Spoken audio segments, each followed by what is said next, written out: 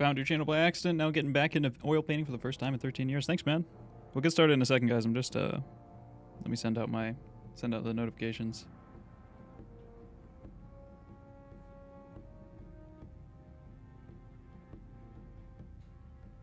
We'd love to hear it, though. We'd love to hear it.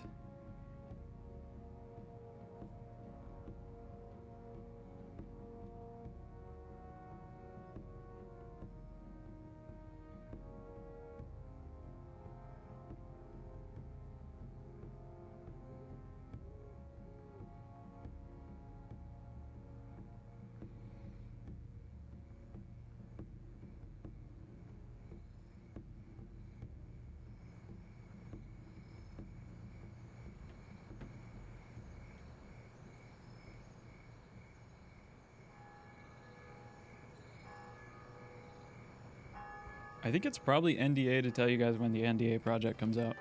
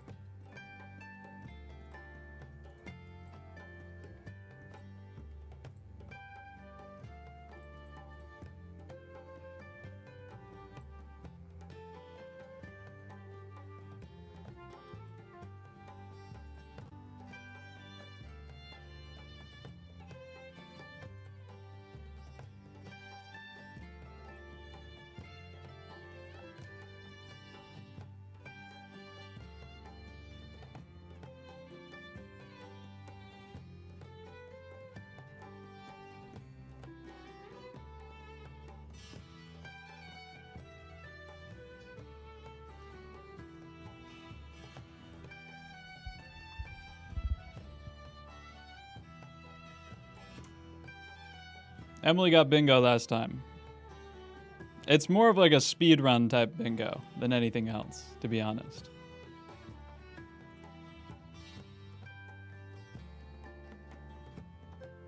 It's more like bingo speed run.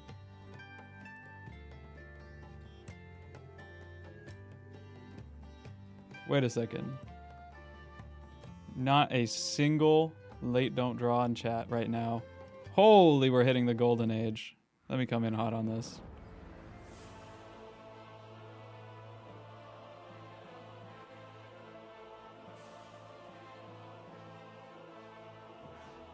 All rise. All rise for the Jake Don't Draw live stream. Ladies and everybody. Ladies and gentlemen. This is the Jake Don't Draw live stream Super Show Extravaganza Experiments. We Are So Back edition. Bonanza. Welcome to the stream. Today we will be critiquing some figure drawings. You know how it goes. I'm gonna talk to chat a little bit here. And then we're gonna do a bunch of drawing. We're gonna be drawing today. That's just really what it is. A whole lot of drawing. I've been doing a whole lot of drawing this year in general. Let me say hi to everyone. Emily, what's up? Thanks for making the bingo board. That shit is funny. I see Catters in chat. What's up? Krista, Strawberry, Cowan, and Oksana, Bruno, Jason. I see Mod Dago sounding off in the chat. 1998 Ronnie Coleman in the thumbnail. He recognizes it. That's what's up right there. Gotta be one of the goats. Guys, I know there's a little bit of controversy right now. You know, a little bit of controversy, all right? I'm aware of it. I've seen the allegations. Jake doesn't draw, is what they're saying. They're saying it's in the name. But what they don't know is that there's layers to this stuff, you know? And in fact, Jake do draw, and Jake thinks it's the most important thing. That's a little bit of a reversal card. That's called getting baited. And you bit the hook. Okay? Jake is drawing, and we're gonna draw today. We're gonna talk about drawing stuff. I'm excited.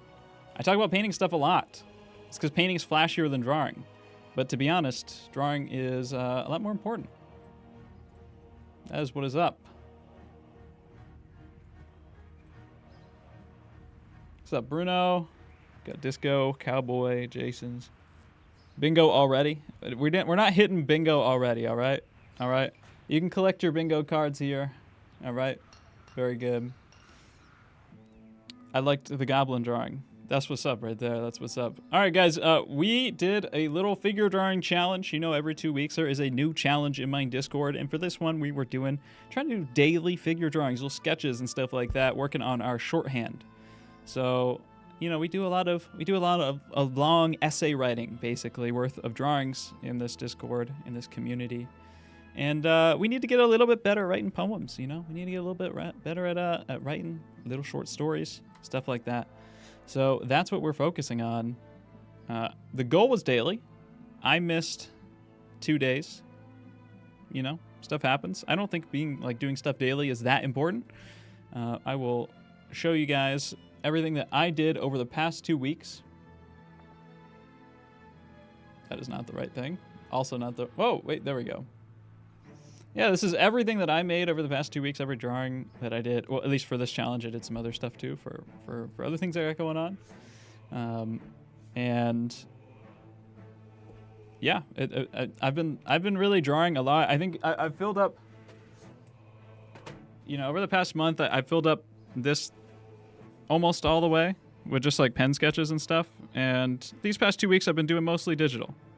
Yeah, I'm this deep into it, so I got probably about 80% of the way through the book. And I've been learning a lot, really reconnecting with drawing skills, re-remembering stuff that I've already learned, and pushing deeper than I ever had before. We're drawing from imagination a little bit too here, and we're really just trying to build out different ways to practice and learn new things. So that's what's up. Who's that bald icon in the center? I only missed 2 days, but that's because one day I didn't feel like drawing, so I drew this in MS Paint in like 2 minutes. So I think Katie said the last thing you see before getting slimed outside of a club in London. And I think that is an apt description.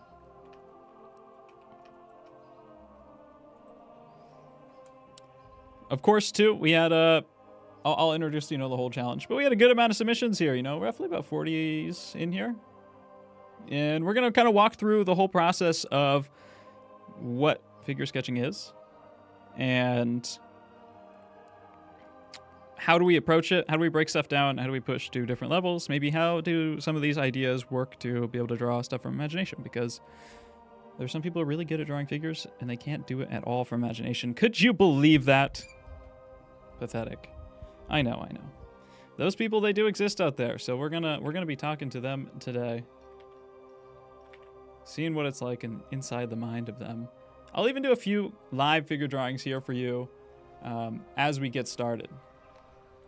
I know all the JDD fans are huge football fans, so viewership is gonna be very down today. You know, everyone is just watching the big game. This is my big game, though. By the way, before I get started here too, I don't know what the next challenge is going to be. So if you have suggestions, I say that every stream now, but it's a lot of mental load to make the challenges, so I tend to put it off. So if you guys have suggestions, I really don't know where I want to go with it right now. Probably something a little bit more low key for these next 2 weeks, nothing huge. So we'll figure it out. Missed like half of these. Even if you missed half, like, it's not bad. It's not bad. Not bad.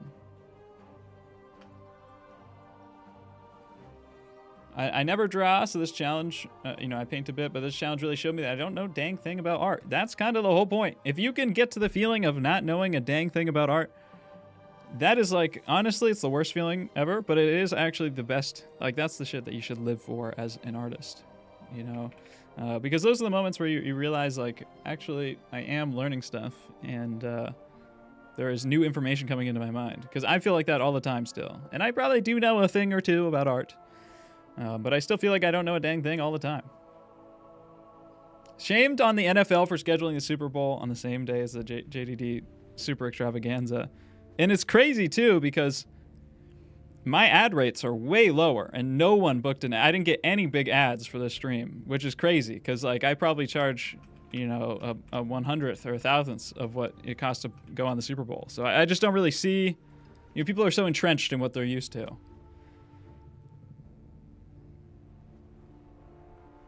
All right. What should we do here to get started? Oh, I did want to say a couple things. All right. I've gotten baited one too many times. I want to say something here before I get started. All right, this is my moment at the altar. You don't preach from an altar. The pulpit. This is my moment from the pulpit. I did want to say one thing before I get started here. Guys, this is just a natural thing about drawing. So I think that, like, I'm telling, like, teenagers not to be awkward right now. I think it's a futile battle. It's just impossible to, and I used to do this all the time.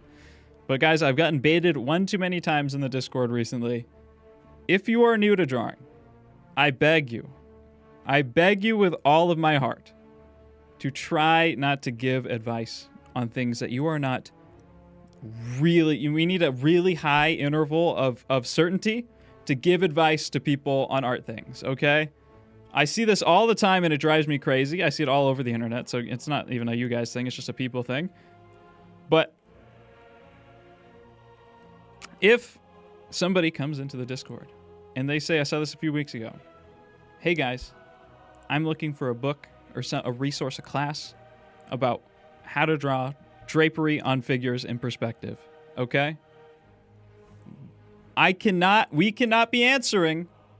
The normal answer that I see everywhere on the internet for this type of question is, oh, well, I think it would be really good if you had a strong understanding of how to draw figures and anatomy, and also like a good idea about how folds work. That's not an answer, okay? You just restated their question to them. I've gotten baited so many times on this recently, okay? Somebody asked for something. If you don't have we gotta be shooting 85, 90% interval of confidence, of certainty, okay? That I don't need you, n doesn't need to equal 100. We don't need to be n equals 100, but n equals like 85%, okay? Like a good amount of tracking to the graph, all right? That's for my engineering students out there, right? I think that's the right variable name. That's a truth nuke, okay? If somebody says, I want a resource, link them a resource, okay? That would be helpful. If you've only been drawing for a couple months, you might not know as much as you think you do. And the problem with that is I can tell you to have a high amount of confidence in what you say before you say it. The problem is you do have a high amount of confidence. And I used to do this all the time when I first started drawing. So I think it's futile. It's futile. Thank you everybody for coming to my preaching. And then one more thing I want to say is, why does everyone recommend... Okay, this is something that just annoys the hell out of me in general. This is a drawing thing, not in the Discord, it's just something I see all over the place. People recommend things because other people recommended them things. And not because they have any experience with them or anything like that. There is just a set of ideas that is recommended to everything in art. That is the standard, it's the boilerplate advice. But people never recommend it from their own experiences with it. And so when people say, oh, I want to learn how to do figure drawing, I'm brand new to drawing, how do I draw a figure? People recommend Bridgman figure drawing. The Bridgman book on figures. This is probably the worst book you could ever recommend a beginner. I think it's atrocious to recommend a beginner Bridgman's drawing. It's like recommending like a differential calc textbook to somebody who's like, oh, I'm kind of learning about addition. I'm using an abacus for the first time. Why are we recommending this? It's all over the internet. Bridgman's drawings are great. Bridgman's books are great. But they're scratchy and they're really complex and they're about big form ideas and a lot of like very specific muscular knowledge. Like, you're not going to learn anatomy from Bridgman. You need to probably already have a pretty decent idea of what the muscles are and where they are so that you can learn the mechanisms maybe from Bridgman. But like, you need to be able to draw things. Like, if you just go through Bridgman's books and you copy every single diagram, you're not going to get anything out of the book. Like, not at all. Right? Like, that wasn't the point. Actually, I have a little thing about this. I forgot. I did some looking into this. Bridgman figure drawing student work. Let's see if I can find this. Yeah, Art Students League of New York, right here. So Bridgman, by the way, Bridgman, teacher, probably one of the most prolific art teachers of all time in the early 20th century, around the 1920s. He taught at the Art Students League of New York. In the 1880s, he studied with some people at the French Academy. I think it was Jerome, and also with like Boulanger and the rotating teachers through there. So Bridgman went to Paris. He got this really strong art education. He came back to America. He started teaching a lot of illustration people. He taught people like Norman Rockwell. He taught people, I think Leyendecker probably studied with him, but a lot of people didn't study with him. In the order of about 40,000 students went through Bridgman's classes over his very long career teaching. He was mostly a career teacher. And he taught figure drawing. He was very good at it, figure drawing and anatomy. And Bridgman's books, is this the, oh, it's not the right article. This is the article I want.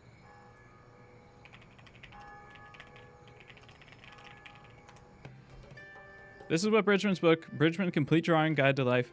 It is a good book, okay? Like, it is a great book on drawing the figure. Bridgman's drawings are exceptionally knowledgeable. They're very, very good.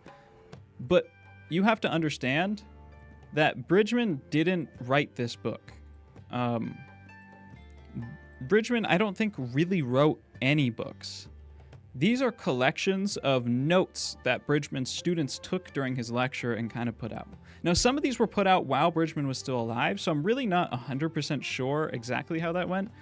But Bridgman didn't really like sit down and write a book and make all the diagrams for it. Like, these are just a bunch of his drawings combined with like a bunch of his notes, basically. And they form a book, and they're very helpful. His drawings are very good.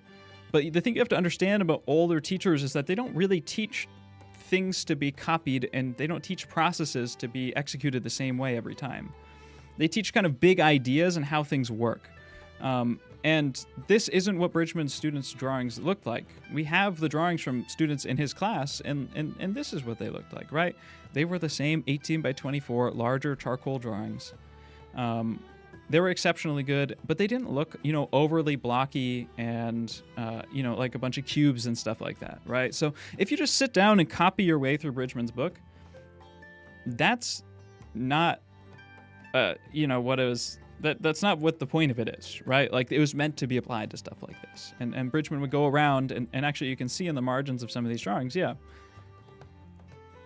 These are Bridgman's drawings on the side here, where he's like showing how stuff works to his students.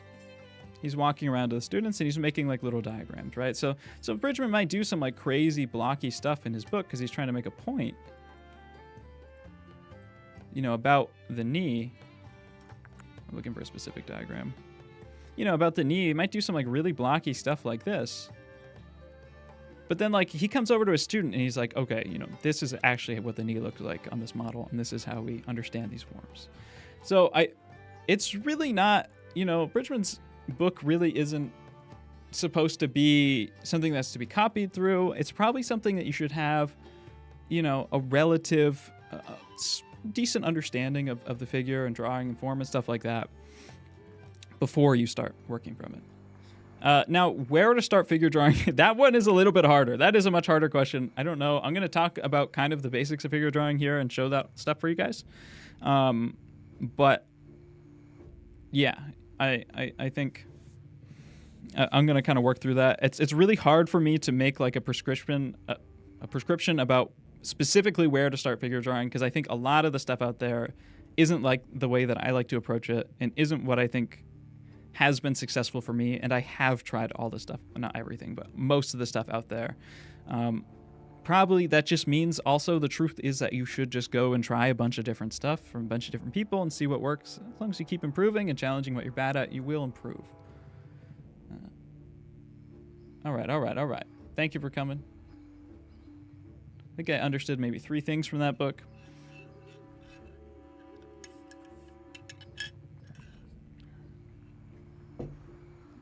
All these books are honeypot traps for beginners. A lot of people teach the construction, don't even use it. Well, that's the thing, because like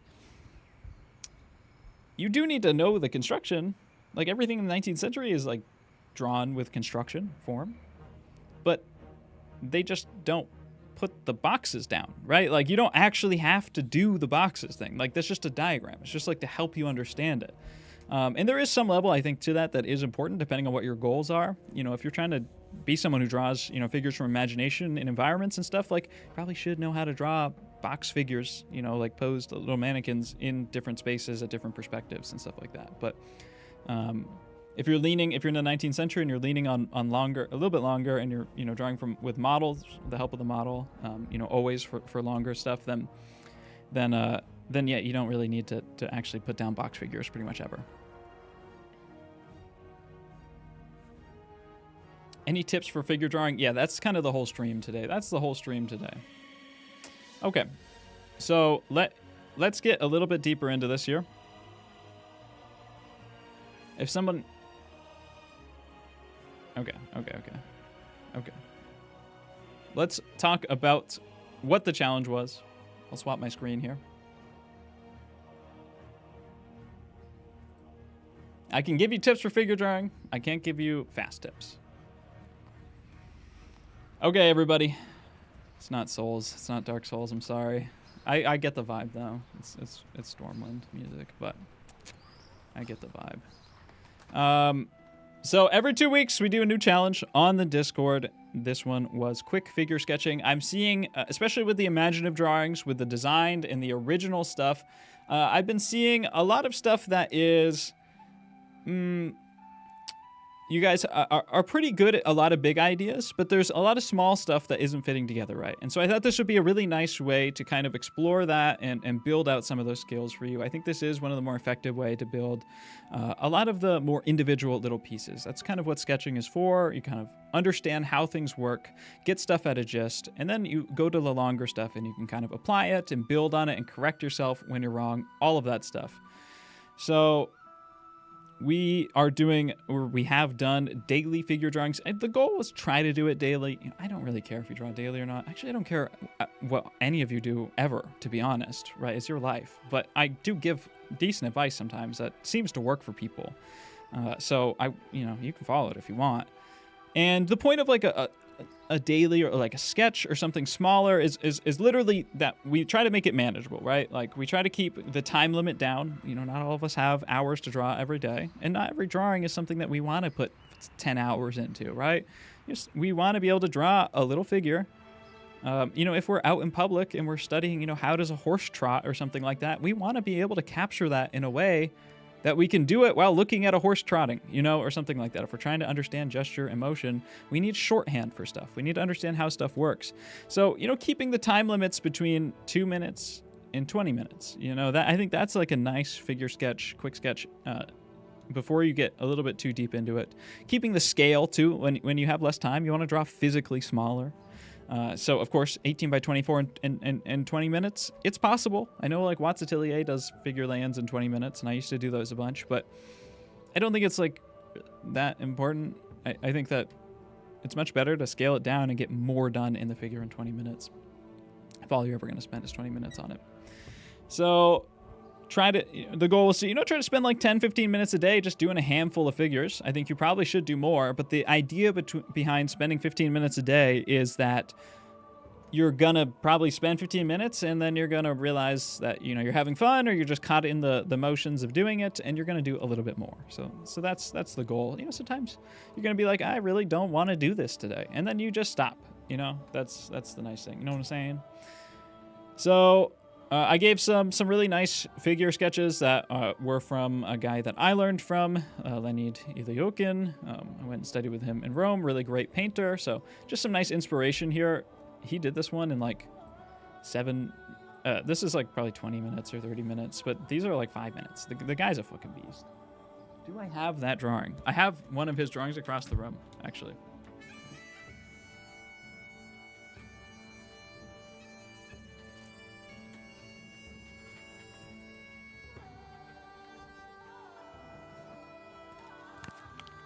So when I studied with him, I kept one of his drawings. We just did like some quick sketch one night, and so he gave us all the drawings if we wanted any. This was a 7-minute drawing. I think it was a 5 or 7 minute drawing from him. Like, the guy is just a fucking monster. He's just forgive my French, but he is a freaking monster, Forgive my French. We all know how good I am at speaking French. He's a beast, so like... It's pretty incredible if you're knowledgeable about the body and you're good at drawing, what you can get done in a really short amount of time. And there's a lot of benefit for training stuff. I remember him telling me that, you know, there's a lot of benefit in doing 2-minute drawings. And there's a lot of benefit in doing 10-minute drawings. And there is in 20 minutes, and maybe 3 hours, and then like 6 hours, and then 12 hours, and then 24 hours. And every once in a while, maybe pushing beyond that to like 36 hours or whatever, right? That's the total length that you would spend on work. And there's different things you're going to learn from each. You know, not everything, if everything you do is in 36 hours, it just takes way too long to do everything. So, you know, you want to change how your drawings are skewed along that scale depending on your goals. Jake, if you had, say, 5 hours a day to practice drawing figures, would it be better to use your time to draw a shit ton of quick figure sketches or just work on one piece a day and render it? Are you calling out Hevo right now? I think that it would be better to draw a higher quantity and spend some of the extra longer time maybe breaking down individual parts. And again, if you wanted to get better at painting during 5 hours a day, then sure, just paint 5 hours a day, you know. But I think that I'll give Hevo his crit when I get to him. Right at the end. The whole, you know, goal with quick sketching is that we break our comfort zone. So we can analyze things based upon that. Yo, what do we got going on here? What sort of music are we feeling, dude? The Silent Hill, there's like one song on the Silent Hill mix that gets me copyrighted every time, and I have to fucking remove it. It's so annoying. Red Ridge Mountains. What's the Red Ridge Mountains like? Oh, I remember this area. It's like early Alliance, like level 15 or something. Oh, yeah. Based.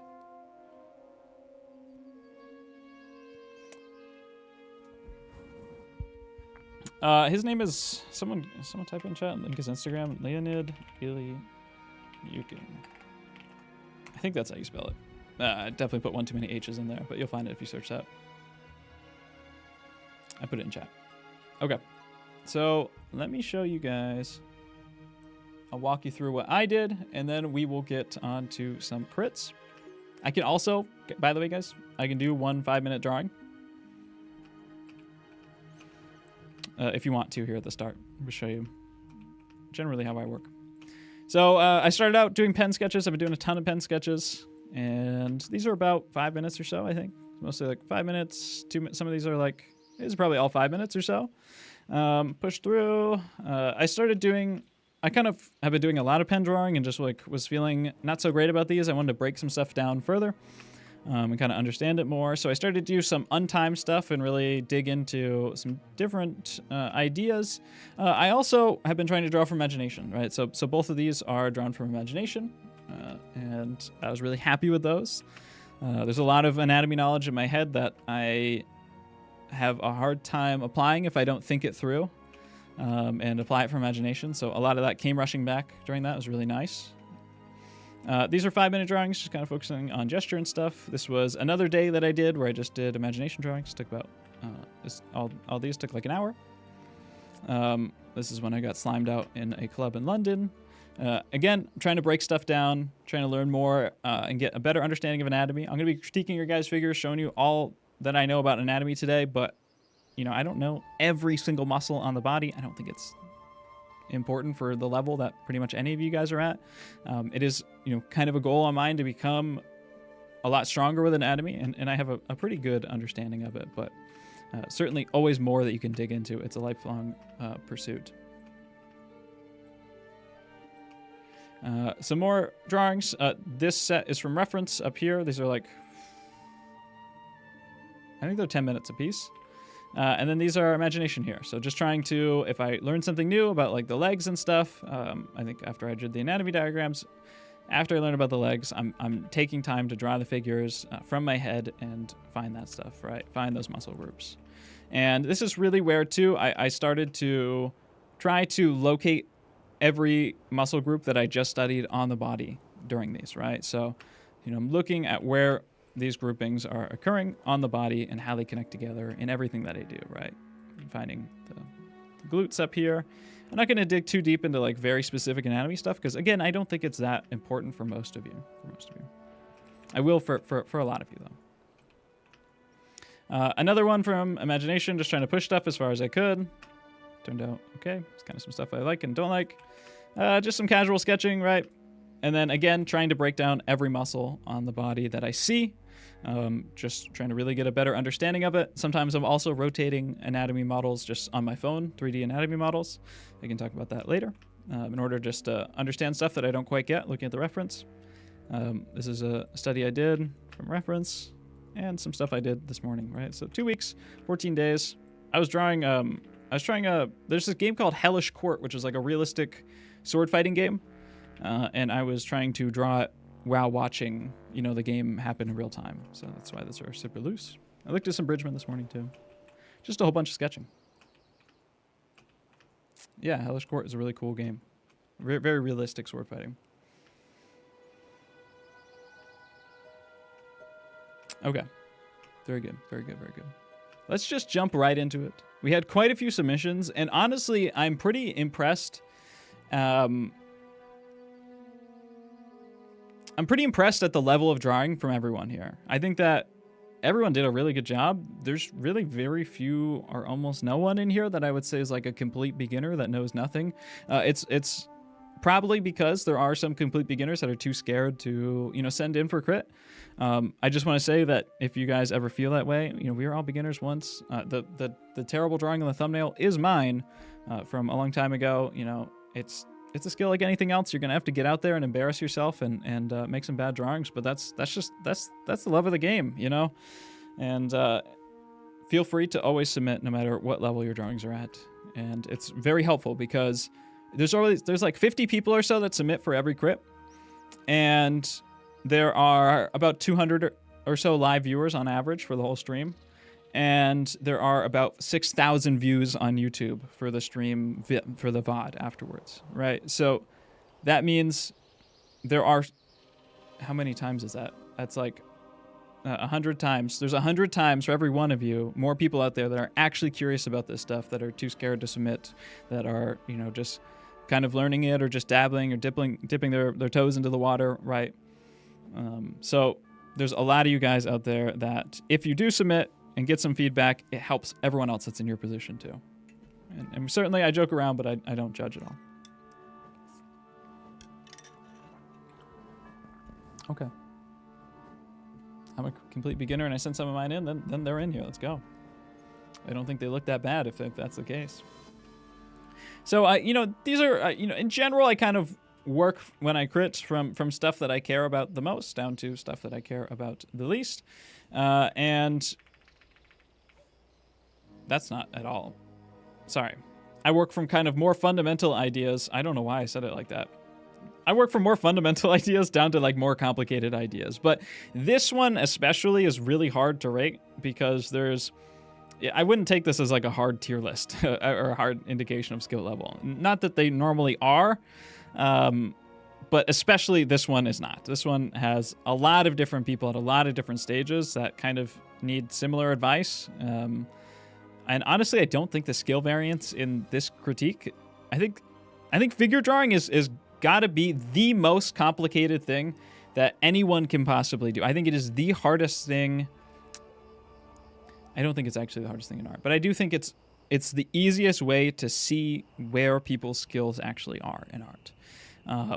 There are a lot of people out there that make really pretty paintings. There are a lot of people out there that make very, nice rendered drawings. There are a lot of people out there that make cool designed, comics or whatever. But if you sit people down and you give them 10 minutes to draw a reference photo, you will see the most massive variance in skill. It is really easy to see where their strengths are and where their weaknesses are. I think it's one of the greatest tests out there that you can do. I think it's one of the hardest, like kind of more like pure disciplines, but I do think that ideas like, composition and actually making like narratives and paintings where you need to do figure drawing and costuming and design and, all stuff together, I think that's the hardest stuff in art. But I think figure drawing as a pure discipline is incredibly hard and it's very easy to see where people are weak on.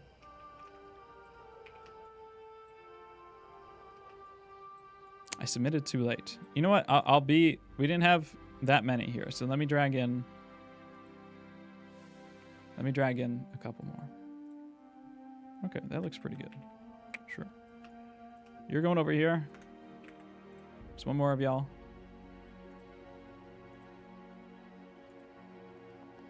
$20 mins. Okay, cool. Very good.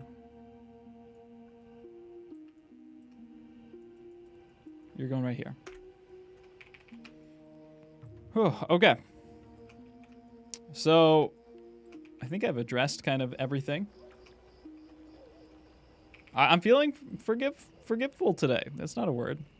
What's the word for that? I'm experiencing joy today. I'm being nice to people. I'm being nice to people.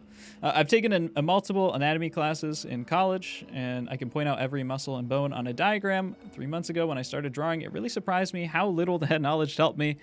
Thank you! Yes, guys. It's often considered... What's up, Pluvium? It's often considered that, you know, anatomy is incredibly important. And it's another one of those, just like the Bridgman's drawing thing, it's another one of those things that people will always recommend. Oh, you're brand new to figure drawing? You need to learn anatomy. Not very helpful. You know, it is incredibly helpful where you're at. Where I'm at, I do need to dig into anatomy.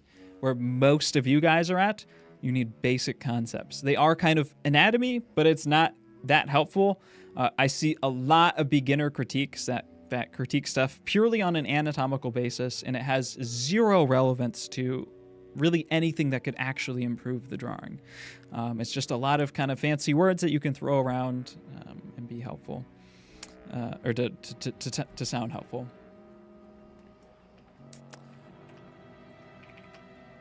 So, yes, I do think anatomy is important. All right, let me just kind of draw some stuff over here. I want to talk to you guys a little bit about figure proportions. So there is kind of a hierarchy, and Prague just said it really, really nicely in the chat. I need to focus on anatomy, and they mean proportions, right? That is exactly it. You don't need to figure... If you're a beginner, I think probably one of the more important skills is proportions, and you could call that accuracy too. I think these are kind of fundamental skills that everyone should build to some extent. And for figure drawings, I think it's proportions,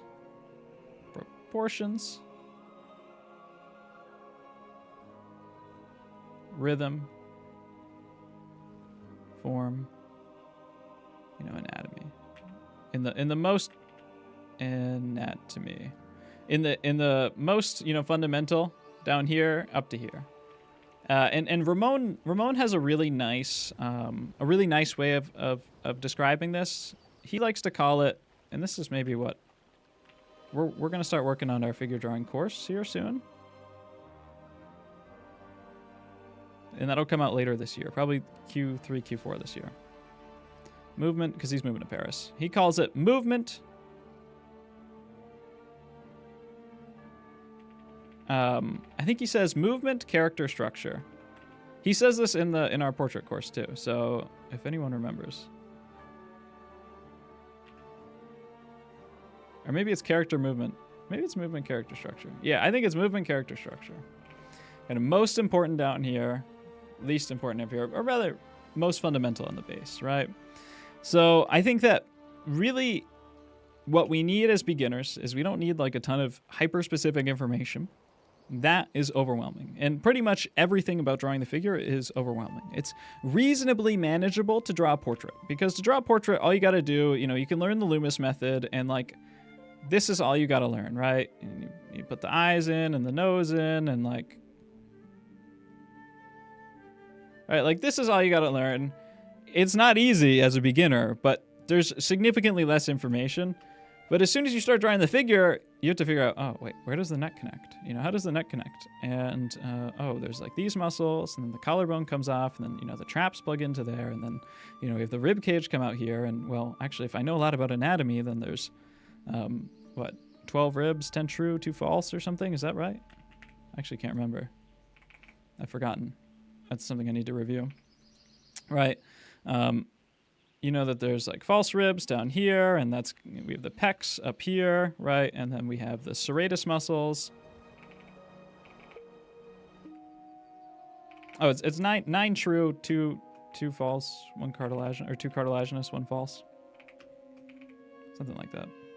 Right, we have the serratus here, and then, you know, the obliques go into here, and you're trying to balance all this stuff together, and then you also, like, have to get the figure's feet on the page, and you wind up with stuff that looks like this sometimes, where you focus so hard up here that all of a sudden everything is out of proportion. It's just, there's so much information, and it's incredibly overwhelming. It's really, really, really hard to manage. So the most important thing, I think, for drawing the figure is that we kind of manage the ideas that we want to think about at any given second. We don't want to overwhelm ourselves. So I do think proportion and kind of a general idea of movement of the figure is what people start with. And it's very important. Especially the proportion part, I think that most people kind of skip right over and they go right to gesture drawing. And this is how I first started drawing. I used to draw the model like this. This is like the head, and it comes down to the neck, and it comes down to the chest, like this, and then he's got like one arm up here, and like every mark builds rhythm, and I'm dancing on the canvas, and wow, like I'm so gestural, and look at this beautiful, beautiful movement, and everything is building in. I'm so expressive, you know. Like I used to do this when I was first drawing the figure. I think that there is some element to gesture that often gets sold in this way of like, this is what gesture is. But gesture doesn't actually have to be that. It doesn't have to be such an abstract thing. Like, I think that the 19th century drawings that we show all the time on stream, I can pull one up. They have incredible movement and gesture to them. And they don't do any of that like super expressive stuff. They actually have better rhythm than most drawings I see nowadays. Let me grab something here. Art storage, assets, unsorted. I think I have, yeah. I pulled these from an eBay listing, some 19th century drawings. Like, you know, you don't get like the like, oh, I'm so expressive and I'm wrapping all my contour lines, you know, around it like this. Like, you don't need all of that in order to have really, really nice, like you can see, look at how like this rhythm comes down the arm and it like shoots out the fingers, right? And like we get this too, and we get this like really nice movement. These are just casual sketches. These were probably made in less than an hour, probably a whole lot less than that. You know, even like this little pediment has nice movement and character to it. So I'm not convinced that we really need that. And I think that kind of drawing in this way is so hard to wrangle together that it is really, it's kind of it's a little bit too much for beginners. I think it's a little bit too much to kind of try and take that and tangle it all together and make sense of it. So I do want to start out by just talking a little bit about like, okay, so what should we focus on? Let's kind of rope some of that in with proportion. Someone asked who those drawings are by. I honestly, okay, actually I do have the name. I'll drop it in chat. Joseph Youngworth. This is just a random, no-name artist. You know, I mean, he's probably got some nice paintings out there, but he's an artist that I've never heard of. I'm certain none of you ever have. It was just a random eBay listing of like a 1890 drawing, you know. That's what every drawing from back then looks like. So there's like tens of thousands of pages of those.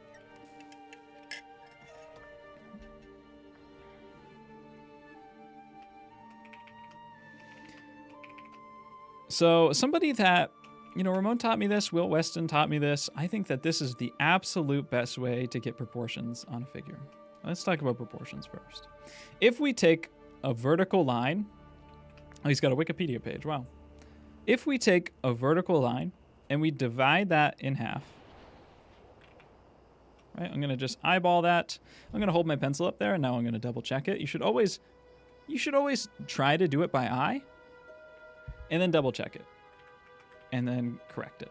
Because when you do that, you strengthen your eye. And I'm because of all this practice, I am exceptionally good, I think, at just dividing lines in half. I think I'm really good at just finding like the exact halfway point of lines. I'm normally within, you know, a couple percent. That's just a skill you got to learn. You're going to be probably pretty bad at it when you first start, but it's something that gets easier with time, and it's something that you are doing every time you draw a figure. So it's good to always guess and then check, because then you're building your eyes, building your strength. So we're going to divide that line in half. Right? And this is like the pit of a crotch on the figure, right? So this is the middle point of the body on figures very, very consistently is the pit of the crotch. And I'm going to teach you guys a set of kind of standardized, idealized proportions here. I say this every time. It's important to say every time. You know, I might talk about things that are masculine, things that are feminine, things that you know, the idealized figure has, right? That does not mean that I think that everyone looks like that. And that also, like, this is so stupid. Like, of course I know that people don't fit into those, right? There's still a reason why we learn them, though. Because averages map onto people pretty well on average. That's kind of the definition of the word. And it's very easy to just go, okay, this guy's a little bit taller. I'm going to just give him a little bit more leg, right? I'm going to make his head a little bit smaller. Or if you're doing an illustration or something, it's a good idea to know how to make something feel more masculine or more strong or more feminine, right? That doesn't mean that you have to, that you're not woke, right? It just means that there are collections of ideas that are societally defined that, you know, we know about, that we all recognize, and you can twist and manipulate and warp those, and you can make whatever gender neutral fantasies you want out of that totally fine, right? But we still know like some basic kind of ideas. That way we can twist and manipulate and warp them, right? So I'll show you the standard proportions, and we'll look throughout this about how those map onto figures as we go through all these different body types, right? So this is a halfway point of the figure, is the pit of the crotch. We will divide this line in half again. And I will double check that just by holding my pencil up to the screen and carrying that measurement over. I think I'm a little bit low on that one. All right, we will divide that line in half again. I noticed too, when I do that and guess and check, I consistently undershoot that one. I just have a slight bias with that top one to make it a little bit too low. And when you guess and check, you realize patterns in yourself, and you can kind of compensate.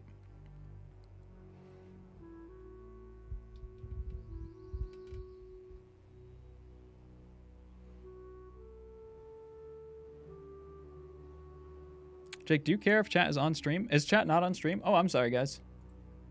I was wondering why people were saying chat is gone. I disable it sometimes when I'm recording, so I just forgot to re-enable it. Hey, there you go.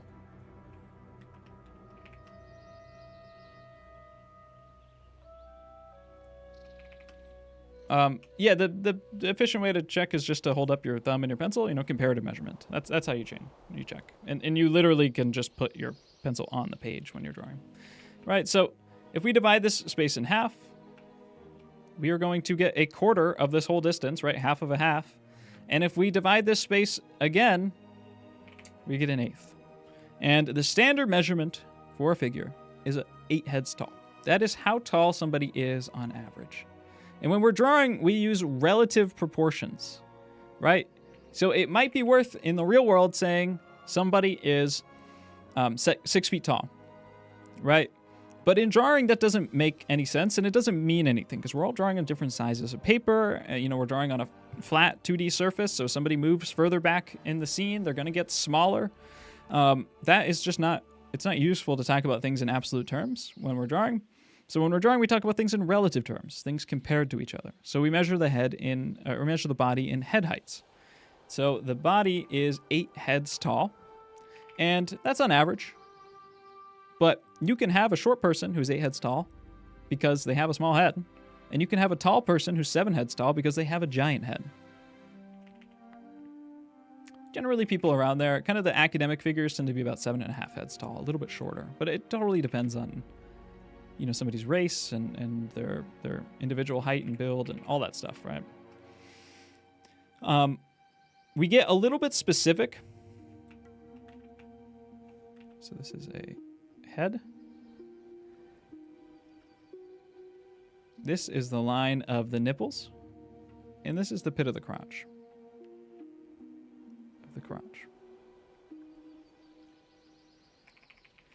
It's a pubic bone. Now, we're a little bit more specific with the top measurements. We divide this into eighths. The bottom head heights don't map on to the bottom, the size of our legs all that well. So generally all we do is just divide this in half again. This is a fourth. And this is the bottom of the knees generally.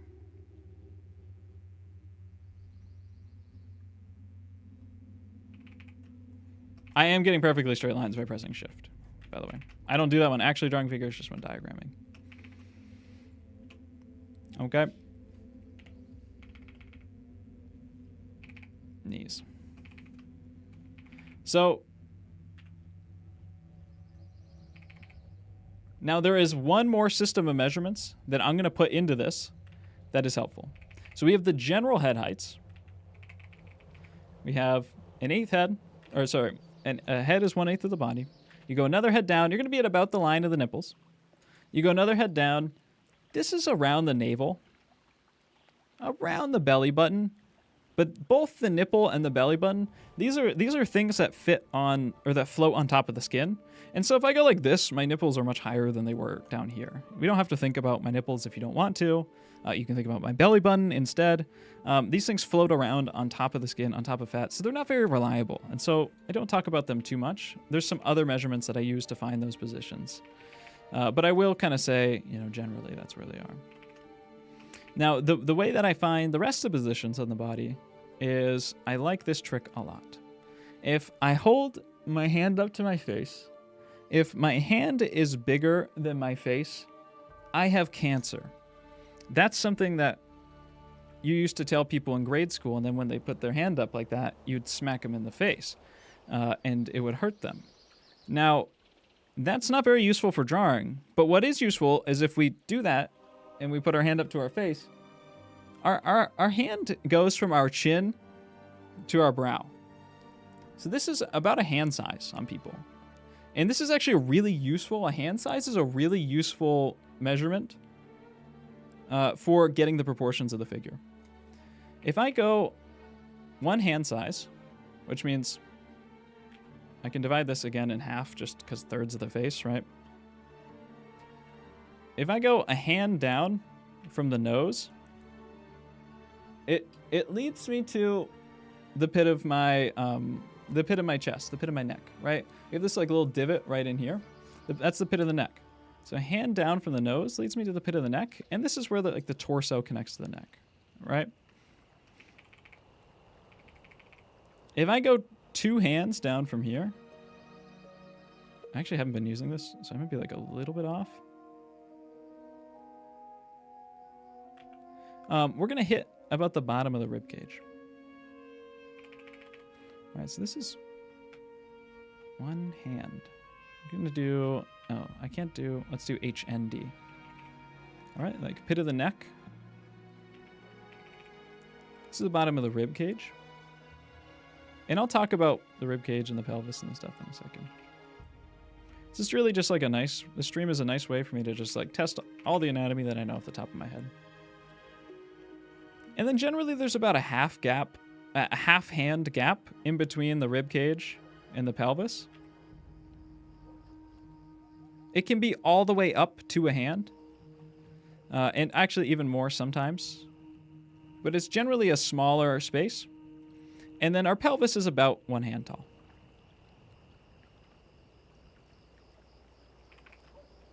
And so I'll just kind of quickly go through these proportions, and then I'll get into more specifics here.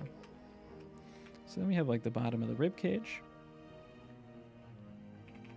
This is 2 more hands down from here. 1 hand from the nose, pit of the neck. 1 hand. This is the end of the sternum.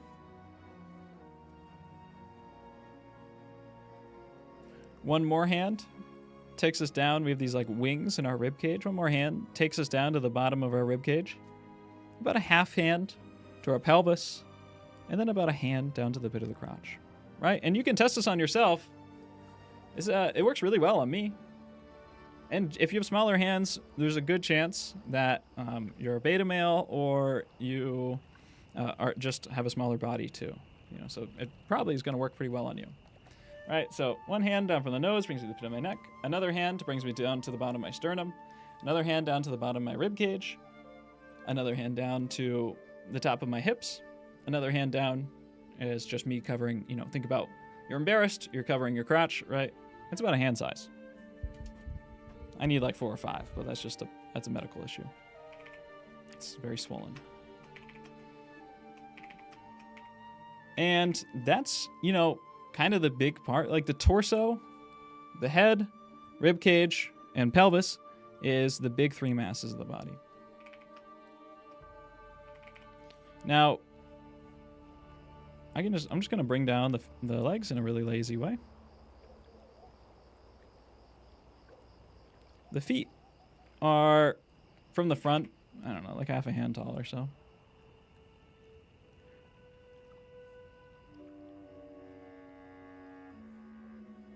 I can't get through everything about drawing in one stream.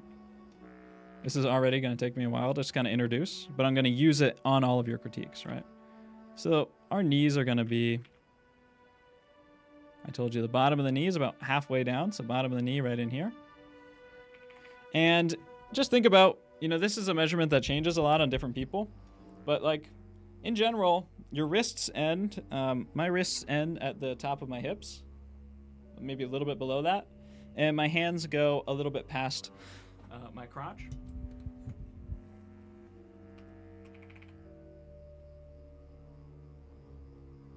All right, so like I'll make his hands kind of coming out a little bit. It's about, the hands are going to be ending kind of right around here. And this is just kind of the realm of what is generally believable.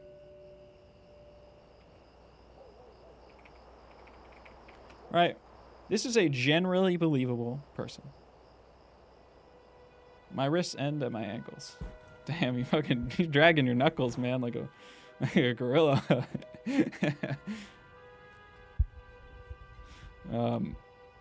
I just got stun locked by that one, man. Good on ya. Fucking walking around like an ape. Both hands dragging in the dirt behind him. So, of course, these things change. There's many different measurements. There's one measurement that I want to show you guys too. Okay, I'll go blue for this one.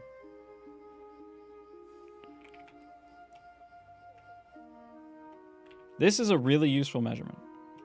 So I'm pushing 3 systems of measurement on you guys at the same time. I know it's a little bit complicated, a little bit confusing, but this one is really great.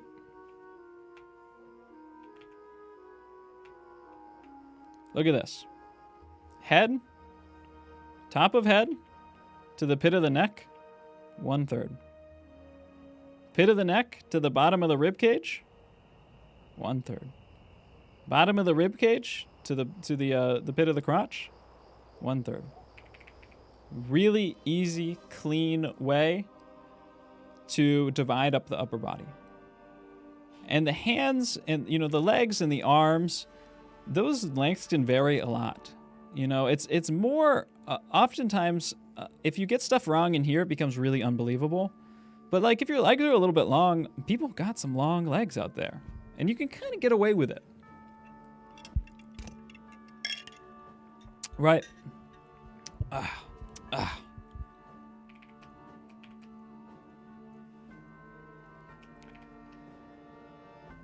Taking measurements never really works like this. I'm getting spam invited on Steam by a bitter, jealous friend that I'm popular on the internet. He's watching the chat right now. I just want to D on his ass. His name might be JDD Lover too. Who knows? It's kind of like JDD number 10th most popular fan. Most loving fan. All right. So, final notes on proportions. Not at all final notes about proportions. Yeah, there's JDD hater in chat. Final notes on proportions here that are not final at all, and I'm going to keep talking about this, is that we have a skeleton, and then we have muscles, and then we have skin. Okay? That's a quick little rundown of what a human being is. There is a really nice quote from Adolphe Yvon, one of the French école teachers, that Ramon can quote better than me, and that I'm sure we'll talk about in the course that we make. But it's basically like the human body is like a mechanical system that is got this, like, I'm totally messing this up, so I'm just going to make it my own. You have like a rigid steel structure. You have a bunch of bungee cords or whatever that pull and move and make stuff work. And then everything gets wrapped in a sheet of satin that kind of smooths everything together. So like at the base level, we're like hella bumpy.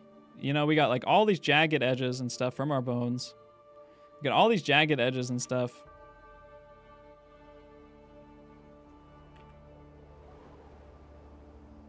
Right? Everything gets wrapped in a layer of muscle that kind of smooths stuff together, but there's still like a lot of big holes and big connections and overlaps. And then we get this really thick layer of skin and subcutaneous fat, and it smooths everything out. And it makes everything a lot more elegant and natural and kind of just, it's like you take, you wet the clay a little bit and kind of just rub your hand along it, kind of just nestle everything together. And where we have like our bones, people, of course, the length of their bones, it varies a little bit, of course, right? Like you have some people with really long femurs, some people with really long arms, some people with really big, long torsos and short limbs. Bones vary. I'm going to just throw out some random numbers out there that probably aren't scientific.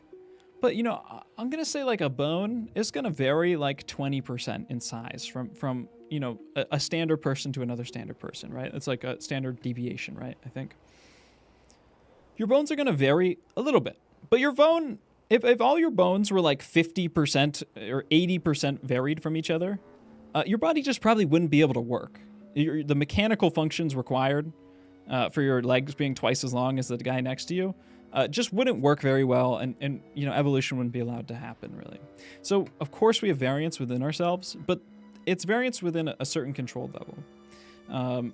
And so, that's the bones. But the muscles have a lot more variance. Muscles are way more individual. Now I feel like I'm obligated to write like 40%. These are made up numbers. Muscles can be really individual. And if you've seen like bodybuilders and stuff, right? You see that's what all of bodybuilding is for, right? People look at their bodies, their individual way that their muscles work when they're really developed and really low body fat, so they can see it really well. And they try to build their body in a way that is optimal to show off their genetics and their muscles. And there are some people out there who just have maybe more aesthetic genetics than others, right? Because, we have like let me draw. Like this is an arm bone. Right, this is an arm bone. This is the elbow, right? It's going to go off to the hand, and this is where it plugs into the shoulder. Okay? Oh, a little bit of lag. Now, we have our biceps that come off like this, and then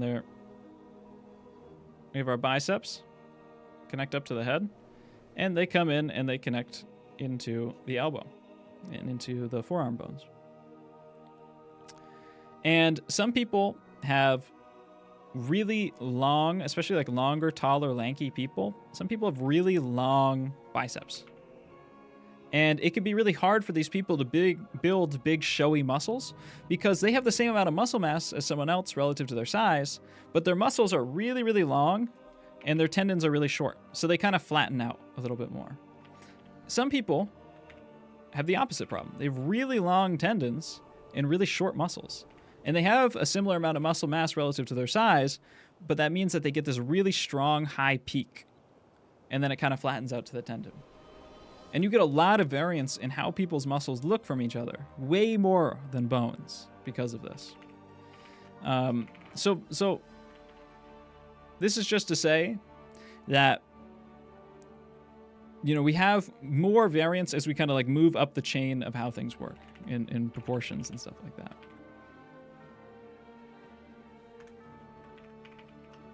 Okay. I'm going to talk about the 3 major masses of the body now. Okay. Because I need to lay out all of this information for you guys in order, and then I'm going to go through and kind of apply it to your drawings. I need to lay out this information to you guys so that you actually know what I'm talking about when I go to apply it onto your drawings. You know, it's just something that I could try to do it individually in your drawings one at a time, but I need to kind of structurally build up the base of these ideas first. So we have 3, and I'm pretty much done with this section, and then we're going to get to the more specific stuff on your drawings. We have 3 major masses of the body, right? And this is kind of the most important thing for drawing. I say that all the fucking time. I say this is the most important thing every sentence. The major masses are the head,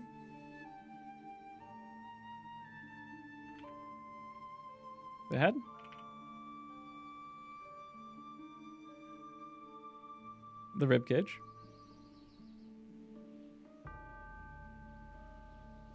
and the pelvis.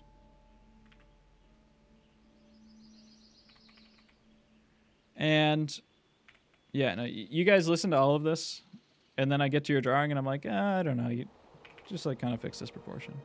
And then you're like, Jake sucks. I hate his streams. All of these masses are connected by the spine, of course. You know, this is not proportionally to scale, but that's totally fine. And they move somewhat independently of each other, right? Like, I'm not moving my torso at all, but I can move my head to the left, to the right, up and down. I can move my head that way. I can move my rib cage without really moving either. I guess my head kind of moves. Yeah, you know, the head moves with the rib cage a little bit, but I can move my head independently of the rib cage, I guess. Yeah. And I can move my pelvis as well, too. What I can't do is I can't make this end of my rib cage, you know, the top section of my rib cage face this way, and the bottom section of my rib cage, you know, face this way, right? Like, that doesn't make sense. So we have kind of 3 static masses that can point in their own directions.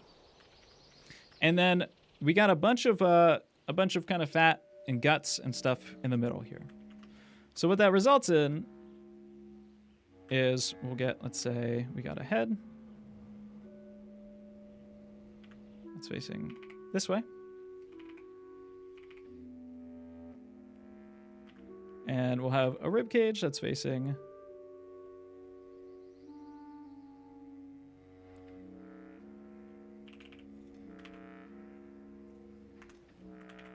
this way. And we'll have our pelvis, which is facing this way. I can't move my pelvis on stream. The seismic impact of that would devastate the East Coast. We got a pelvis that's facing this way, right? It's kind of rotated upwards, we'll say. We have this kind of fatty section in the middle here that is going to respond to that, right? In animation, this is called the squash and stretch. You know, generally, if I move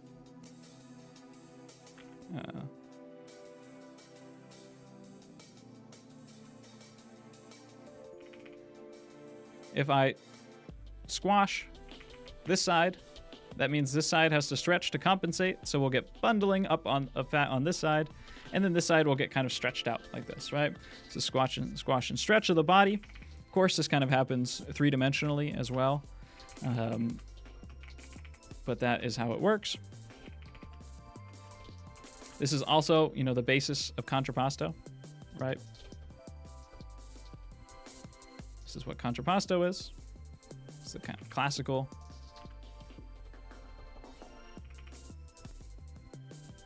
Greek pose, where a figure is shifting their weight all onto one leg through that squash side. So the head, rib cage, and neck, they move independently of each other, and we have this kind of fatty donut section in the middle I call it like a donut because, let's say this is the pelvis. We get this kind of three-dimensional mass here in the middle that we can think of. That is conforming to how the rib cage fits on top of it.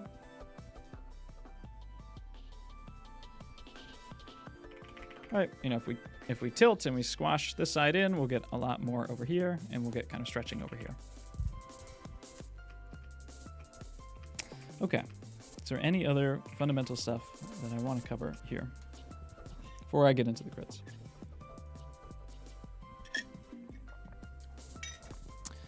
People say like, oh, I try that measuring stuff and it just doesn't work for me. Yeah, I think you should try harder. I think that you can become very good intuitively at the figure, and that measuring at first is very complicated and it can make your figures worse. But that's because you're doing something new, and you're always going to do it in the worst way possible when you do something new. And the way that you build a greater sense of intuition over time is you need ways to check yourself. You can't build intuition just purely by stacking more intuition on top of it. You can a little bit, but you will hit a wall eventually. And the only way to improve your intuition is to actually do things where you guess and you check and you correct those mistakes. That's a very, very important part of the process. So it is going to be worse when you start kind of thinking about measurements and stuff. That's really what I want to talk to a lot of the people in here about. Is setting up the figure in a easy enough way that we can stack more stuff on top of it without getting overwhelmed. Because our goal here is just to not get overwhelmed. There's too many things to focus on if you start thinking about the muscular connections of everything. You start to draw out the skeleton first. Then it's just too overwhelming. You're going to mess up. So we want to work in a way that we can think about this stuff, piece by piece. Okay. So no vibe measuring here, okay? All right. Let's do some drawing. Let's do some drawing. So I think this will be a nice one to start out here. Because how do we apply that information that we just learned onto this figure? Well, one is that I would suggest, just from a practical standpoint, if you are doing figure drawings, you should try to draw the whole figure. It's a great idea to do half figures and stuff like that, and focus in on more specific areas. But at first, you should draw reasonably easy poses. None of the super dynamic, crazy stuff. That is good stuff to try. But try to draw the whole figure and try to fit it all on the page. That's very important. Just so that, again, if we always let ourselves run off the page, maybe we have decent proportions, but we always let it run off the page. We need to get a little bit better at those planning skills. So just a suggestion. And then let's think about those masses. I really like the look of this paper. Is really interesting. It looks like a laid paper. Can you please tell me what this sketchbook is too in the Discord? You can at me. Somebody said I'd like to use the community, but I got stunlocked by this for a second while talking. Is Discord safe to use? If my memory is correct, there was an attack on Discord servers and user information got leaked. I don't think it's unsafe to use. It's it's a social media network, and everything gets attacked and leaked. If you're that worried about it, then use a VPN. You don't got to put in any of your information into Discord unless you live in the UK. Then you have to prove you're over 18.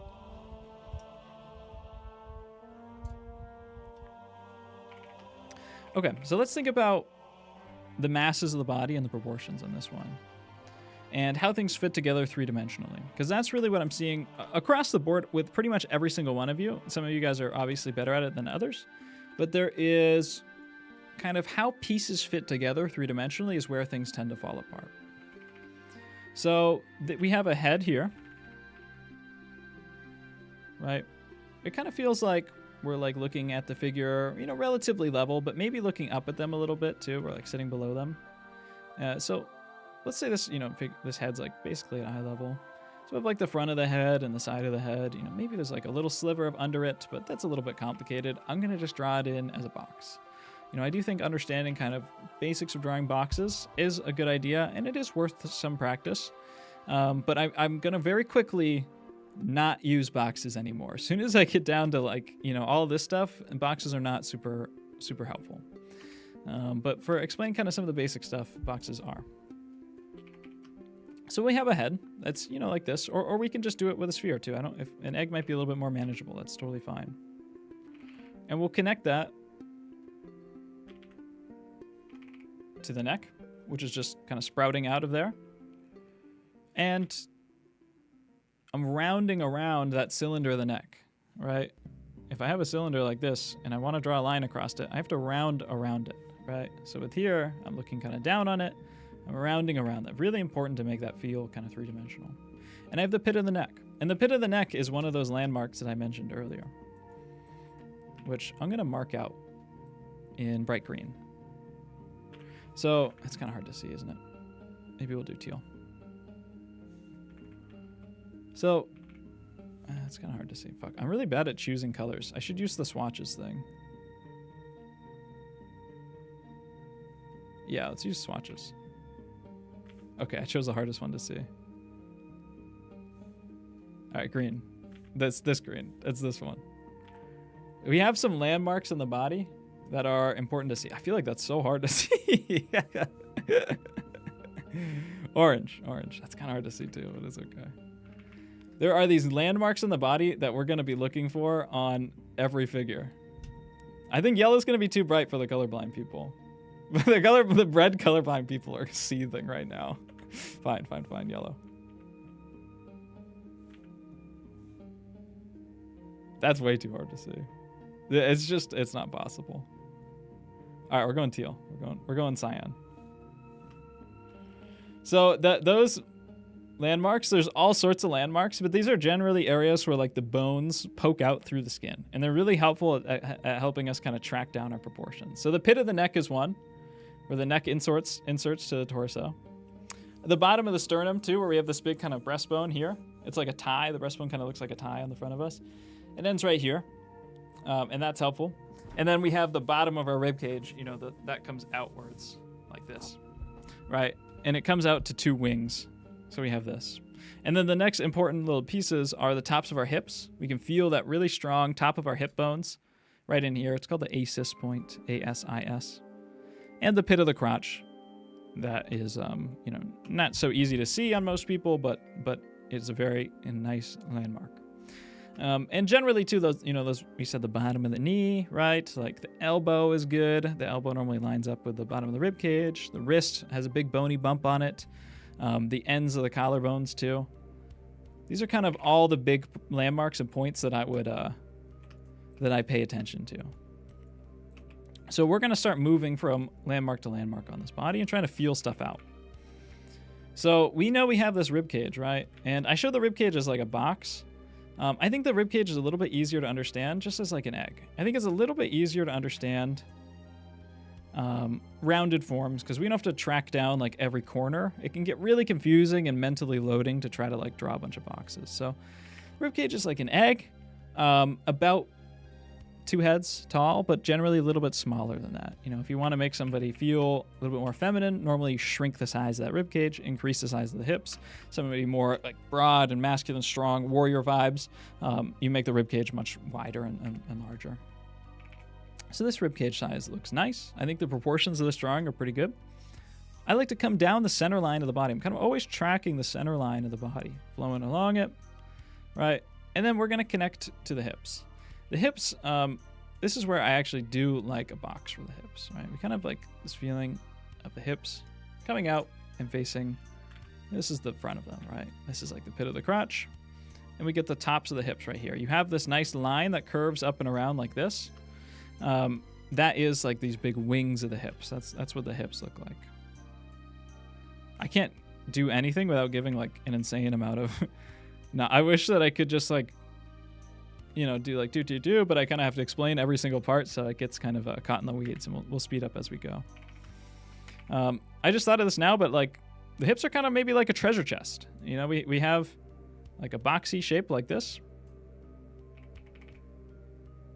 And then we do have like kind of these wings that come up and around on the side from the back. And, you know, this is like a treasure chest, right? If you had like some sort of lock and key mechanism on there and maybe some sort of like siding, that's what a treasure chest looks like. So you have this kind of rounded part right here. That's really good. That's exactly how that hip wing wraps around, right? And so we have the side. The whole point of drawing boxes and stuff, the whole point of drawing boxes is that we can see the sides, how sides differentiate from each other. What's the front, what's the side, what's the top? We have the side here, we got the front here, and those are the only two sides we can see. You're normally only seeing 2 or 3 sides of things at a time. It's pretty hard to see all 6 sides of a cube. What's inside that treasure chest? I guide others to treasure that I cannot possess. You know, that is my role as a teacher, all right? I can only dream of what's inside that chest. I'll stop doing anatomy. And then our legs are, you know, like cylinders. I just like keep track of the contour, basically. I'll get more sophisticated on legs as we go. So like I think like your general legs and arms, your general proportions here are not bad. Some stuff is getting a little bit flattened out because we're just not really conceptualizing some of those masses, right? One piece that I want to add onto here too is we have our collarbones, and our collarbones are really, really important for connecting our shoulders and our arms to our torso. Right, and you can think of collarbones really simply as bike handlebars. They kind of have 3 sections that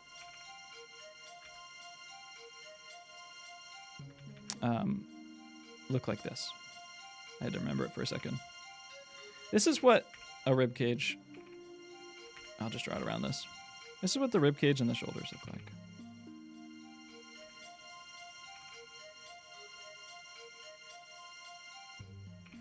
So think of it like bike handlebars. We get these handlebars that come out,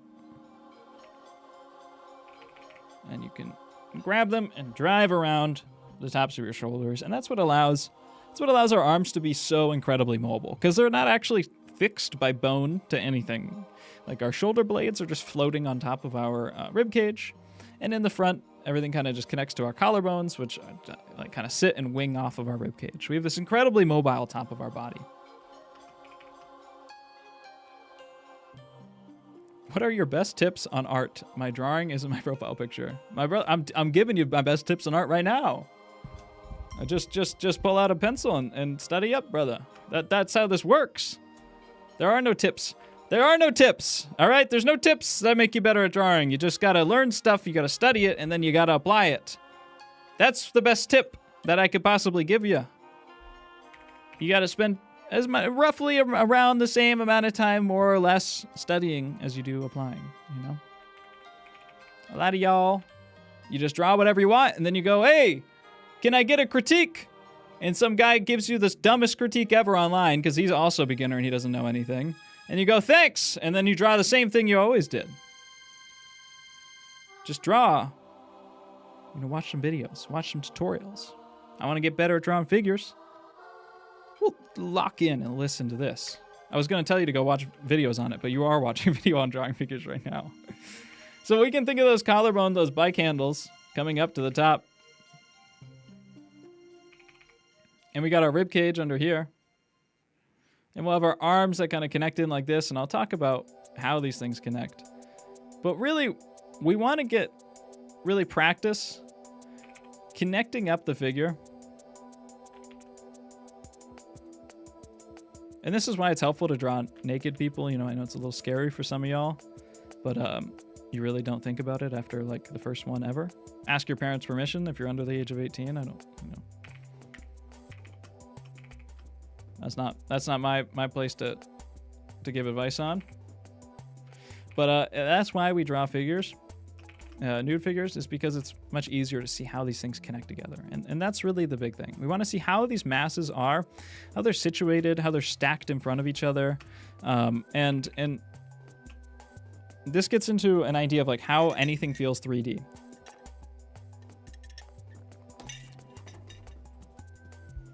Yeah, art courses are worth it. The best one, I'll give you guys a really big tip right now, actually. Some guy just said, are art courses worth it? I think they are, and I will give you the best art course in the world. The best art course in the world. I mean, it depends on your goals. But the best art course in the world, there's this little known website. It's called halftonestudio.art, and they have this site called Everything You Need to Know About Drawing, and it is a really good course that goes over all the fundamentals. It's just focused kind of on portrait drawing, but it's more just about building the skills that you need in order to do anything, in order to learn how to render, make nice portraits. You learn about form breakdowns and stuff like that too. You can apply it to whatever you want, and how to actually turn that into nice drawings. And it's taught by two really handsome men with mustaches. They both have mustaches, which is not an intentional decision, but they're both rocking it, you know? So it's a great course. And there's also some free resources on here, a bunch of photos that you can draw from. And you click on this little wang bang, and look, there's multiple angles. And oh, what's that? You want a free guide? Yeah, I'll give you a free guide. Go ahead and get it. What's that? You know, you want some free books and stuff? The question was, are courses in general worth it? I meant to go to here. Yeah. Art, if you want to take art seriously, if you want to become a pro, it's more worth it than anything. You should invest in yourself and invest in your education. It's how I've improved and the amount of time that I've spent drawing. You should take it as seriously as anything else. If you want to be a professional, you should invest in yourself. It is absolutely worth it more than anything else to get feedback, not from random idiots on the internet and on Reddit, from actual people that draw like you want to draw one day. And you should only listen to people that have those skills. Okay? If any of you are in the crowd right now and you don't like the way that I draw or you don't like the way that I do things, just go learn from somebody else. It's totally okay. There are a lot of people over the years that I have gotten better.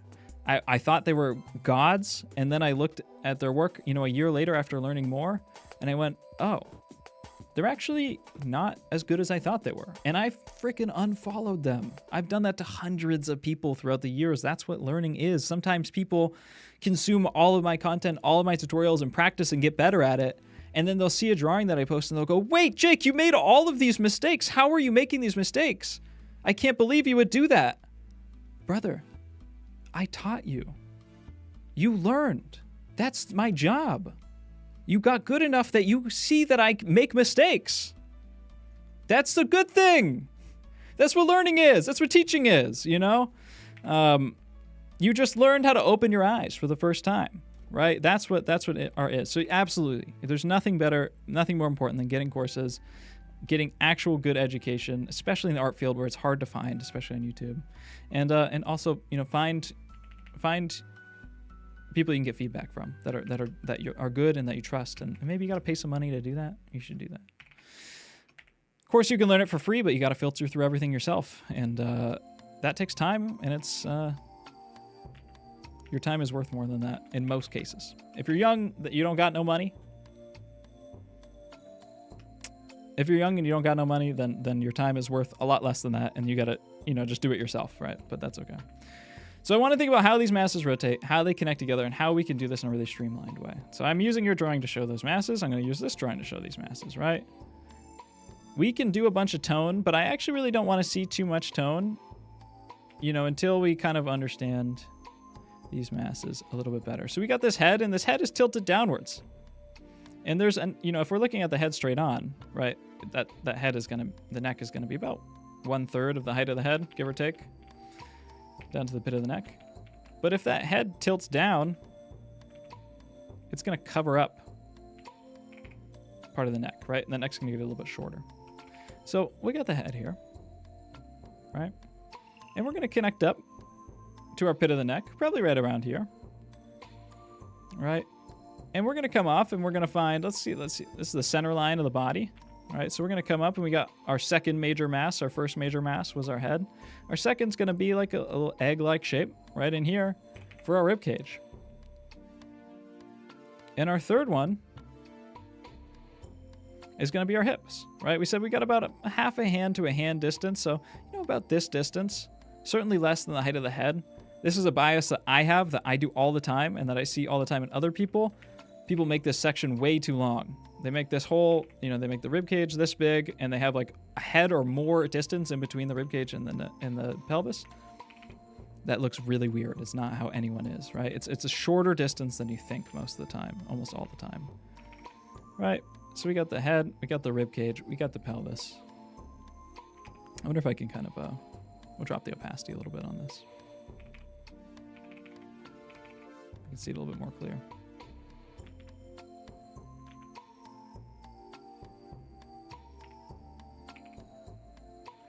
Right, that's how these things connect together. We know that the pit of the crotch, the bottom of the pelvis, is about halfway from the bottom to the top of the drawing.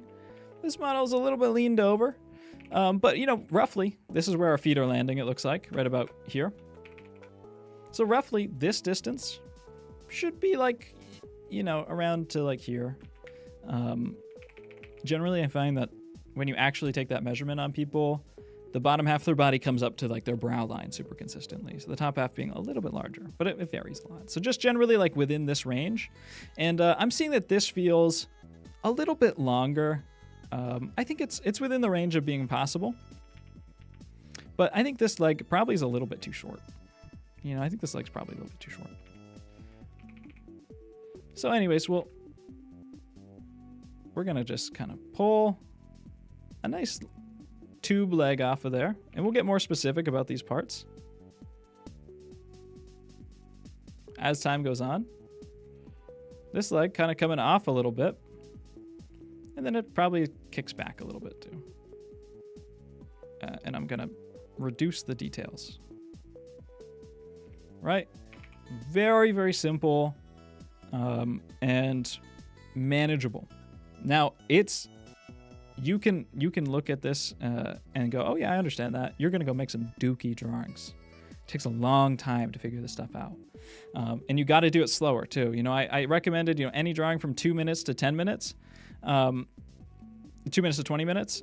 It's gonna take you, if you try to do a 2-minute drawing and you're new to this, like you can't handle that. So take your time and like draw out, you can copy this type of diagram and, take time and do it slower. Just don't, you want to make it a simple enough task that the amount of time is reasonable. But don't worry too much about doing it in 2 minutes or 5 minutes or 10 minutes. Just really slow down and try and get it right.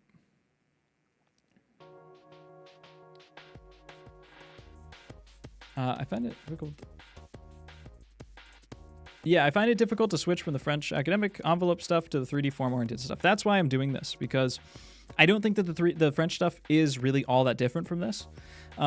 They just didn't draw out all this stuff quite as literally. They did draw the center lines. They did mark these points. It was very trendy in the mid to late 19th century to only draw the contour. It was just a cool trend that people liked to do. And now it's very trendy to be very boxy and stuff. But they did understand all this stuff and they did execute it. They just didn't show the boxes. So that's why I wanted to do this this challenge, because I want you guys to just build out these skills, because French academic method isn't just taking a bunch of angles and getting them right. That's not what it is. It's what it kind of appears to be for a lot of people, but it is a lot deeper than that, and they do have a really strong understanding and understand this in an incredible way. Do you draw these forms in the rib cage and such as you lay in your charcoal figures? Yeah, absolutely. Especially I mark. You don't have to. Yeah, like I said, you don't have to do it all, but I do really find I'm always kind of triangulating where I am on the body based on these landmarks, on these bony landmarks, the tops of the hips, the bottom of the rib cage, the pit of the neck, paying a lot of attention to that.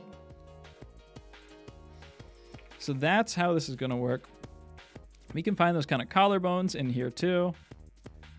And when you're first kind of taking an initial pass through the body, you don't want to do too much detail. So doing something that's kind of like at this level of resolution is great. It's totally okay to make the hand like this, right? And to even totally okay to make the feet like this too on your first pass. Because you're just trying to simplify as much information as you can out of there in order to be able to see things more clearly. So if you want to do something that's like a little bit more like, like this, and you're really kind of not even like drawing in the full 3D forms, that's fine.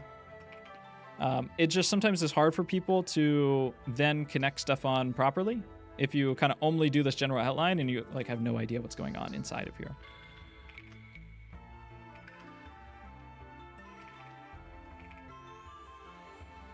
So yeah, I think there's just a little bit too much space, you know, in here. We want to really try to find, and don't be afraid, you know, I do draw this stuff out. Like when you're doing quick sketching, this is the time to draw out those center lines, to find those points on the body. It's not flashy and showy and pretty. It actually can look very pretty.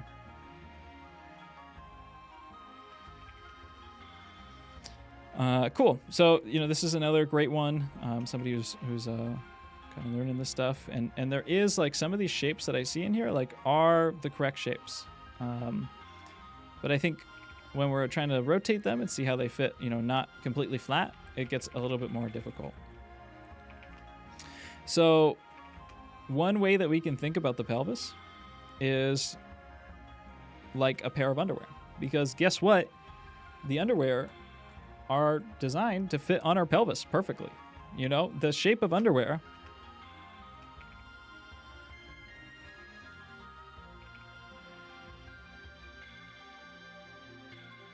right? That shape of underwear, you know, I don't gotta give it bulge. I really don't. I'm just fantasizing, sorry. My underwear, they look a little bit more...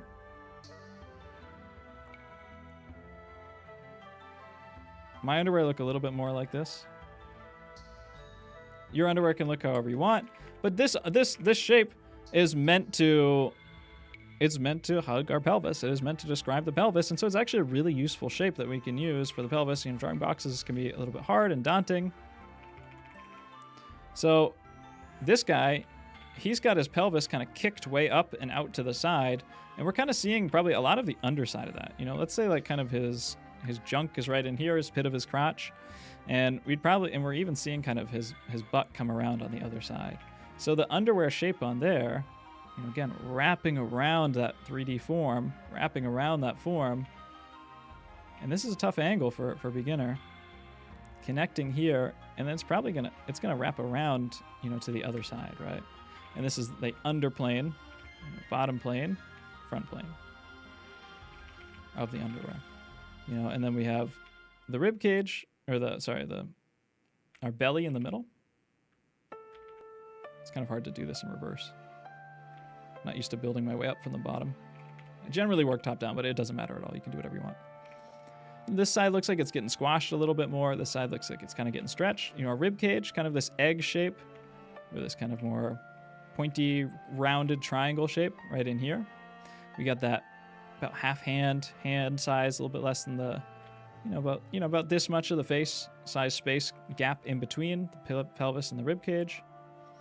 And we're kind of flowing outwards. Remember, the pelvis faces one way, the rib cage faces another way. We're kind of flowing. The center line's going to come out along our rib cage like this. And then in the middle here is where we get a lot of this twisting and turning. Maybe come out like this. And then it comes in and wraps around for the pelvis. Tough angle. It's a really hard angle. What we want to do is that's a little bit too much to think about. So what we want to do is, let's just get our head in. Okay, he's kind of facing this way. He's got his chin tucked, so coming down to the neck. He's gonna have, in general, a slope to his body like this. That's a line that we can put down. We can connect up our collarbone like this, right? We could kind of put in our rib cage a little bit, just kind of getting a feel for it. And our pelvis. Totally okay to start out with something like this.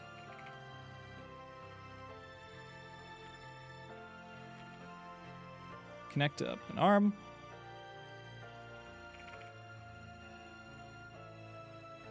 Kind of feeling out those general proportions. This leg is going to come down and, look at the size of this leg is this height.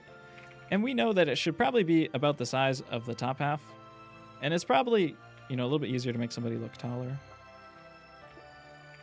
Like it looks a little bit weirder if somebody is a bit too short than a bit too tall, I think. So probably that leg should be, maybe like this. Right? And let's just keep it super simple and just do that. Right? And then this leg's going to come up. It's going to connect on to the pelvis. and then down. All right, so this is a simpler way to start, and then we can build those forms inside of there. Then we can start to locate and track stuff down, and I'll talk about the specifics of that with more complicated drawings.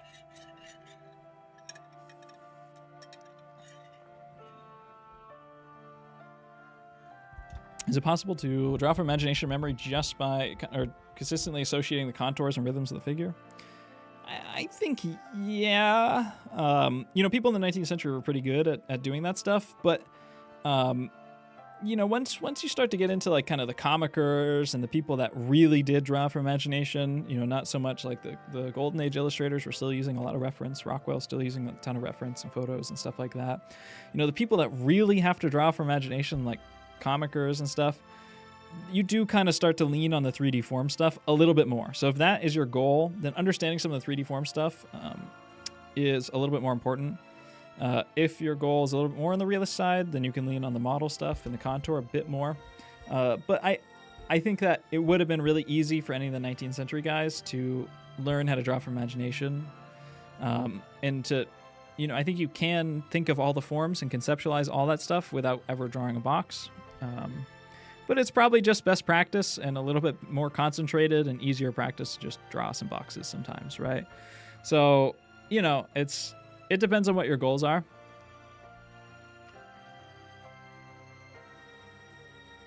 Yeah, and you did this on a 3-minute timer. Yeah, the thing with all of these is they're on timers. You don't have the ability to do everything, so we need to minimize what is possible. It's common for 2D animation to shoot reference. Yeah. So and people, still do references, of course. But I think a lot of times you're using references for design ideas rather than oh, this is exactly how these muscles connect together, like you would in a more analytical, longer drawing.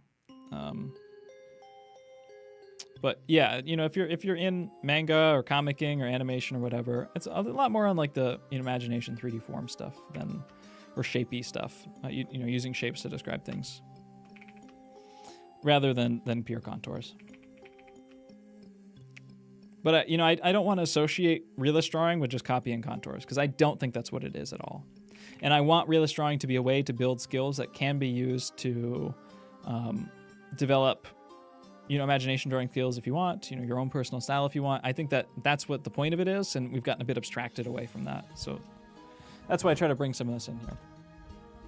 Okay, so getting a little bit better. This person, I think, knows some of these ideas, but is getting caught up on just a few too many of these, these bumps, right? Especially in the legs. There's all these bumps in the body, and it's not exactly what it's a bit too difficult to focus on all those bumps, especially in our first pass, especially in a time limit. It's just too much. It's too much. And if I look at an arm that has a tricep, and then that gets this tricep tendon, and then there's an elbow, and I know the brachioradialis is going to come in probably right around here, and there's a biceps or a brachialis right in here, and there's a bicep tendon here, bicep, and then there's this will be rear head of the deltoid, and then medial head of the deltoid. This would come in more like that, and then the anterior deltoid, and then the pec muscle would come in like this, and then I'm being overly complicated on purpose right now, just in case you're lost. Maybe you'd see some brachialis, or there'd be a coracobrachialis or lat muscle back here coming around to the other side, and then this brachioradialis and extensor carpi radialis longus would come out and connect to the wrist, and this is where the thumb would be, and then you get some flexor muscles on the bottom coming out to the pinky here, and maybe you'd see, I don't know, fucking inconius or something like that, right? If you try to draw like this, what happens is you get these drawings that just look really weird, right? Where you have okay, this muscle, and then this muscle, and then this, and then this, and then this muscle, and then this muscle, and this muscle, and this muscle. It's like Michelin Man. It just doesn't, it's too much information. Nobody should, nobody can handle that much information at the same time. It's just, even the best in the world that have trained their whole life to handle information like that, they draw in a really analytical way that still sometimes really struggles with flow. So I think it's best to try to treat this stuff more like this at first.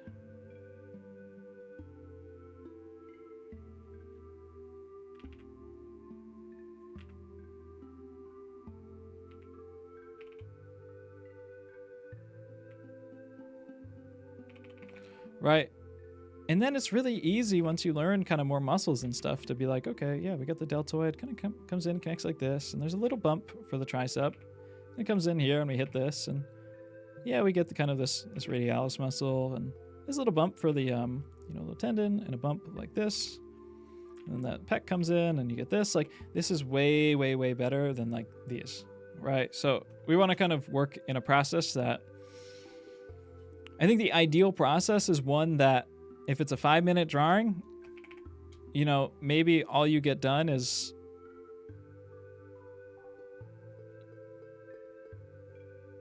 this is, not 5 minutes, so it's not going to be 5-minute quality. Maybe if it's a 5-minute drawing, all you get done is a slightly better version of this. And then if it's a 10-minute drawing, you start to like locate more of the masses inside of here and how they connect together. And then if it's a 3-hour drawing, you kind of really lock all that stuff in, and you get the shading on there, and you kind of break down some of the basic lights and darks. And if you carry that to 24 hours, you get to paint it in color, but the process is kind of the same every time. Right. So that's kind of the way we want to work.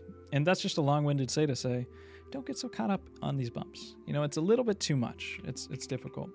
Let's try to like simplify this. You're doing like a Loomis head, and I think that's fine. I do kind of a Loomis head on these, right?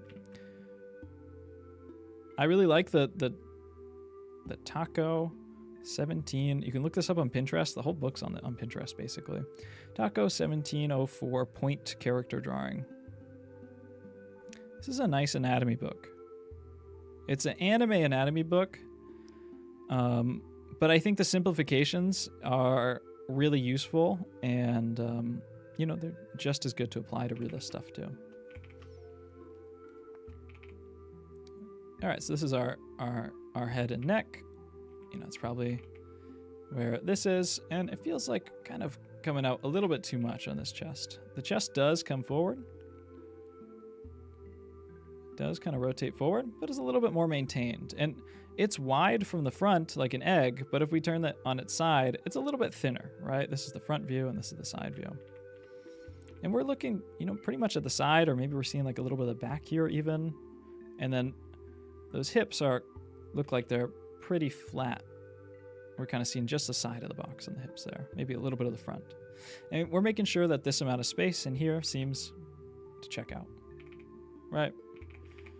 And then we're going to have, an arm that comes out like this. We got another arm.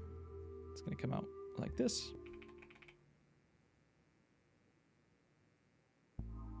And let's just draw our legs like this too. And this is going to really allow us, if we're kind of drawing a little bit more casually like this, it's going to allow us to, take a step back here and see, does this figure feel proportional? Yeah, feels pretty proportional. I don't think the legs feel, this isn't a tall person, but it's also not a short person. It's a pretty average kind of feeling height on the figure. It feels like everything's kind of in the right place. We don't have too much space on any of this.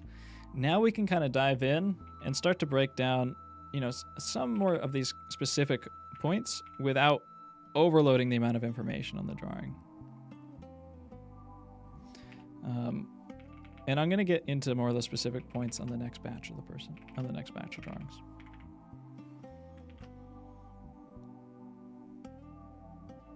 Too late for submissions. I got all the submissions already. But new challenge on the Discord tomorrow. Okay. All right. So these are, pretty nice. You're trying to think about forms and stuff, and I think that's great. There's some stuff that confuses me in here, though, right? So thinking about the proportions of the body, you do this kind of long oval thing, and maybe you heard that the rib cage is an egg. But this is the problem with some of the form stuff, is sometimes you'll hear tips like that. Draw the head as a box. Draw the rib cage as an egg. But you don't get this stuff, right? And what's happening here is you have this like giant oblong rib cage, when really the rib cage is a little bit more like this, right? It's like 2 heads. 1, 2 heads down will bring us to the bottom of the rib cage. You know, we have this full head height for the space in between the pelvis and the ribs. If you have a challenge suggestion for the next one, drop it in the art challenge chat tomorrow, because I actually really don't know. So let's bring the hips up a little bit. Let's put some underwear on this guy.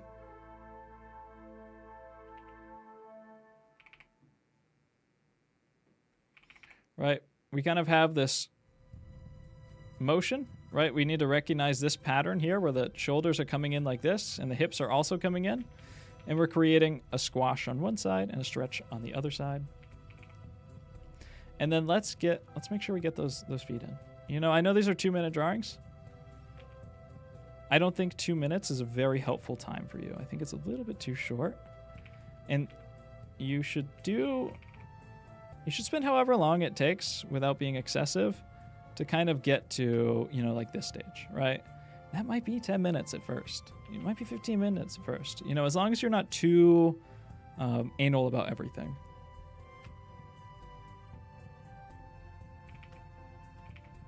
Cool. Yeah, so just pay attention to some of those proportions, some of those big masses. That's more important than, like, you know, the box, right? Make sure we can kind of eyeball that stuff. Or maybe not even eyeball, put it in. Same thing here. This one, like, it feels like a little bit more natural proportionally. But I just want to see, I want to see some, like, interior explanation. Right, like, I want to see what's going on inside of this guy. And this is like a big, strong, tall guy, so it's okay for him to have like a shorter or wider rib cage or maybe a smaller head to really make him feel huge. But like, this is the direction that our torso is facing, right? Like, kind of feels like our pelvis is facing like directly at us, right? So that belly here is going to curve around in order to make that twist happen. It has to. Here's our underwear.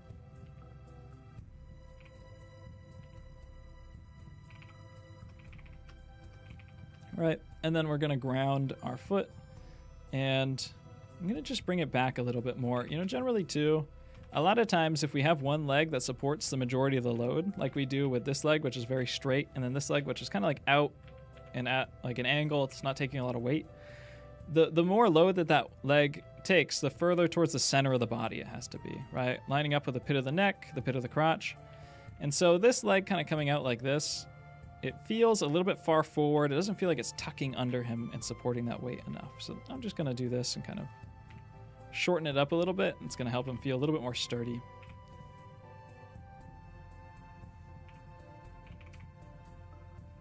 All right, then we get to swing this leg off.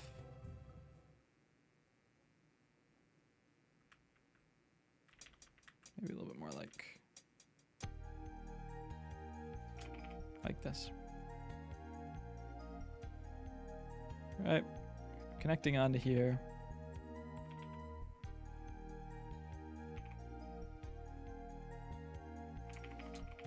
Nice. Very good. I do this all the time. This is something that I realized to myself recently, that especially when drawing from imagination, I was doing this a lot, where it's like really hard sometimes. You make the leg long and it's hard to know where to plant the foot.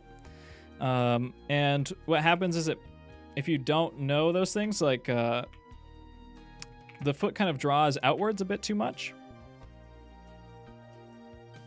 And it starts to feel like it's kind of floating and not taking weight.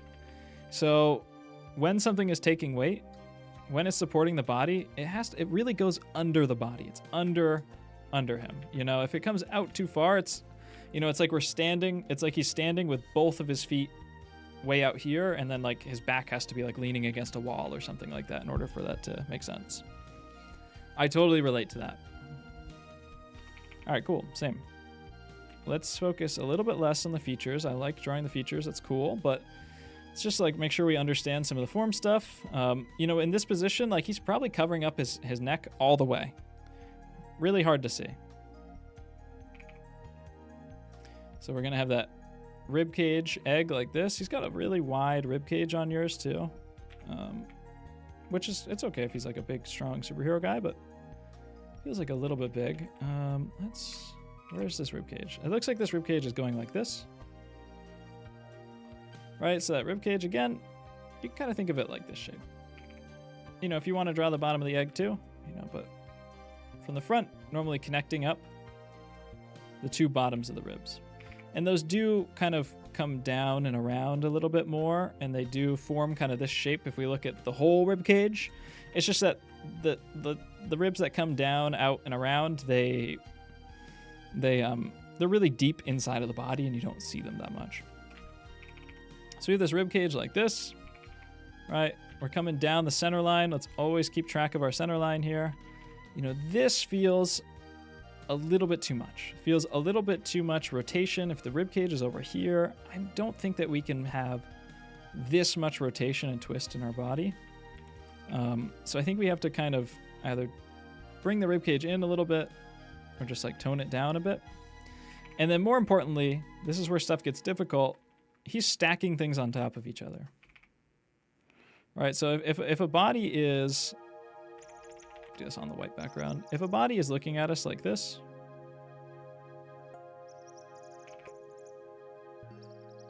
right, then we get this like perfect alignment of things and the relative sizes of them.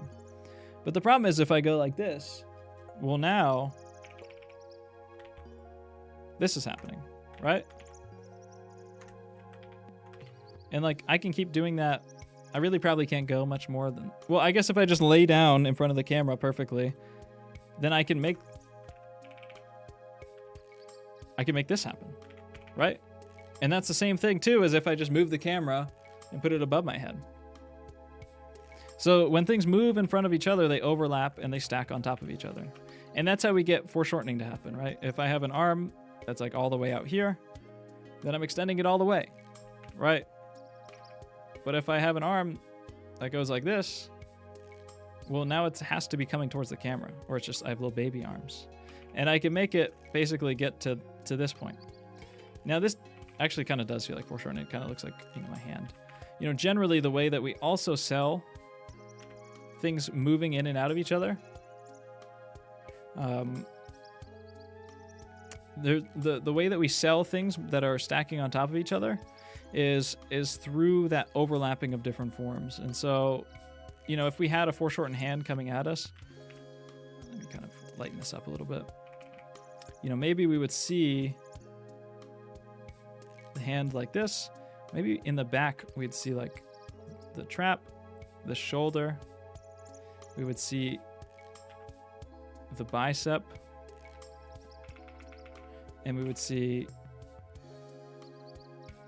that's not where the brachioradialis is. Bicep. See the bicep. We'd see like the brachioradialis. This is kind of like a extensor muscle. And we would get a series of overlapping objects on top of each other. That generally, as they get closer to us, they probably get a little bit darker in line too. And it feels like things are stacked on top of each other. My pen size is a little bit too large for this, so I'm not selling it very well. So if we want this guy to feel like he's leaning over, and my Photoshop breaks and everyone can mark that on their bingo board, I will reset this.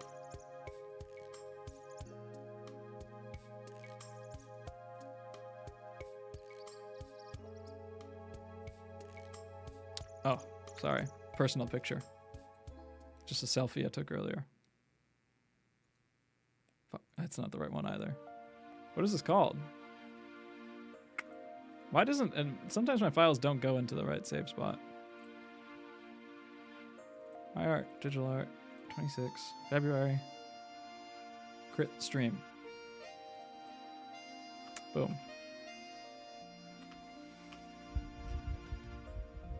Do you work in animation or video games? No, I just teach. I'm trying to, get better and be good enough to work in video games, but I probably my goal is, I think, eventually to work on my own projects, my own OCs.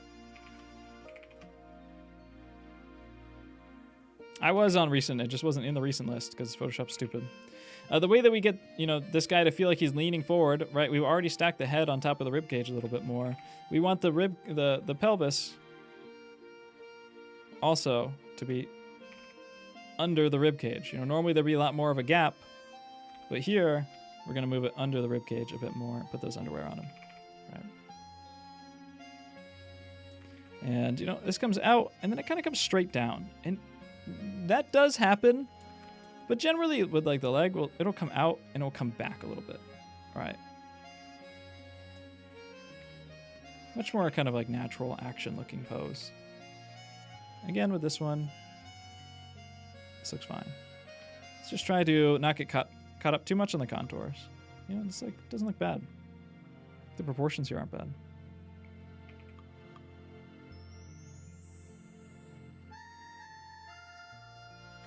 Gonna pull this arm up a little bit more. All right, so stacking. For you, my friend, this is, I suggest drawing from photo reference. If we want to, improve kind of our technical ability, it allows us to improve kind of our own drawing from imagination later on. Like, this is a really cool character design.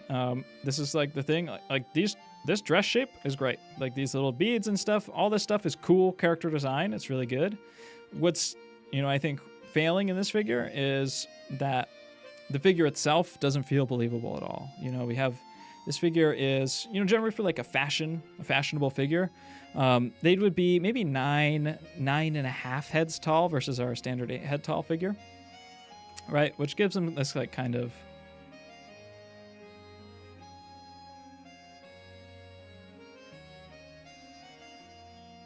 this very lanky, tall feeling. Beautiful. Right, very, very lanky, tall feeling. Right, but it's still kind of like within the realm of proportion, or within the realm of possibility. You're pushing like. And I'm scaling this up all at once, so I gotta make the head smaller. Your figure is probably pushing like 15, 20 heads tall. And it's an order of magnitude, like I was talking about earlier, with like bones can be kind of this amount more, muscles can be a little bit more variance. We can't, like there are, we could probably imagine a figure who's like 9 heads tall. And that's kind of anime proportions or fashion drawing proportions, but it is like somewhat in the realm. But you can't like double that to 20, So I think for you, you're somebody who's good at design and costuming and stuff like that.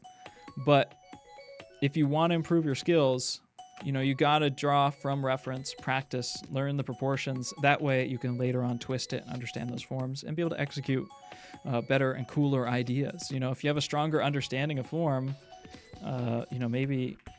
And we'll do a little imagination drawing here. Maybe with a better understanding of form, we have kind of this character who has this kind of cool flow to them. So their chest is coming out like this. We'll make their rib cage small, about 1 head tall. That's kind of a way to stylize that. And their pelvis. It's very petite, skinny character. And let's think. Sometimes it's helpful too to like get up and act out these poses.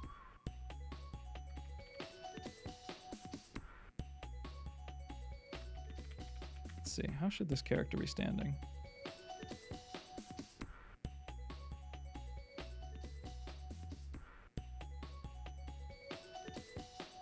So I like this hand coming in front of the face. Maybe we can kind of have this arm like going backwards too. Let's rotate this rib cage like a little bit more. His pelvis. Probably a little bit too much. All right, so like when I'm drawing from imagination too, like I really loosen up the way that I make marks because it's all about like iterating and trying stuff, and there's even less that I need on my brain. Like I cannot think about perspective right now. I will fry my brain and it will turn out to be like the worst drawing ever. You know, I have an idea. Okay, so I think this leg's gonna come out like a little bit further.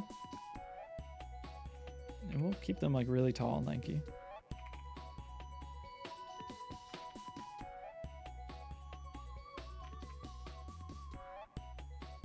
Yeah, maybe we can kind of have like this as the pose or something, right?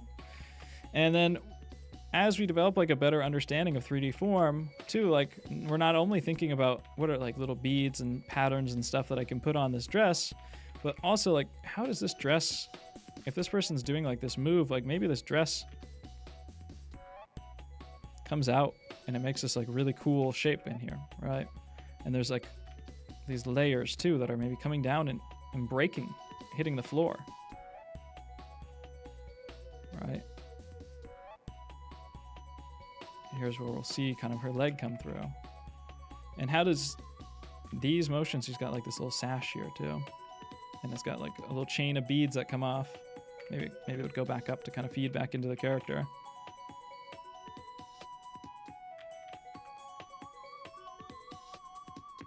Kind of start to define more of the stuff. She's got this kind of top in here.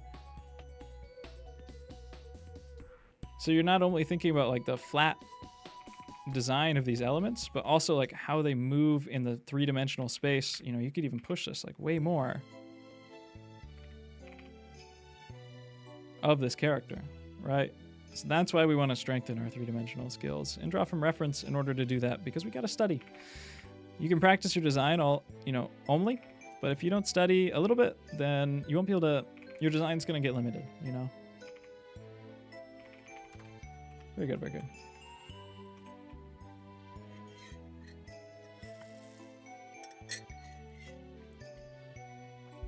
Yeah, when you're doing stuff for imagination, you do gotta like get up and like, if you're thinking like, I'm gonna draw a badass pirate, what the hell is a badass pirate stance? Like, I have no, like, you know, I think that I'm weaker in imagination and creativity than most people. I also don't think that the average person really even has that much. I think it's kind of myths and stuff that people talk about this stuff, but irrelevant. I have no idea what a badass pose is. I could sit here and sketch all day long. I don't know what that looks like, but it's really easy for me to get up and be like, you know, a pirate would probably be like, you know, mean mugging like this, and they'd have kind of one leg planted and one leg forward, and they'd be kind of hunched over, and they'd be, you know, giving you a mean stare, and maybe they got one arm out like this, or maybe, you know, all of a sudden I do this and I feel more inspirational, right? I feel more like pondering. It's immediately gives you ideas. Captain Morgan foot on whiskey barrel. Yeah, pretty much, right? I could sit here and do this like all day long and work out a bunch of poses, and maybe eventually I would get there, but just getting up and acting it out and like closing my eyes and maybe visualizing it for a second, those together cut out like, you know, 90% of that stuff. I just didn't want to get up and do a beautiful dance for you guys just then, but it probably would have helped, and I probably should have.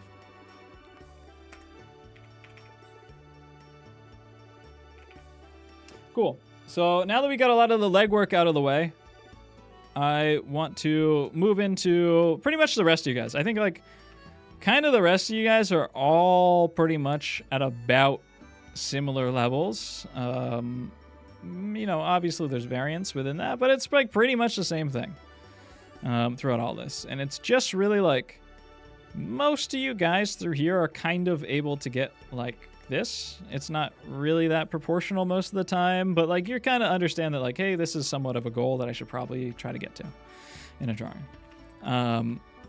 And yeah, more or less. And how the forms inside of that kind of general envelope, that general character and gesture, the general movement, how the forms inside of that are constructed is, and how they, especially how they fit together, is where a lot of you guys are really struggling and just you don't have the knowledge of that. So that's what I'm going to give you the knowledge of. Yeah, practicing on digital trains traditional, as long as you are not like liquefying and, you know, moving everything around all the time on digital.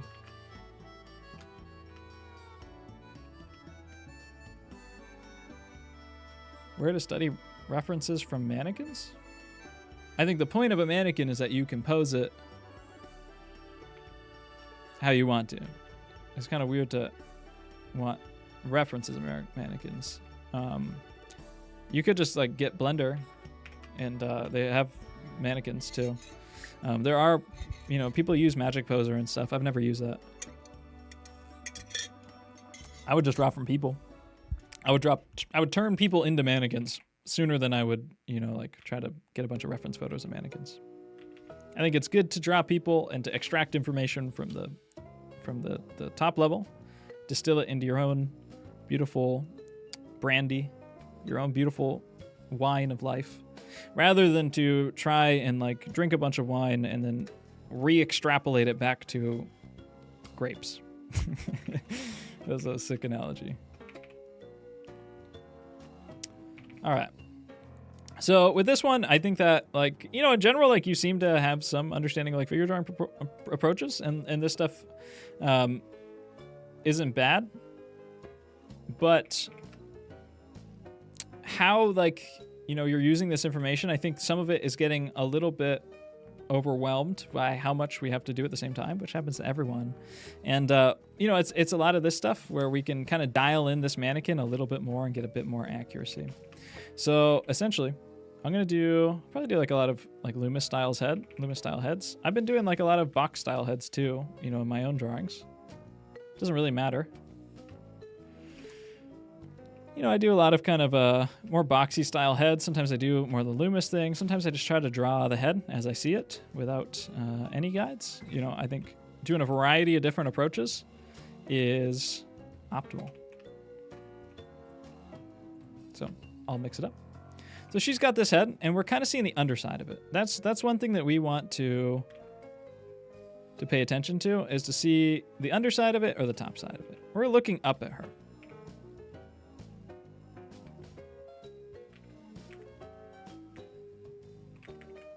I'm just curious what this music is. Oh, I muted it. Oh, Pac-Man. Banger. So we have a head, and it's tilted somewhat up, and we see the jaw, and there's going to be a little bit of the underside of that jaw. Oops, I'm kind of...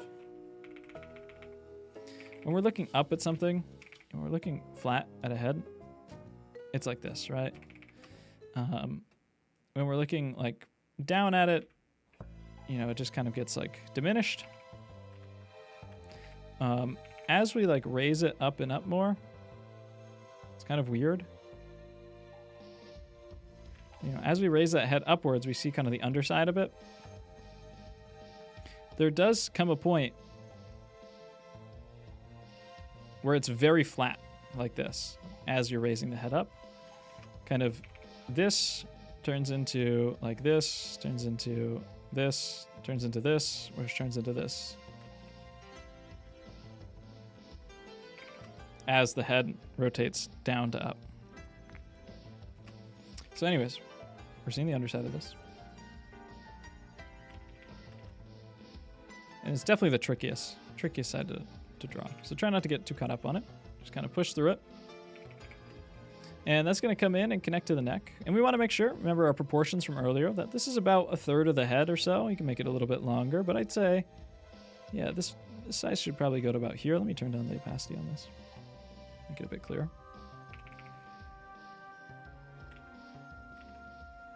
All right, so I think we're a little bit long in yours, and that's just kind of something that we can practice in our proportions and get a better sense of eyeballing.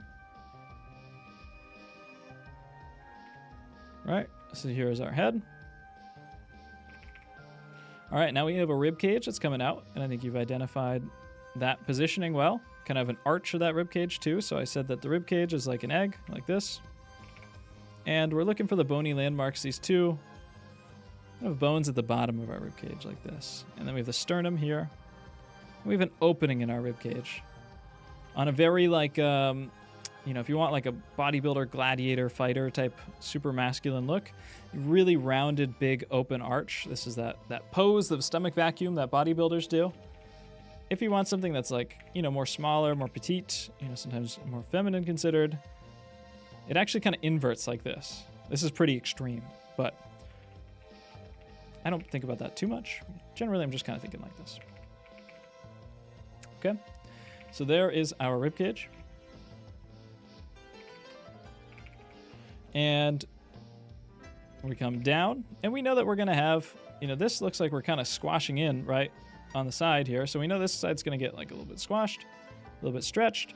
And this is about kind of that hand, half hand long distance that fits in between here. So we just want to make sure, I do this a lot, so it's really easy just kind of stretch it out to be this big. And it just makes the drawing look really awkward. So I always try to let you guys know, double check that area.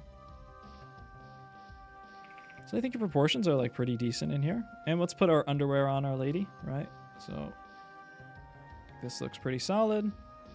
This side getting squashed, coming in like this. Down here is where the base of the pelvis is going to be. Looks pretty good. Right, and then I think we just got, because of all these bumps and stuff, and also just because it's easy to forget, we kind of skinnied up the legs a little bit too much. So one thing that I'll say for this one is when we're connecting the legs, and this is a difficult one, is the legs just don't come out of nowhere, right? Like they obviously don't come out of here. They don't come out of here. But they also don't just come out of this hole right in here, like this.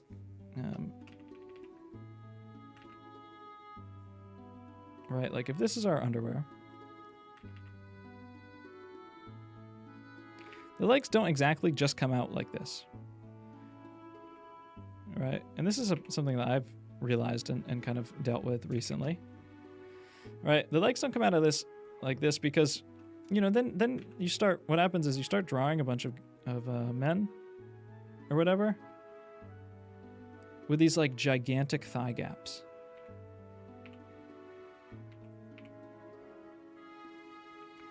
And this isn't what people look like. You know, people normally, unless they're very skinny, don't really have thigh gaps, right? Like their legs look kind of like this. Right, this is like kind of knee territory or whatever. They're pretty much together or close together. You know, like if you open up you're kind of standing a little bit wider, you get something a little bit more like this, right? And that's because like the legs, they don't just like hook on to the front of the body. They come around from the butt and behind. And so what we're seeing here is this leg, it is coming from here, right? It is coming from here, but it's also coming from the backside of her. It's coming from her butt. This is her butt right here. And you did that. Like you dropped this down. This is the right spacing, I'd say, on that. So I'm just pointing this out in general, not really for you.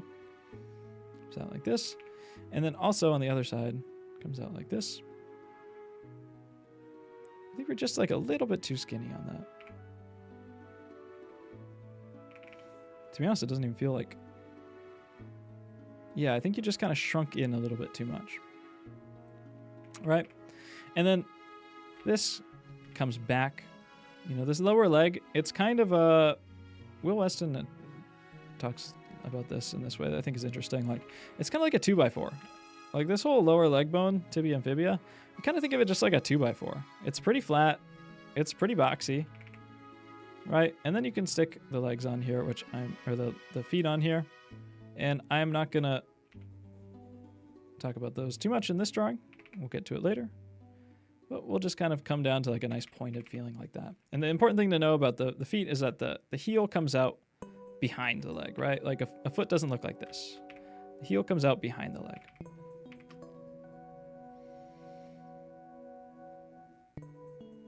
Right?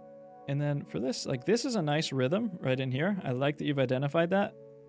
Try to straighten it out a little bit. We want to keep that curve in there, but it's not, you know, like the human body is like never like this, right? And this is kind of the problem of like, you know, gesture drawing where you're like using all these rhythms and stuff like this. That's what I don't like about it, is you start to get like a little bit too curvy and like a little bit too bouncy, and it gets too far outside of the realm of possibility. The inner leg does have this curve, but think about where the start and the stop is, like compared to like a vertical line, right? So you do get, you know, look, the start and the stop here are on the same vertical line. And we do get a curve, but it's much smaller. Whereas if you brought this into here and you kept that curve, right, it would be perfectly accurate. But because you've kind of tried to push it out too far, it's gotten too skinny and it's gotten too radical. Right, so really, really, really close. You can also kind of like look at the distance between these two things. I'm a little bit too close on here, but you're never going to get it all in like a little sketch. That butt comes out, and we'll simplify. Simplify, simplify, simplify. And the outside of the leg is very straight. Very, very straight. Very, very, very straight. It has parts that go in, that go out. You shouldn't focus on it at the beginning. Boom, boom, boom. Very good. Just small stuff. It's little stuff, and it gets increasingly small, and that's why drawing the figure is hard, but it adds up a lot. So, practice that stuff, how parts fit together, thinking, three-dimensionally, double-checking proportions as you go. And thinking about, plumb lines, too. Like, I used to think, every drawing, like, okay, here is the middle of the pit of the neck. Here is, the bottom of the rib cage. Here is the pit of the crotch. Like, this comes out like this, and then it comes like this. I think naturally now it's gotten more ingrained in me. But I don't ever, just pull a line like this and I'm like, yep, that's it. And I start drawing everything into it because it's almost always a little bit too radical. I spent a long time always checking okay, here to here to here, okay, that's going to be the curve. And make sure, and I'll double check the proportions on that too. And over time it becomes a little bit more natural.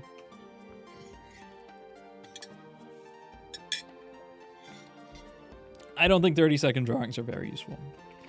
If you already have some skill and you're trying to learn about, specific motion and animate, if you're trying to learn more about how something gallops or something like a horse gallops or, very specific motions and gestures, I think that maybe 30 seconds or 1 minute drawings can be pretty useful. If you're trying to learn how to draw, I think you need to take more time than that. Probably if you're trying to learn how to draw, if you're trying to learn all of this stuff, time limits less than 7 minutes are not that helpful, in my opinion. As you get more experience, it's better, and yeah. This was a reference from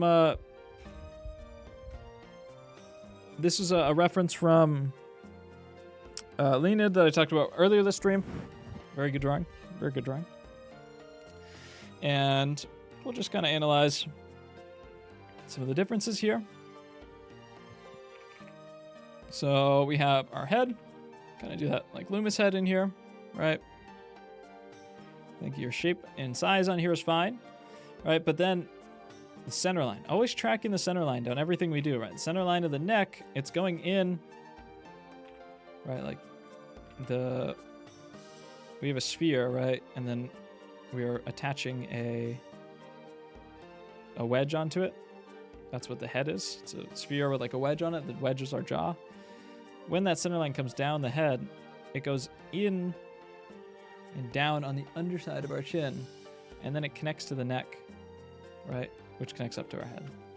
All right, so that center line is coming in and out. I know this basically the same thing as just pulling it off of the chin, but it's important that we're thinking about traversing the space that we're inside as we're doing it. Find the pit of the neck, right? Coming out for our rib cage, right? Look at how this comes out. Maybe I'll come in a little bit more, but yep, out for the rib cage, which I think you've kind of identified here. Here is our chest, our rib cage, right? There's our mass of our rib cage. This comes out, and this kind of keeps coming down. That belly button's way over here, right? And then that tucks pretty hard into the pelvis, which I think all this stuff is lined up as I'm going through it. All this stuff is lined up pretty well. All right, here is our pelvis, kind of a boxy shape in here. Let me turn down the opacity.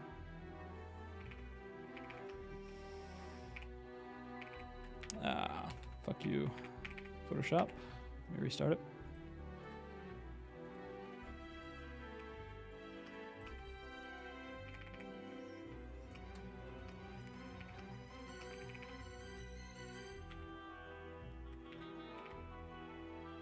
Yeah, that might be the actual first bingo.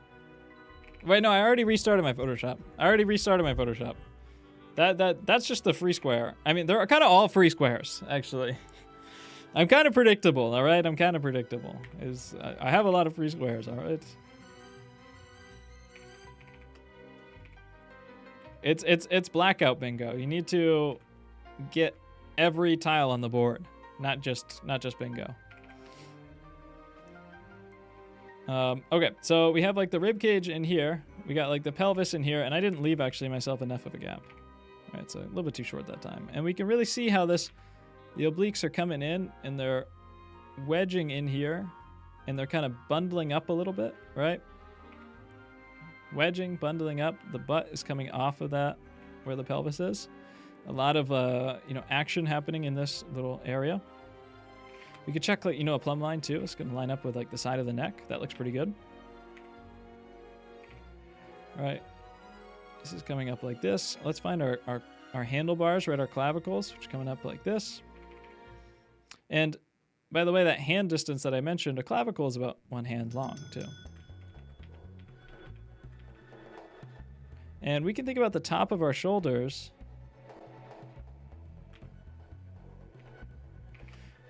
So if we're thinking about our rib cage from a top-down view, our neck has to insert into the rib cage, so we have a hole for our neck, right?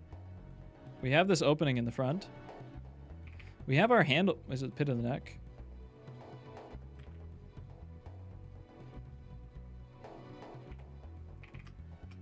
I've been in Minecraft. That's why half of you aren't submitting any drawings. A bunch of gamers. Not locked in. I've never played a video game in my life. Never will, to be honest. Just too much of a waste of time. I'm always drawing 900 hours a day. Here's our clavicles, right? What happens is we get actually kind of this box on top of our shoulders, right? Where we get this really strong top plane. What the back of this is our scapulas. Our scapulas come up, our shoulder blades, and Nubby's number factor. Yo, we should run a game. I haven't played that in months. Our shoulder blades are coming up the back of these in our back, and it actually connects to our clavicles in the front. And it basically forms a sphere with a box on top and a hole, cut out for our ribcage. And I like Ramon has a nice description for this too that I'm stealing. He calls these the epaulets. So on like a military uniform, you get these epaulets on the shoulders, and those are like the little things that like dangle these little tassels down, and they're kind of these platforms, right? You can kind of think of it, the rib cage, like that. So we're coming up over here, and we're seeing very clearly like the top of this, right? The top of this, and how this trap muscle connects up to the back of the head, and likewise on the other side. Kind of twisting a little bit more backwards on this one and getting foreshortened a lot. Those clavicles are really tricky. They can move an incredible amount and they can get foreshortened a lot. Just because they're like this long from the front view, they can get foreshortened to be, incredibly short. They can kind of get very, very, very short if your arm goes like all the way back.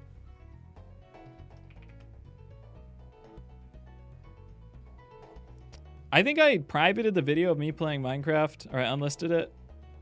Me doing the Minecraft sculpting. Oh, and painting. But I think I unprivated it like a month ago.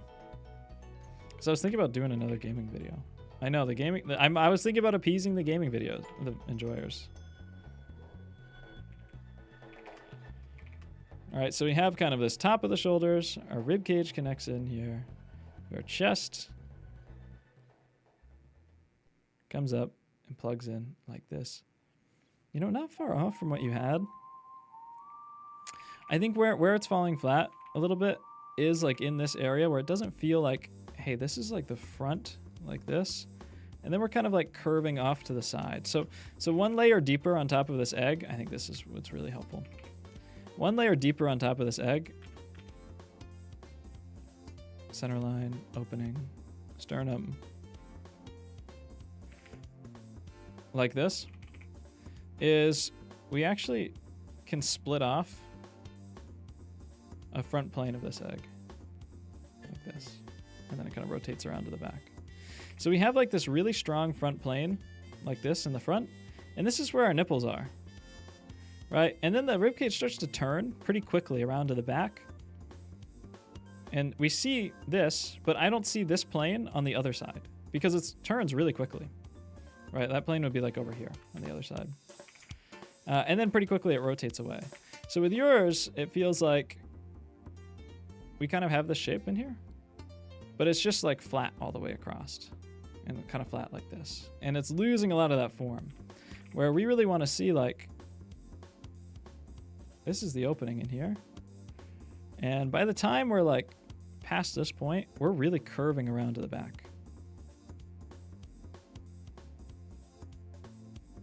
Right, so we get this front plane and then we're kind of curving away.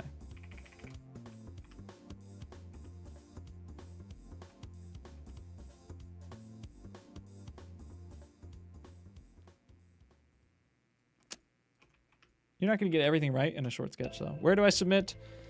This was a drawing. This was a challenge that took place for the past 2 weeks. And if you haven't done it, then you can participate in the next challenge and get a critique on the next one. You know? So, yeah.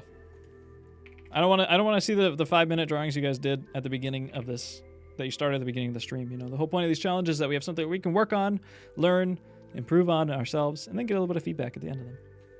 So to come along for the next critique. All right, very good. Same thing here. Basically, I want to feel a little bit more like mass in here. I want to feel, you know, I draw it out literally. You know, like I want to feel these masses in here.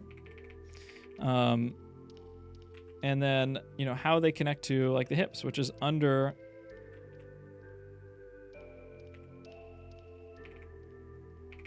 that rib cage, under the drapery. What I'm seeing here is that this leg kind of feels like it's going like this, and it's crossing the center line of the hips, right? So our thighs, they do kind of flesh out, right? So if this is the hips in here, right? Let's say this is our hips.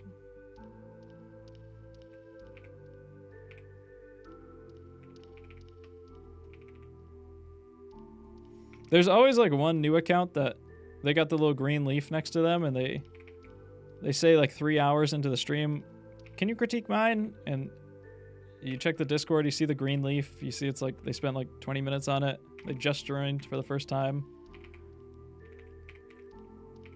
We wanna try to do some learning before we get feedback. All right, so let's say this is the hips. I don't know why I just like tried to refine that box so much. I was just talking, so I was using all my brain power on something else. This is the hips, right? And you know, our thigh does come out of it. It comes from the butt. It comes from here. It comes from the top of the hip. And our leg comes out like this, right? Or if it's going down, it's gonna, you know, come down, right? And this thigh, you know, it can squish kind of and move over the center line, but this feels like it's moving kind of way over the center line like this. And especially where the leg is moving like this, it just feels like a little bit too much. It feels like we're getting like a little bit compacted down here. So try to think about what's going on. You know, put those underwear on the lady, even if you can't see it. That's the hardest challenge. But that's why we draw new figures first.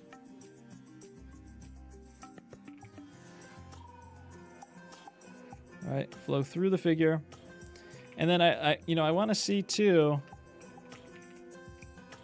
oops, kind of like some of the overlaps here, right? So we have the rib cage in here, and we need overlaps to show form. We have the rib cage in here. We have the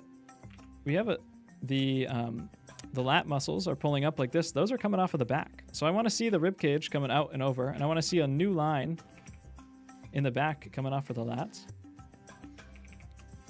I want to see this rib cage is like an egg coming in like this, and then our obliques are coming up and connecting in like this, right? So I want to see some overlap on the obliques. I want to see some overlap on the rib cage. I want to see some overlap on, you know, the breast coming out, and then maybe the lat coming out behind it. Same over here. I want to see that pec muscle pulling up, and then this overlap, the bicep, the arm overlap on here. That's how we create the feeling of form. You know, throw a few internal marks in here too. And this belly, I am going to talk about with somebody else because I remember somebody submitted a nice drawing. Oh, I got a lot of y'all. Got a lot of y'all left.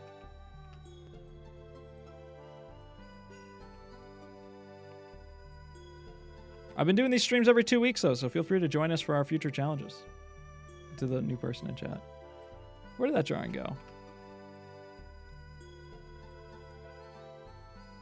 Yes, this one. Let me tell you about the belly. And this is like a really nice, like Venus, you know, Aphrodite style belly trope that I like to see. It's fun to draw, and it's on everyone, just to varying forms, but especially considered like a very Venus style, very feminine belly. This drawing, I just recognized the style of the drawing. It says from diagram here. This is a drawing by Will Weston, is what they're referencing here. I know the one just because I've seen a lot of drawings. So, you know, we got this head here, which is nice. It's like a little box. I'm getting a little bit pixelated. Can I increase the DPI of the drawing? Image, canvas size. Image size? Can I make this like, oh, this is gonna make me lag like crazy. I'll make it 400 DPI.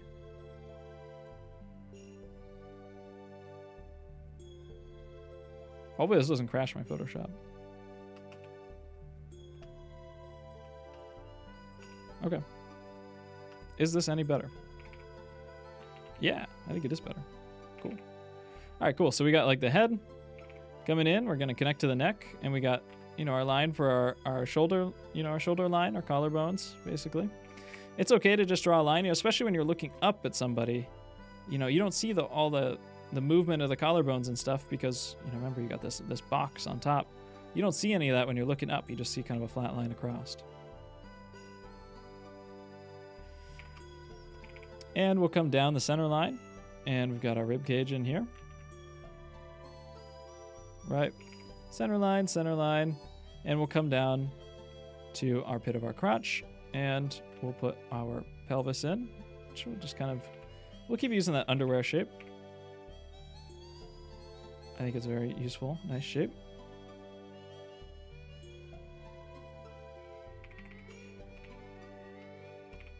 And let me turn down the opacity on this.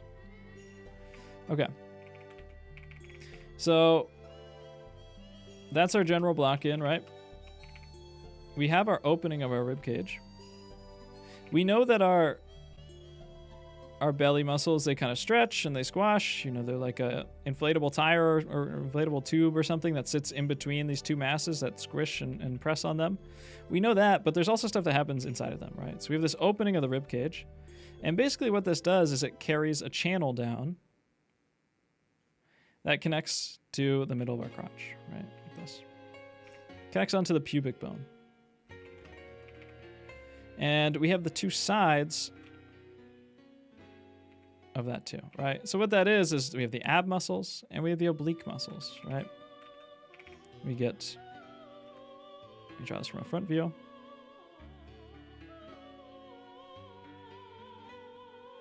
These are our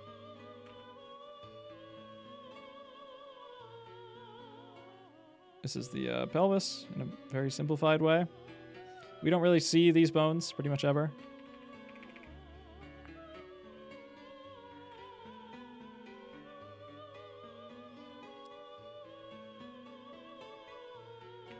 Our pelvis has these kind of big wings that come up like this. Right, we have this big sacrum in our back. It's this triangle on our backside. We'll talk about that later. And then it comes down. Those wings come down to like a bowl carve out, and we have this bone here in the center, right in here. This is the pubic bone, right? This is where, you know, your junk's gonna hang off of. And this little carve out right here, this channel. Look, this is where our rib cage slots right into. It's almost like they're made to fit together. And then on the sides, we have both of our obliques, right? This super rounded ribcage feels like a Bridgman ribcage. That's how Bridgman likes to draw his ribcages.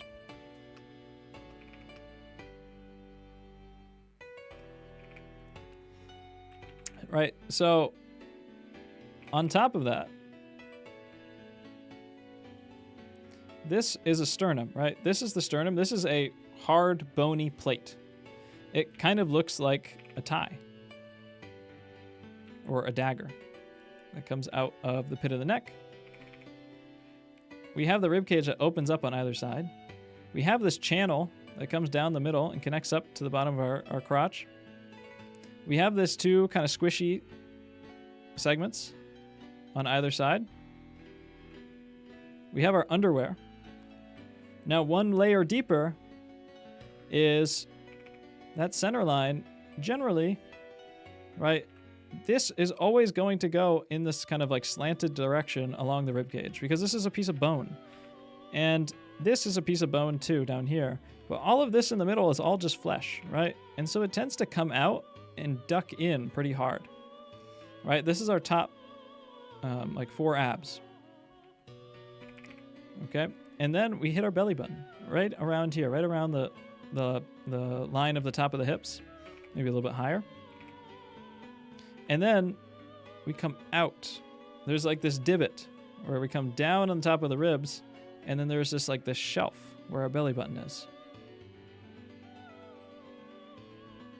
Right? And then it comes down and connects up to our crotch. Here's our hip bones. Comes out. And even more, you know, women are going to get, and men have this too, just women a little bit more. There's like a fatty mound here on top of the crotch too. So you get this out, in, or rather out. This is the top of the rib cage, kind of comes in, hits that belly button, comes out.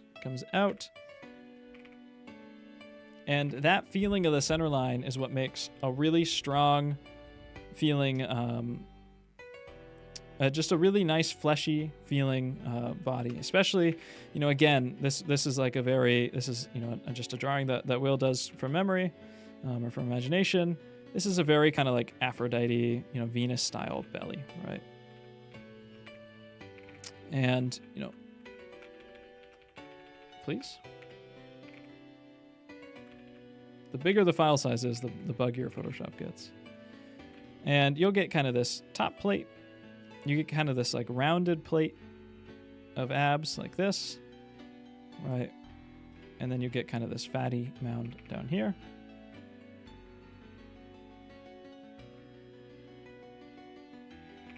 Right, and then the breasts are up here.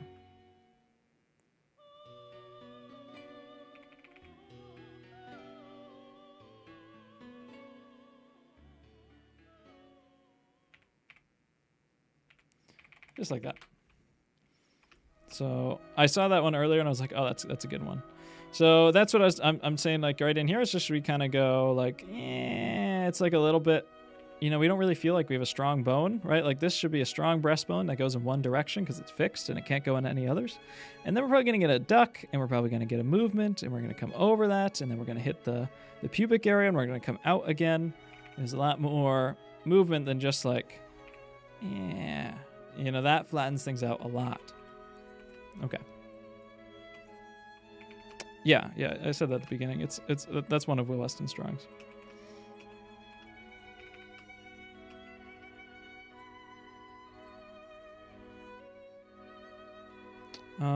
Okay, cool. Yeah, same thing with these. I think, like, you know, clearly you've learned some stuff about the Loomis head. You know, but focus a little bit less on kind of, well, really it's just going to take practice for you. But try to just focus on kind of these big ideas at first and getting the big proportions down. And take your time to check and measure and check the head lengths and the hand lengths. You know, you can open up any figure drawing book is going to have like proportion charts. And just as you're drawing, like just check everything. You know, like you want that to become kind of second nature so you can feel it out a little bit more.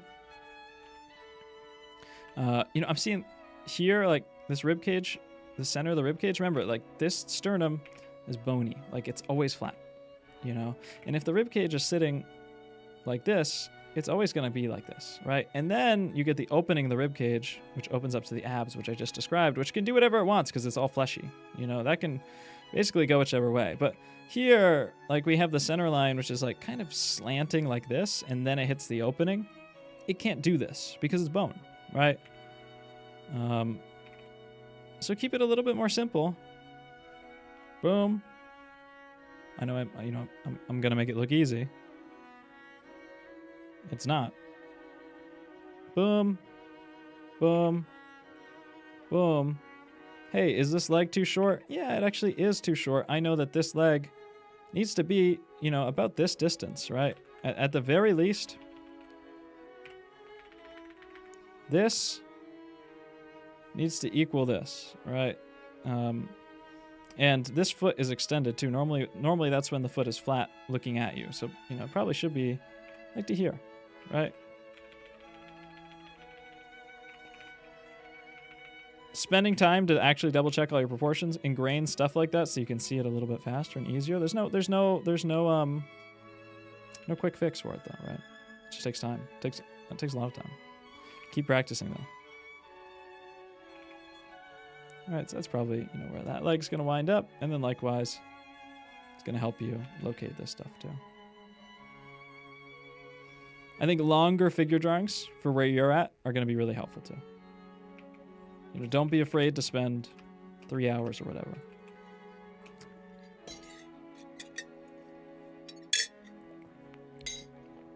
Does F record make it? It's always lagged. I only got F record a few months ago, and it's always been like this.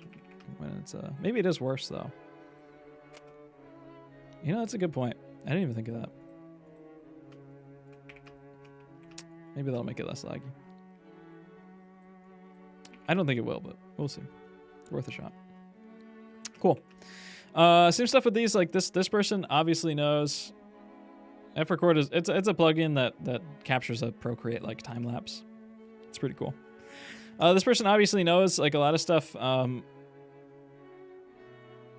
You know, I would just be careful with these gestures to not get like a little bit too loopy, you know, like too gestural, right? Like try to keep this stuff, you know, check your plumb lines, try to keep this stuff like a little bit more contained, like I talked about a few crits ago. You know, and same like, you know, try to keep always in mind those proportions first. You know, how much space do we have in between the rib cage and the pelvis? How much does that relate to the head? How do these things overlap from each other? I know it's a lot to keep track of at the same time, you know, and also try to get the whole figure on the page too. But it is really, really, really important. Because, you know, there are areas like this where you're probably a lot less comfortable with drawing. Like, this looks good. You're probably drawing this pose a lot. Or this pose, you know, like, you know, that angle a lot. But you probably haven't drawn this many times, right? And so we need to really rely on those proportions, what we know, in order to make it through those, right? You know, so this length just can't be the size of the rib cage. It's just too much, right? And then we're going to drape down. And maybe we get like a longer length in between our pelvis and our rib cage just because we're like super stretched out here. That's fine. But it just has to be within that variance that is, you know, actually possible.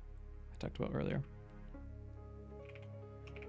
And a lot of the stuff I'm going to talk with other people about how farts fit together, or parts fit together, you know?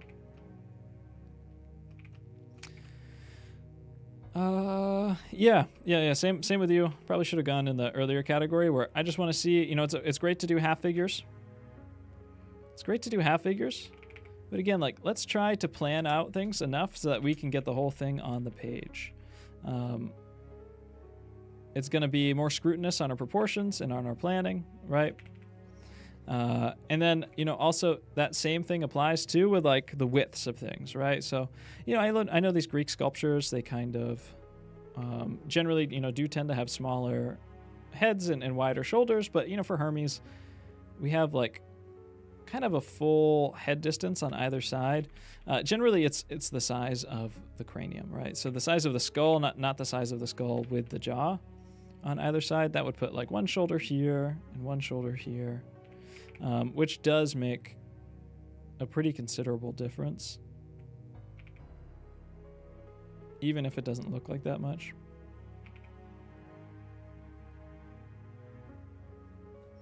You know, this body feels a little bit more reasonable now. You know, and then again, like feel out those masses all the way. Right, like here. Connect this up, connect this up. You know, here's the top of our hip, top of our hip. Here's where our rib cage is. Yeah, I think you're doing, like, I like how this shoulder fits into this bicep here. Like, I think you're doing a lot of things right. Yeah, just try to get the whole figure on the page. Try to get kind of this, you know, this type of motion before you start building in those details. And that gives you a time where you can check those widths a lot easier and make changes a lot easier before you're kind of digging into the anatomy, which is too distracting. And that's the same thing I'm going to say for this guy. Yeah, this is the point of the stream where people start to get screwed over and they get mad because they don't get personal crits. Same thing I'm going to say for this guy, feeling out those masses. It's the same thing I'm going to say for this guy too. Although these masses are a bit stronger, they're kind of lacking that gesture that comes from, you know, building stuff together as like unified. Hey, I got skipped. Well, you shouldn't have made the same mistake as the person next to you, or the 10 people before you. If you submit earlier, well, no, because it's based on what I want to talk about first. It's random.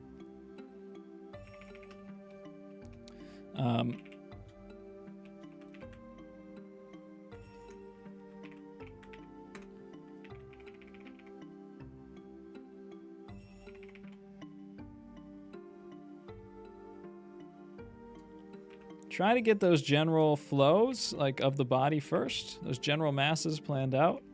I think, especially with like really static muscular guys, it's really kind of tough to get all the proportions and stuff and also have it, you know, have rhythm.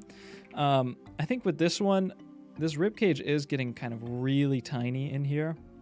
You know, that rib cage probably on a stronger guy is going to be a little bit bigger.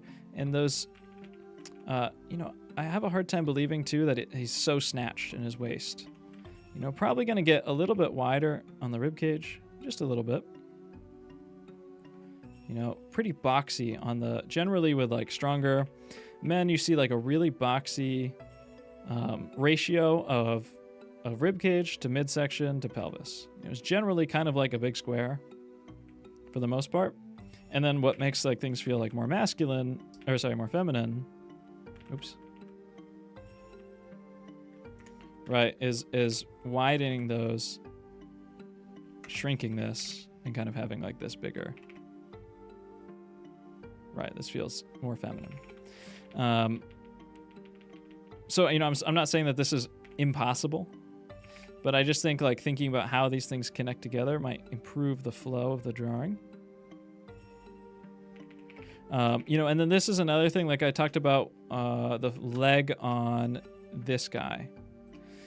Go watch that crit. Sometimes we pull these legs out a little bit too much, a little bit too far forward. And, you know, it feels like his center of gravity is like back here. And his legs are like kind of leaping out forward. And it's making him feel like he's floating, right? Where we really want to kind of anchor ourselves downwards a little bit more. Right, and then like, you know, just general double checking on our proportions. This lower leg, it just feels a little bit too small. You know, a hand height is probably going to be about this big because this is foreshortened. The lower leg, it's about 2 hands.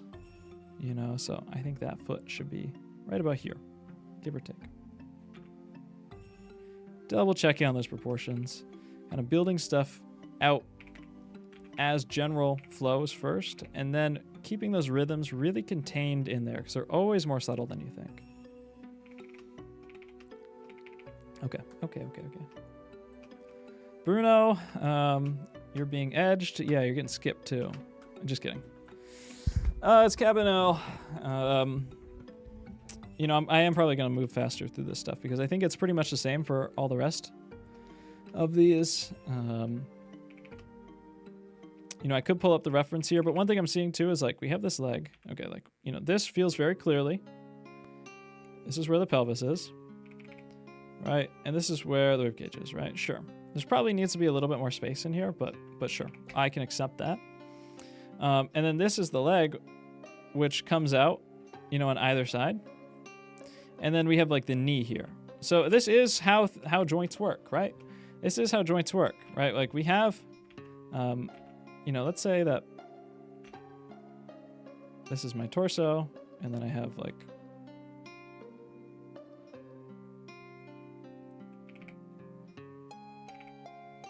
I have my legs that come out like this.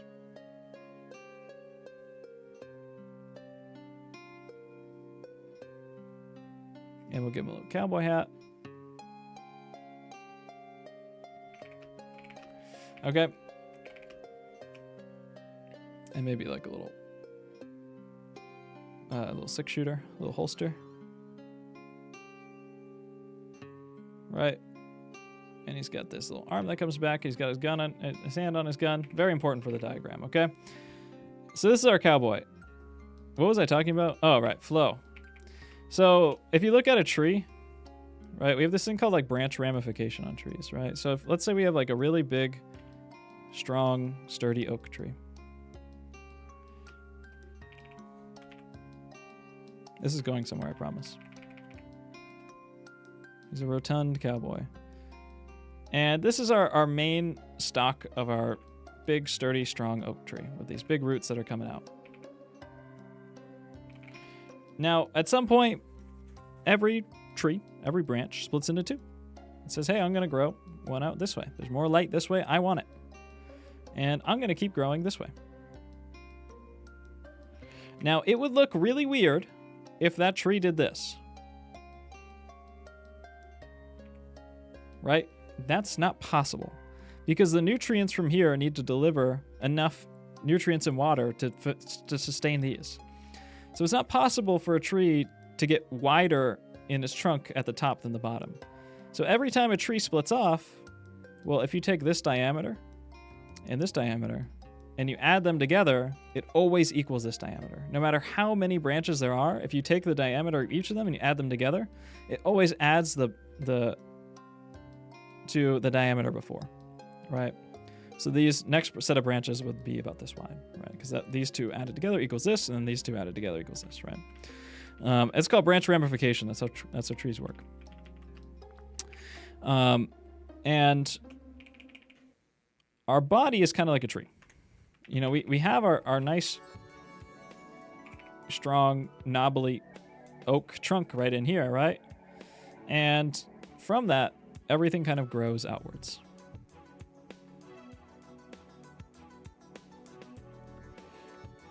And this isn't exactly branch ramification. I just like to explain, you know, random stuff sometimes. Things flow outwards from each other. And in general, you know, probably if you add up the widths of these, it's going to give you about the widths of the hips, you know, and kind of similar to this, although the arms are definitely skinnier, right? But it would look weird if your arm was like this wide, right? If your arms were like this wide, you know, maybe in like creature design, but that's just, the heart wouldn't be able to support something that's bigger than itself. And another way that these things work too is we have these areas of bony landmarks, right? So we have our rib cage. And I talked about these bony landmarks, right? Like we have the sternum, we have the bottom of the rib cage. Right, we have the tops of our hips, we have the pit of our crotch, we have the middle and the end of our collarbones. We have like, you know, we can say like the bottom of our knee, right? We have our trochanters, the top of our legs. We have our ankles, right? These are bony landmarks. Now, here's the interesting thing that happens with these. Every muscle is going to originate at a set of our elbow bonies. Every muscle is going to originate at the start of a bony landmark, and it's going to end at another bony landmark, right? So what happens is you get the obliques, which come off. They come off the rib cage, and they flare out, and then they plug into the next set of bony landmarks. Same thing over here, right? You have the chest, which comes off here, and it connects out to here. This is all scientifically accurate. You have the thighs, which come out like this, and then they plug in to here. You have the quads, which come out, and they plug in like this. You know, you basically get like this, you know, exaggerated. Right, like that's how things work. Everything flares out, and then it goes to the next landmark, and it cuts back in, and then it comes out. You broke my Photoshop. And so I'll take a sip of water. Where am I on this? Oh my god, I'm like halfway. Yeah, a lot of y'all are getting skipped. Oh, it's like giga broken. Okay, I gotta restart the whole program.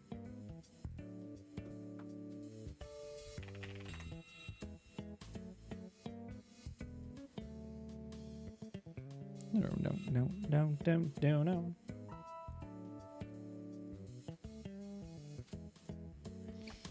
Right. So there's a level of believability to kind of how these systems work. And I'm just making you kind of like aware of different patterns. These are all my drawings. It took me way too long to realize that. Crit stream. Very good, very good. Right. So you do have this, like, okay, here's one bony landmark and here, and we're flowing out to the knee, right? And then we're coming out from here again. Like that is correct, but I think kind of the length of time, like it kind of feels like we have like this, right? And then we have like this, and then we have like this. And it's just it's a little bit like kind of a little bit too clunky and a little bit too spaced apart. Right? These things are kind of nestling into each other a lot more. And also we have different rhythms on different sides of the body. So generally there's a, God, I needed to explain like 10 different concepts in order to explain this. Let's look at this, right? We have these patterns on the, fuck, I hate Photoshop. I hate you so much. I gotta go to Credo, man. I gotta switch so bad.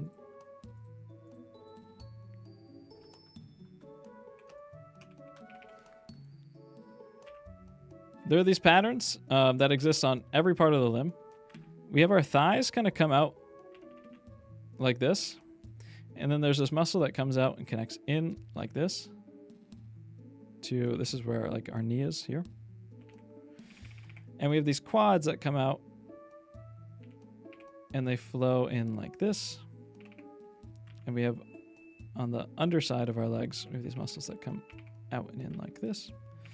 And then I will explain this in a second. On the outside, our calves flow out like this. And on the inside, our calves flow like this. On the inside of our calves, the inside ankle is higher than the lower ankle. Right, we get like kind of this relationship.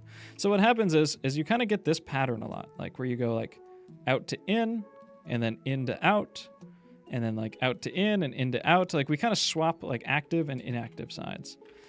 Where one thing will be stronger on one side, it will lead into a rhythm on the other side, which leads into another rhythm.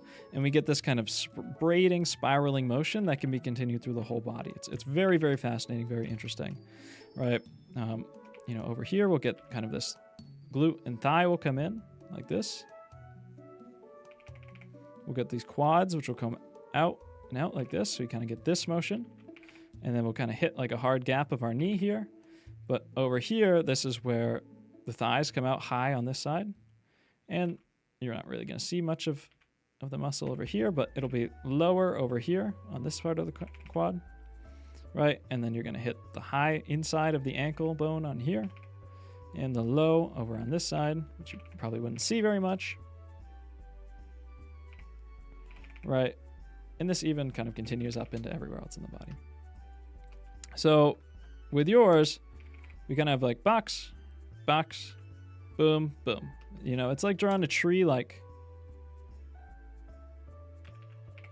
It's like drawing a tree like...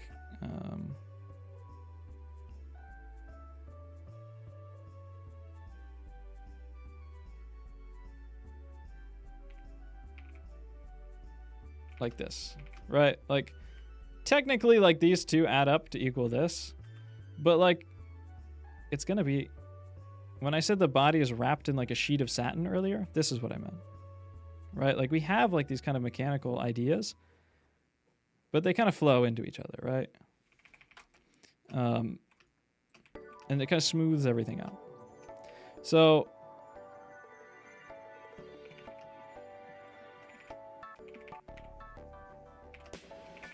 this is our glute comes into here. We have our biceps of our calves. Sorry, our biceps of our upper legs in here. Rectus femoris. No, that's the middle. What is that muscle called? It's not called the biceps brachii. It's called the bicep something on the back of the legs. Why can't I remember that? That's so funny. Anyways. Like, we don't want these two lines on either side to be equal. That's all I want to say, right? So this is going to come off, and let's give it more of a delayed curve here. That kind of tapers in a little bit more. And then we can kind of pull this in a little bit stronger at the beginning and taper it out a little bit less. Right? And then let's make these pull right into the knee here. And let's make the calf pull right out of the back here. And this pull out of here. I'm not looking at the reference. Your angles might be more correct than mine. But this is how you get stuff to kind of move and flow together, right? It does require a little bit of an understanding.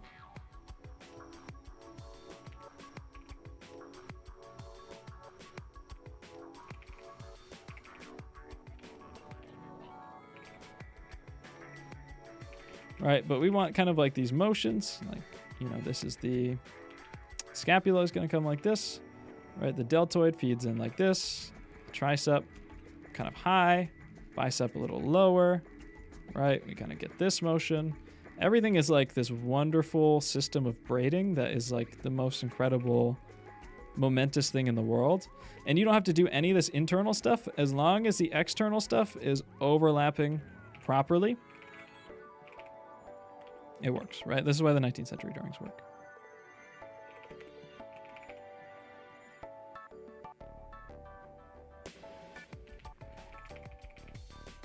Just like this, right?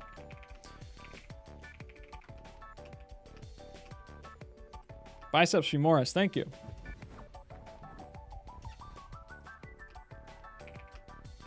Right, so this is like kind of the most fascinating thing about anatomy and drawing for me is like there's an infinite level of like rhythm that you can use to connect stuff together, and we want to avoid this basically. Like all I did was I changed this, you know, to just time itself a little bit better. Like the information isn't any different. I'm just timing it a little bit better. I think I've been drawing for like 6 years now. Maybe close to 7.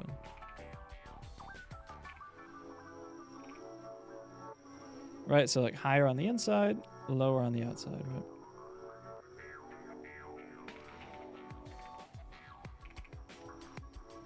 Right, so it's the same thing.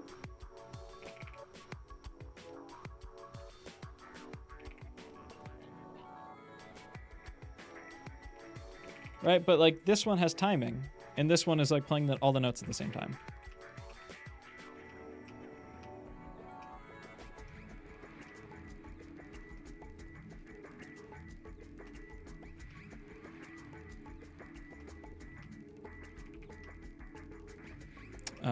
Yeah, I could look at the reference too and get a lot deeper into that, but that's just what I can recall from memory. Okay, very, very good, very, very good. Salpeca, you get skipped every time. Okay. Yeah, I think like the base motion here is okay. I think at this amount of time you shouldn't worry too much about your lights and darks. It's just a little bit too much for you to handle. That's totally fine. Think about those proportions that think about what I've said to everyone else. I'm just not skipping you because I know you always get skipped and you complain about it a lot. And so I really shouldn't even positively reward you, but I am. Okay? Like, this is our head is looking down. It's overlapping on our body a lot. And then, so we're going to think our pit of the neck's probably, right around where the chin is because we're overlapping it a lot. And then let's really kind of push that rib cage egg in here. All right, here's the opening of that. And then I think what's causing this drawing, to be a little bit weird is we have basically a full head height in between the rib cage and the pelvis. And also, I think there's an area in here that we don't fully understand, and there's kind of overlaps in here that don't make any sense, right? That's what's causing it to flatten out. So we'll use the proportional tricks, or proportional counting and stuff that we've learned about earlier.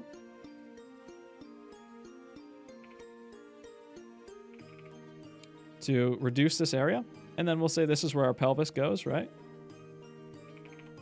And we'll put a pair of underwear on this guy, and we're going to wrap that underwear. Look, I wrapped that around to the back, okay? Here's our underwear that wraps around to the back. Maybe we got like these holes on the sides. You wouldn't be able to see this one over here, right?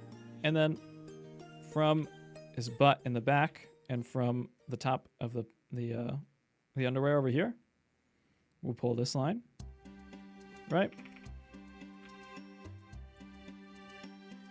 And then it looks like this leg is going backwards, right? So if something is going backwards and away from us, it's going to get like a little bit foreshortened. So this is kind of longer than this. So it's kind of making it feel flat, right? It should be like a little bit shorter. And it should probably get like more narrow. All right, so that's probably a better idea, right? We're kind of moving away, away, away. That's where our knee is going to be. Kind of nice to think of like just like a simple like 2x4 blocky shape for that lower leg. And I'll just pull like a simple, very simple like 2-dimensional triangle for that leg just to get stuff in place. And we'll say like, I don't know what this reference is, but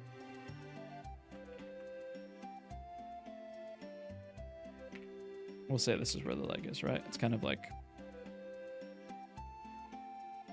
if this is the side view of it, it's kind of like scrunching down and hitting the ground, right? All right, yours is coming out to the side. It's the same thing though, right? It'd be like this. All right, so we just want to make sure that like, I think a lot of it is that the overlap that you have in here, it just doesn't make any sense, right? Like, it doesn't feel like we know we're like, okay, let's top of our hip, let's top of our hip. We got this center on either side, and then we got a leg that comes out from either side, right? What's happening is like this leg is just coming out. It feels like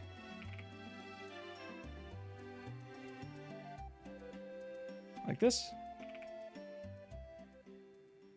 right? And then like this is like a cubist painting.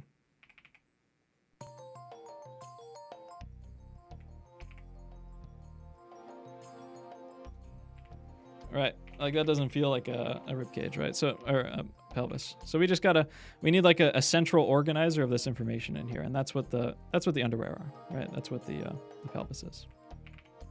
Boom, now it makes sense. Very good. Thank you for your attention to this matter. Saw some of your clips and want to say thank you for your insights. Hey, thanks so much, Decel. Appreciate it.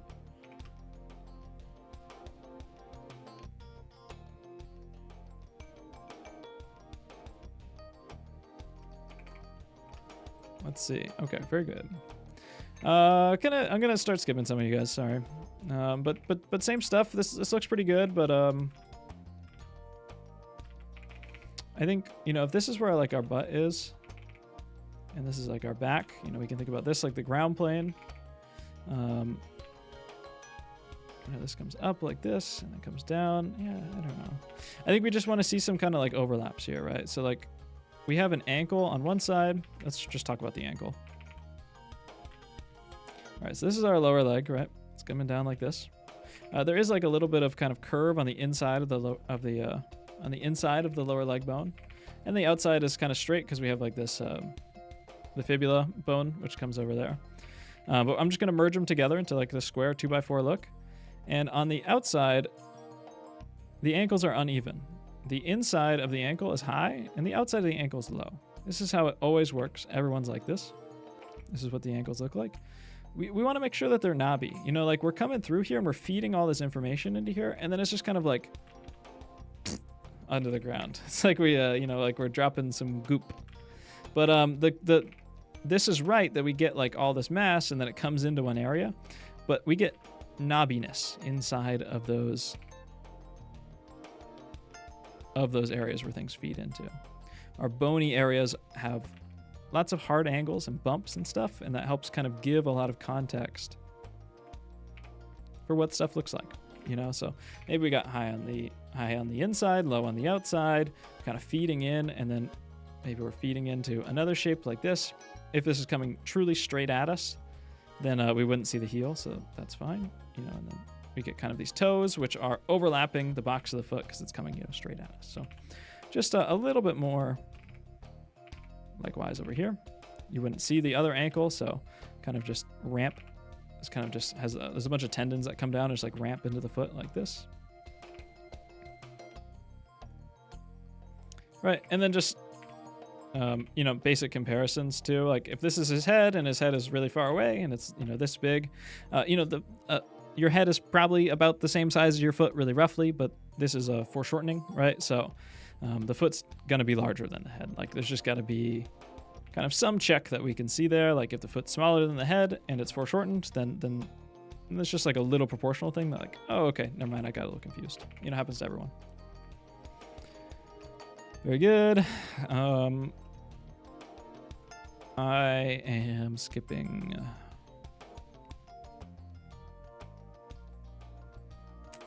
all of them. A little bit more space in between your rib cage and your pelvis. I've talked about it a million times. I would try to shoot, you know, again for this first. That way you can make these. Well, I don't think it's that these lines are too subtle. It's just that you don't have any overlaps, right? Like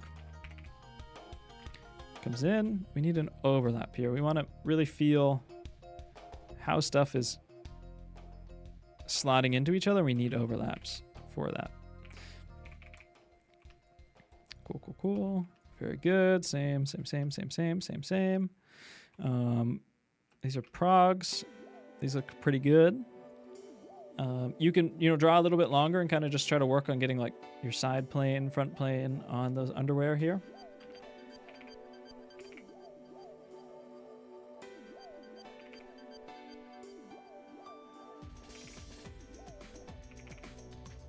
Right, but like it's not bad. And then the stuff I said about kind of the belly and the torso, you can practice kind of from this stuff. I linked Will Weston's in.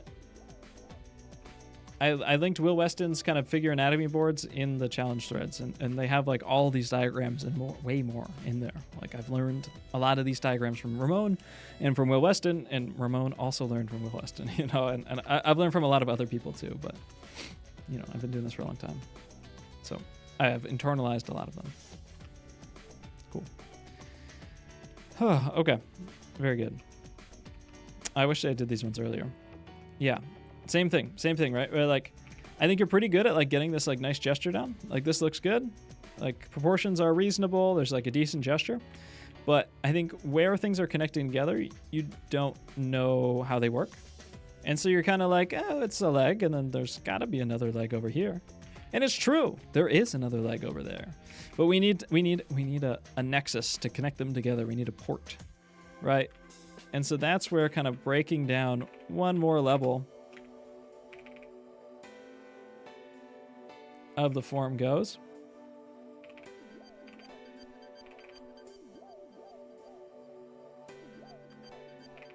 Right, we're like, here are our hips.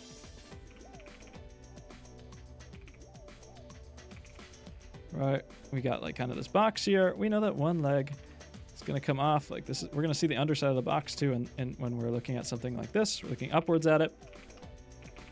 Right, and one leg is going to flow off like this. That's correct. Another leg, remember, we're coming from the butt. That butt cheek is the underside of our leg. It wraps around from the back and comes to the front. It's kind of weird to think about. When you're seeing the underside of the leg, you can think of it like an extension of a really long butt cheek, basically. So we're coming off the back here, and this lower leg doesn't start, your leg doesn't start like this. If your leg started like this, what would that look like from the back? I'm having a hard, it's two-dimensional, so it's hard to understand, right? So we need to connect the butt from the back, right? Don't connect it at the center, you know, bring it down and curve it upwards. That's what we want to see. Boom. Same with this, right? Boom, boom. And then give it a little bit of curvature just in here, just to kind of like push stuff. right? I'll give a little bit of space here. You know, where you have this too, think about like a thong, basically. Think about a thong. This is going to come down, it's going to hug around the bonar, okay? It's going to come down, hug around, and go to the back. That's the, you know, the underside of your underwear, right? If this is the underwear, right, like it comes to the back too, like this. Right, and then that other leg is coming off.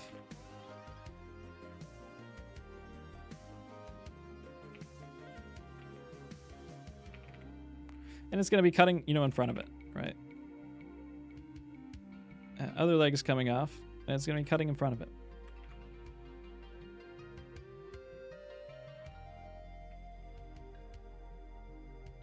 And so you're going to get some overlapping here, right? We have the front leg here in front of the pelvis, in front of like this area, and then in the back, you know, the butt cheek all the way back here, the front edge of the leg. Right. That's how we get this to feel. See how much more three-dimensional this feels? I'm gonna make this stretch over here, over here. I didn't really even push this enough too. Like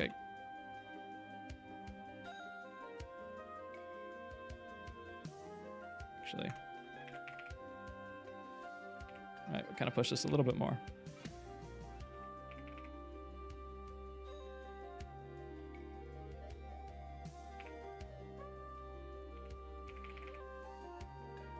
Very, very three-dimensional. Very good.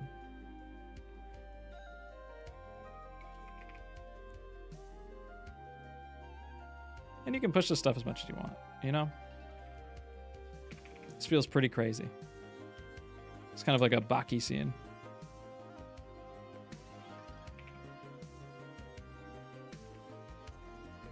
Maybe you'd even have this swing towards the camera a little bit, too, to be more dramatic. And you get like a pinky that flares up at the side, you know? All right, so just pushing the form ideas a little bit more. Baki, ... Do you know what Baki is? Do we know about Baki, chat? Dude, I love Baki. I love Baki. Well, I think Baki was probably the first manga I ever wrote.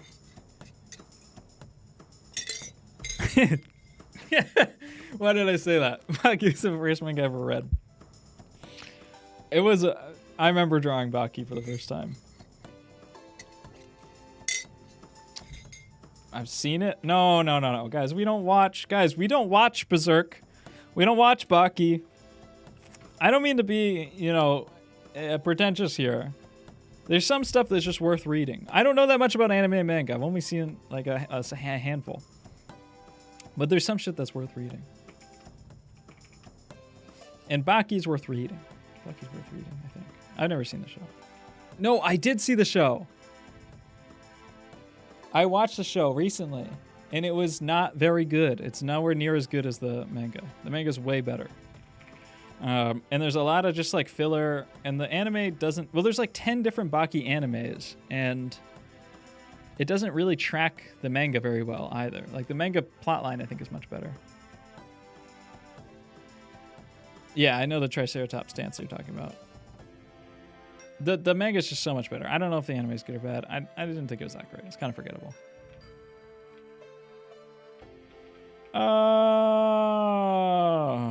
Yeah, pretty good. Pretty good stuff. I think the... Wait. Fuck.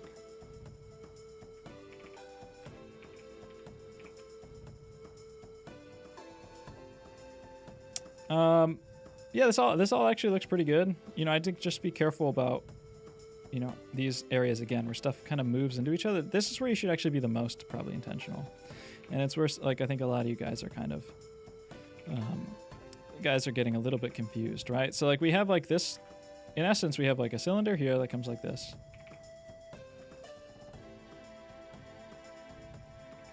All right, and we have a cylinder here that comes like this. And we need to connect them. In like a connector like that, right? And we want to add like kind of another layer of information to that we're not getting from here, right? So we do have, this is like a little bit of the thigh muscle. And then what's going to happen is we have these biceps femoris, just the biceps of the back of the leg, come down like this, and they end up hooking on to either side.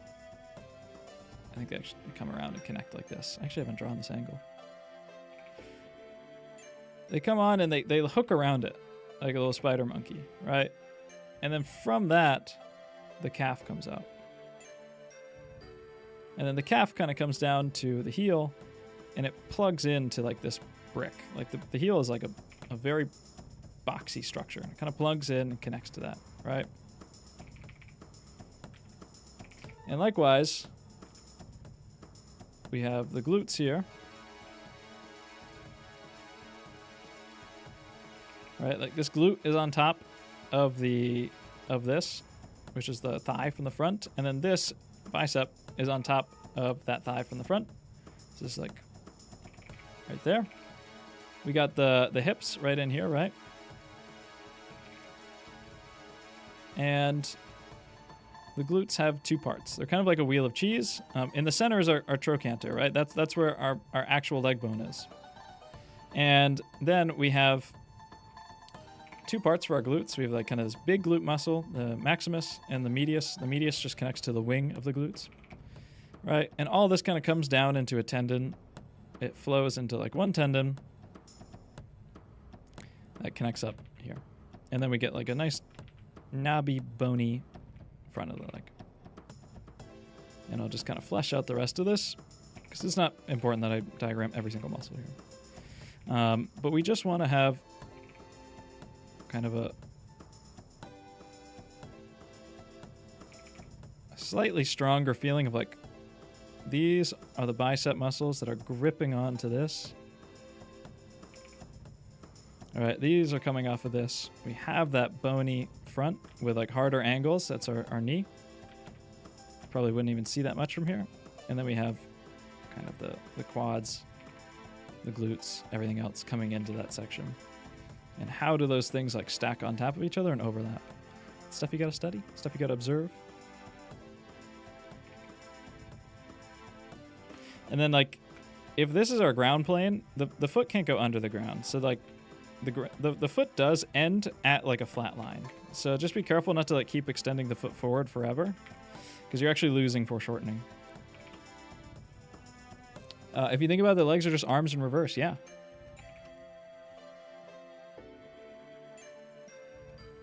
Yeah, that's kind of the cool thing. The legs are literally just the arms, not even in reverse. Our biceps are on our upper arms. We have the triceps, which are basically, well, these are kind of not really. We have like our extensor muscles and our flexor muscles. It's a little bit different because the arm does something very fundamentally different than the foot. It's a little bit different for this, but it's really not that different. You know what's even crazier? Yeah, the deltoids of the butt. That's a really good observation. Yeah, because we have like kind of this multi-headed muscle that kind of wraps around something. That's exactly what the deltoid is, right? A lot of you guys don't know this. Fuck, I don't know if I can draw this from imagination. A horse has a shoulder blade. And then that connects to like a humerus bone that looks like this. And then, let me draw ourself first. So we have a shoulder blade like this. And then we have a humerus bone like this, right? And then we have a radius bone like this and an ulna bone like this. All right, and that connects out to our hands, which has these little carpals, and our metacarpals, and then our fingers, which are our fingers, our digits, right? That's an arm. A horse has a scapula. It has a humerus bone, like this. And then it fused together its ulna and radius because it doesn't need to rotate. Horses don't do this with their paws, with their hooves, right? And then it comes down like this. And then it has like this knob here because it took the carpal bones inside of here and it fused them all together because it, again, doesn't need to rotate. And then it fused all of its carpal bones like this. And it comes down like this. And then it has a little bone on the inside like this, right? That's all of the digits fused together. and then it grows a big toenail. That is a horrible looking horse hoof. There we go, a little bit better. And then it grows a big toenail. It's the same thing. It just fused a bunch of the bones together. So like you can even think about it like, I've never drawn this before, but I saw somebody draw this in a class like 4 years ago. So you think about it as like our scapula.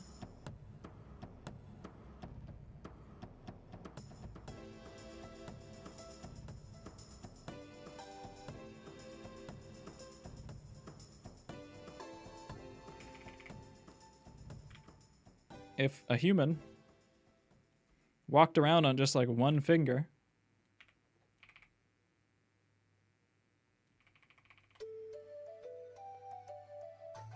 like this everywhere, right? We'd have our scapula, our deltoid, maybe this would be the tricep. All the muscles are the same too. Because here's the truth, Nuke.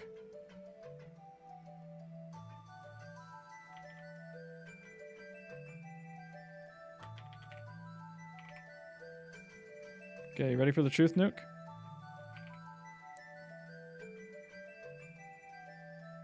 I'm just focusing on the drawing. I'm not building suspension.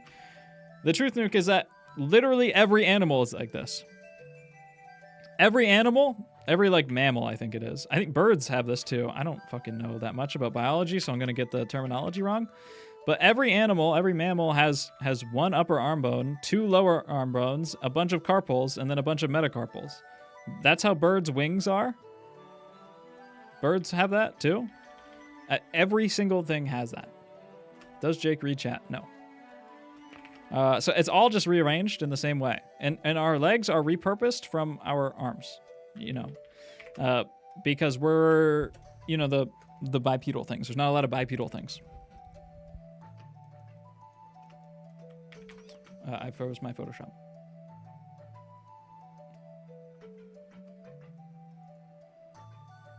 It's pretty cool, though. It all comes from basically, it's just the same rearrangement of different things. So, like, if you're pretty good at human anatomy and you're good at drawing form and stuff, like, you'll pick up the other stuff, too. Coolio. Let's move on.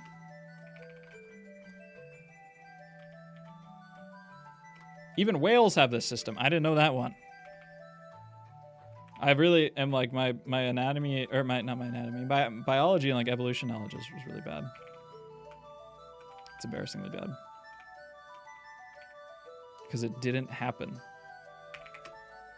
I spawned in 2,000 years ago and just started playing in a sandbox.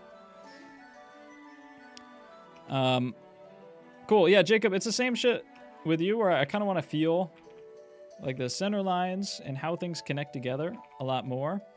And I want to see how things like overlap on each other too, right? Like I want to see how something stretches, pulls over another thing, comes in. I want to see like how this thigh is like squishing out in front of this. How we have like these lines coming in from the abs, how like our ab lines stretch off of stuff. How like this is probably going to pop out a little bit more. We're going to have that thigh muscle come out. Right. We're going to have that bicep of the leg come around from the backside. The glutes are going to come into the side here. Maybe this is like the front so we wouldn't see it too much.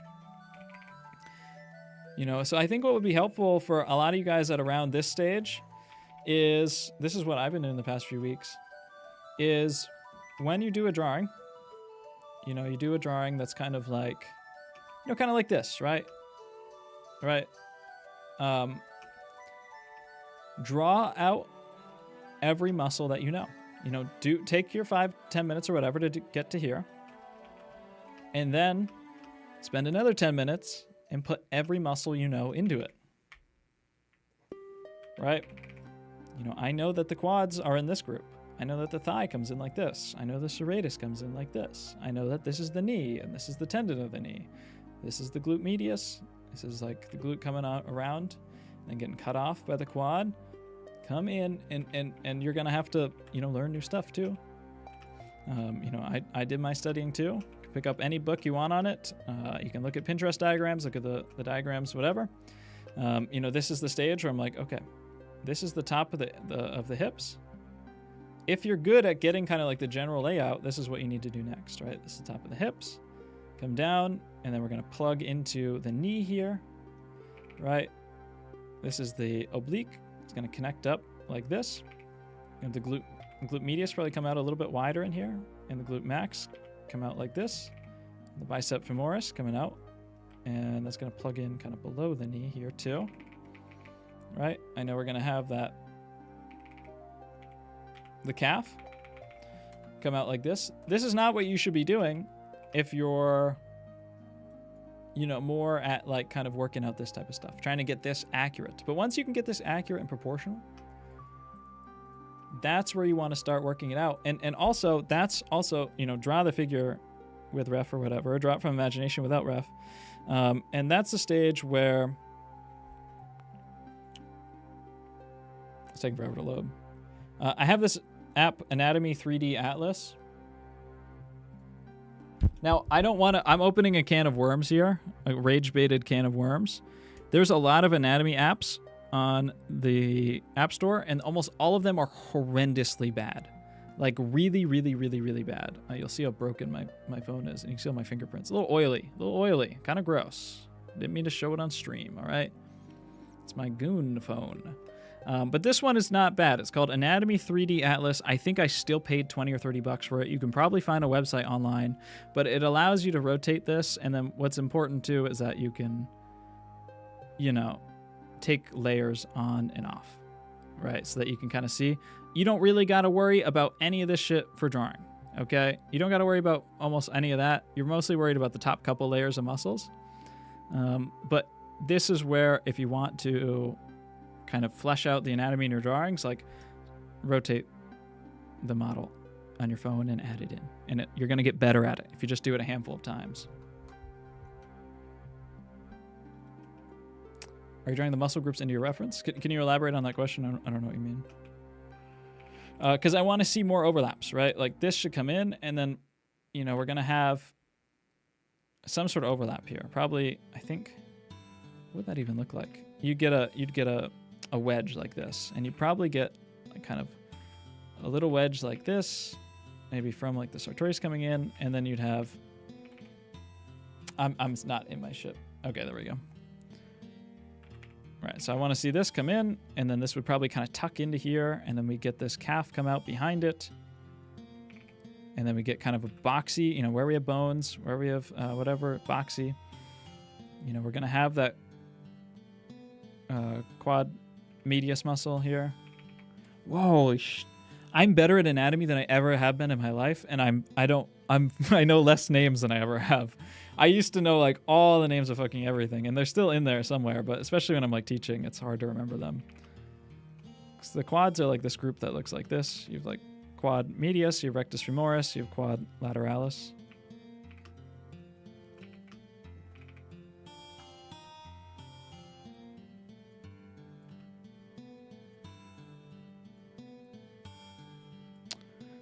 Yeah, I want to see that.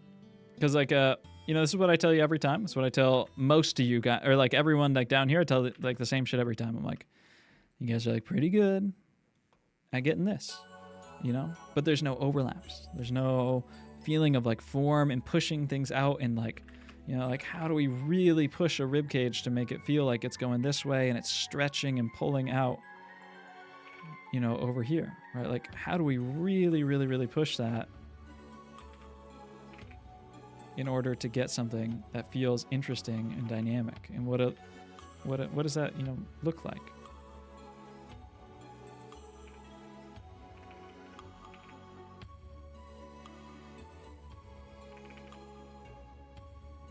You know, and that's where like the Lanteri book is good. If you don't know what I'm talking about, it's something that I recommended Jacob a while ago. He shows a lot of these kind of like rhythmic connections. It's a 19th century book, and if you go to my website, halftonestudio.art, if you go to my website, halftonestudio.art, there is a 19th century book list, and the Edward Lanteri sculpting book is in there. He's a sculptor. It's a sculpting guidebook, but there's a lot of really great anatomy diagrams and stuff in there. Right, like we want to understand stuff. That's very cool. Understanding stuff is cool, by the way. That's what I meant. Okay.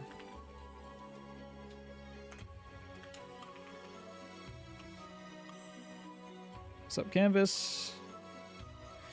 Do you draw through the figure and refine it, or piece by piece?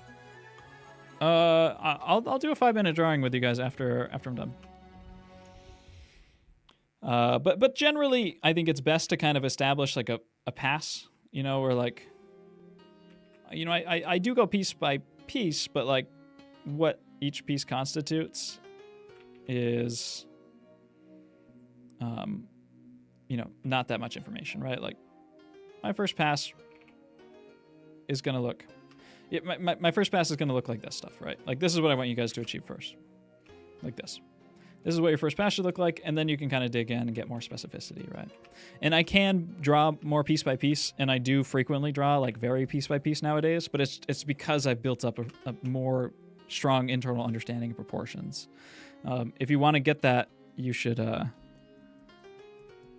draw the whole thing first, you know. That way you can kind of correct those proportions before going piece by piece. Eventually you can kind of merge this stuff together. Cool, it's the same stuff, really, as I told Jacob here, where you like overlaps, proportions, kind of gesture. Yeah, I want to see how this stuff comes together. And I want to see too, like, this doesn't do that much to kind of push the form. Like, just at the edge of everything, you're adding kind of hatching. But it's not super descriptive of how it... I don't think it adds that, like, much. So, you know, I think if you're trying to do, like, a quick sketch and you're trying to show form, I want to see more lines that look like this, right? Like, here's our chest, here's our rib cage, right? Here's our obliques coming off of it. Maybe a little bit smaller. Right, a little overlap. Those obliques go on top of the rib cage a little bit. It comes out and in.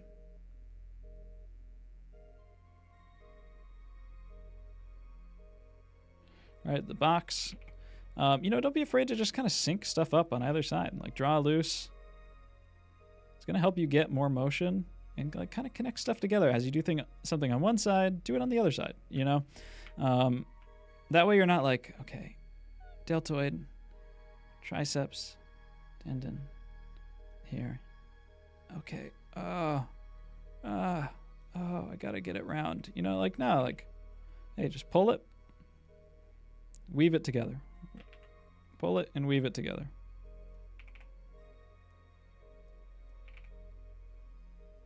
This is like way far away from the from the torso. I'm also not thinking of the whole.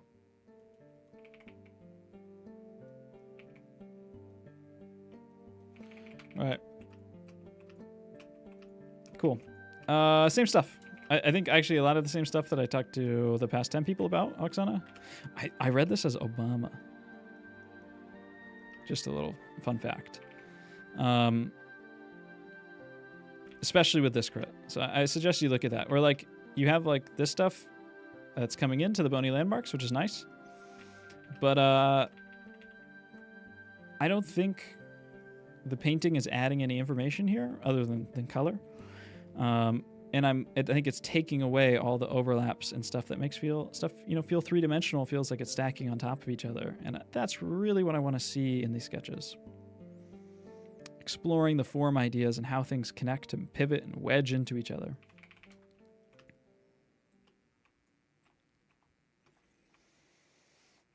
And that's going to start skipping. I'm going to start skipping. Yeah, these look really nice. Just kind of like, they're 5-minute drawings, so it's kind of tough to critique the proportions, but yeah. Kind of if you spend longer on them, kind of just building out some more structure inside of here. Maybe drawing through a little bit more. These look pretty nice though. Same thing, splash. I think that was this one, right? Like, it's a nice general idea for the leg, but you know, I want to see, you know, these groups and how like this comes in front of this. This comes out from behind it. You know, we have the knee in here. Sorry, there's something happening outside of my window there. That was really distracting me. I can't have two things going on at once. You know, and a little bit more confidence in the lines in here too. Like it's a little bit like get used to pulling this and then pulling stuff out of it. And your lines don't even have to be perfect as long as they kind of have like a little bit of like overarching character and flow to them. Same deal, same deal, same deal. Same deal, Michael, especially, you know, the pelvis stuff, right? Like coming out. Just like wrap it around a little bit more. Kind of get some more connection into this stuff. You know, and that leg is coming down. This is a tough angle. And we're probably going to see that leg kind of coming towards us when it hits the ground, right? Like, unless he's floating in the air and his leg is kind of just hanging down. It feels like we're at a really low angle here and we're looking up. So we're going to get kind of more foreshortening on that foot, right? Maybe a little bit more like that. And everyone has the tendency to make the feet too long, and it flattens it out or makes it look like it's hanging down. All right, same with like if the ground is like this, you know, then the bottom of the foot has to rest on that ground. It shouldn't like curve down anymore. You know, same in here, like boom, thigh, boom, there's a sartorius muscle, connects into there.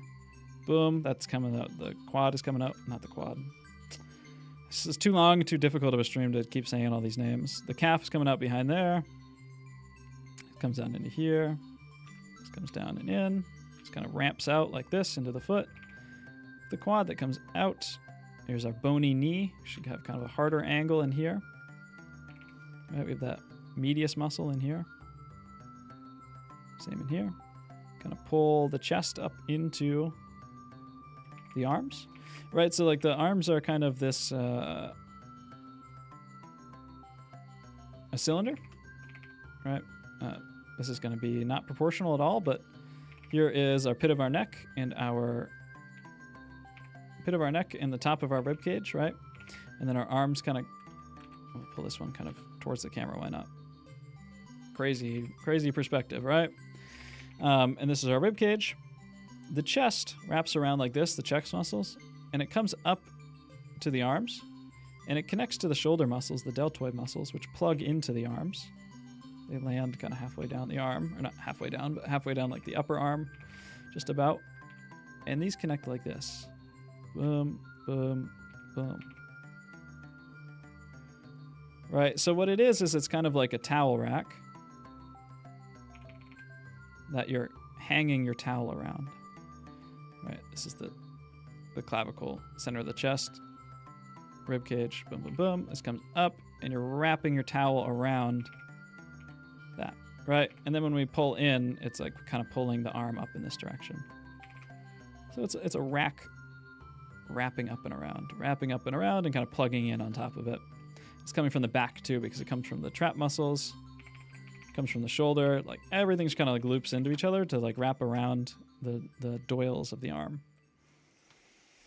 Yeah, same.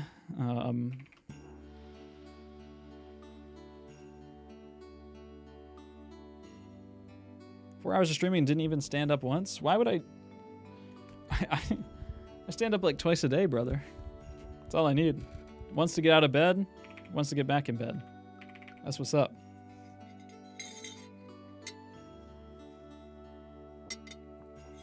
Are you thinking of all this while drawing from imagination? Yes, especially while drawing. You need it more when drawing from imagination, right? Yeah, if you're drawing from imagination, it's more form dependent because you can just grab all that information from the model if you have all the time in the world and you're just drawing from reference, right? Now, it would be wrong, it would be a bad idea to say, okay, drawing from imagination, it's more form dependent. Okay, I need to do this pose of this pirate, so, okay, like, you know, he's got his head tilted down and that comes off the inside of this box, right? And then it like connects to here, and then we connect like this, and then we connect like this, right? And then here, and then I need this, and then the chest comes up and it connects like this, you know, and this comes up and connects into here because that's what Jake said, and it connects into here, and then he's got like one arm that comes out as a cylinder like this, and then gotta layer those muscles on, you know, right? Like, you'll never get a good drawing done that way. It's way too much information. But yes, you know, when you're drawing from imagination, same way, this is what Quick Sketch is for. When you're drawing from imagination, you're kind of starting out in the same way you would on like a 2-minute or 5-minute sketch. You're kind of like thinking like, okay, like we got this character. He's kind of like this. You know, maybe he's got one leg that comes out and then back in. It's kind of slanted. All right, he's got one leg that kind of comes down and in.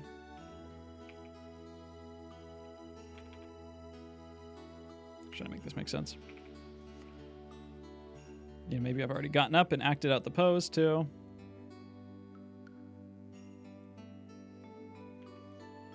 Incredibly messy.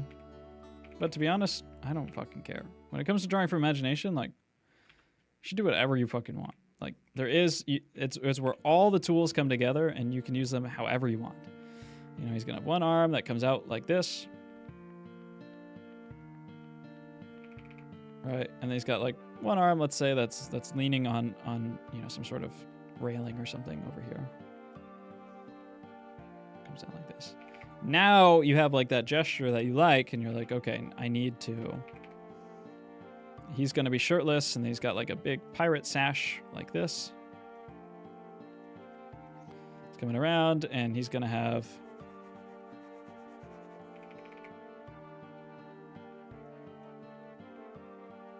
you know, his flintlock pistol inside of his sash.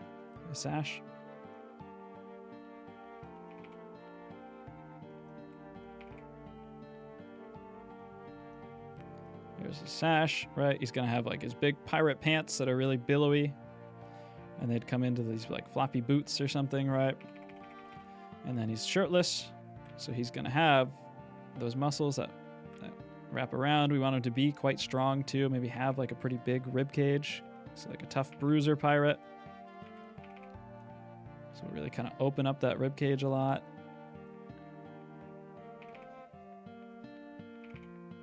Right. This is where I'm doing the towel rack thing. I want to connect our towel rack up.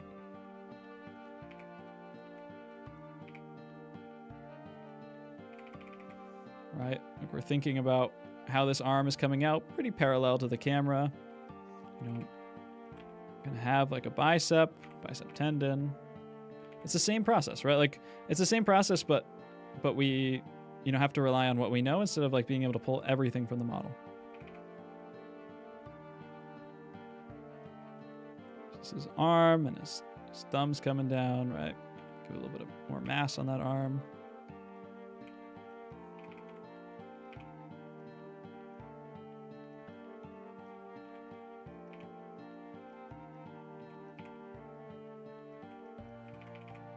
All right, it's like not the prettiest thing ever, but it's a super quick sketch.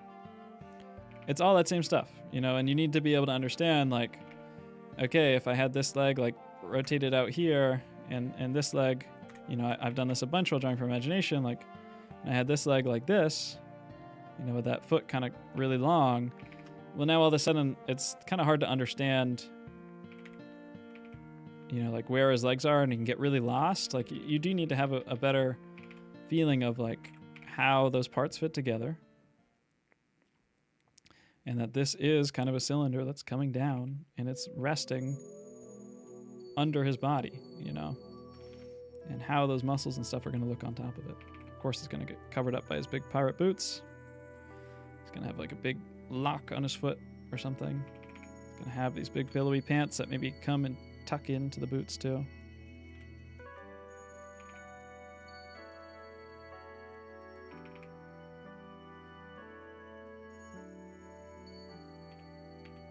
What do pirates have? Beards? Eye patches? That's for sure. I feel like the eye patch comes like this. Maybe a big like corncob pipe.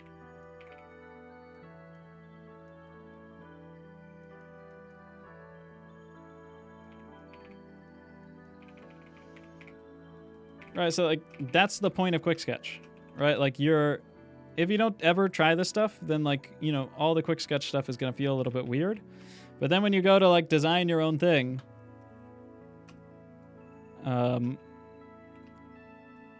then then like it actually makes sense, right? Like, oh, we do 2-minute drawings so we can understand like basic poses. And like I'm not supposed to get all the muscles in a 2-minute drawings. I'm just trying to see, you know, how the weight is distributed when like this sword fighter is in this like crazy lunging stance, you know, like throwing their arm out like this. Like that might be a useful drawing to me because I'm only looking for one thing in a really short amount of time. Right? Like doing 12-hour drawings is good for me because of these reasons. I understand lighting and stuff like that better. Doing, you know, these 10 minutes, 20 minutes drawings or breakdowns where I'm like kind of understanding the form stuff, like that's why that matters to me. Any level 0 stuff to start this, I think that it's wrong. Like, you know enough. Like, I think it's really wrong. You should stop babying yourself. You should stop protecting yourself, basically. Like, I know this kind of sucks to hear because I've heard it too, and that sucks to hear. But I've spent 5 years protecting myself, 5-6 years doing it, and you don't want 5-6 to become 6-7. You know what I'm saying? So you shouldn't baby yourself. You don't need level 0 exercises. You should do this. This is the level 0 exercise. You can suck at drawing. Most people are really bad at drawing. Okay. Most people are really bad at drawing, okay? That doesn't stop them from making little cutesy, fun characters with like, I don't know. I'm really bad at this stuff because I've never done it. Where they, make their like little silly characters and they draw little like mushrooms and they make little postcards and they sell them at your little coffee shop or whatever, right? Like most people, that's all they ever do and they never learn any of this, right? They still get really good at making this. I'd imagine you're really bad at making cute little characters and cards that sell at coffee shops. That person is better at design than you. Okay, like you'll never do this into being better at design than them, right? So like if you want to get better at design, you gotta make shit, right? And it will tell you what you need to figure out along the way. But like you have to do a lot of this. I'm not very good at it either. I've only started doing this year. But you don't need level 0 stuff. Like you need actually like level 10 stuff, and it's going to tell you like the level 0 stuff that you don't know. And it's pretty easy to learn the level 0 stuff, to be honest, because it's level 0. Yeah, I liked your cow I still don't know how to fucking draw a cow. I have not learned. I have not learned since. There's probably a nose. There's got to be a mouth. This is just a dog, though. What does a cow look like?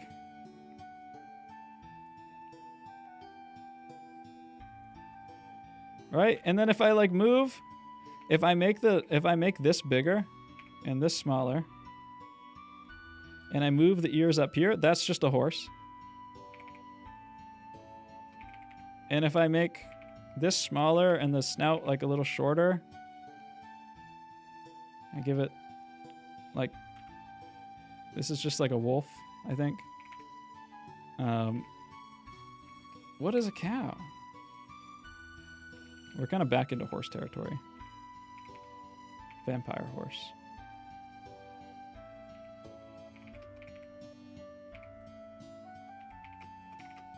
Cool. I don't care what a cow is, all right? When I need to draw a cow, I'll learn how to figure out how to draw a cow. But it's never... certainly hasn't come up on any sort of public stages in front of hundreds of people where drawing a cow would be important. I don't think a cow is a big dog, though. I'm not sure, though. When it comes to drawing for imagination, I like... my favorite subject for imagination stuff, I like the... big surprise. I kind of like the fantasy stuff that was really popular around the turn of the century a lot. I think like pirates and vampires and that type of stuff was really popular. Like think about N.C. Wyeth and like Treasure Island type illustrations. I think that type of stuff is really cool. Yeah, pirates and pre-Raphaelite, like Renaissance and medieval warfare type stuff, knights and castles, combined with pirates and, any of that like general fantasy stuff.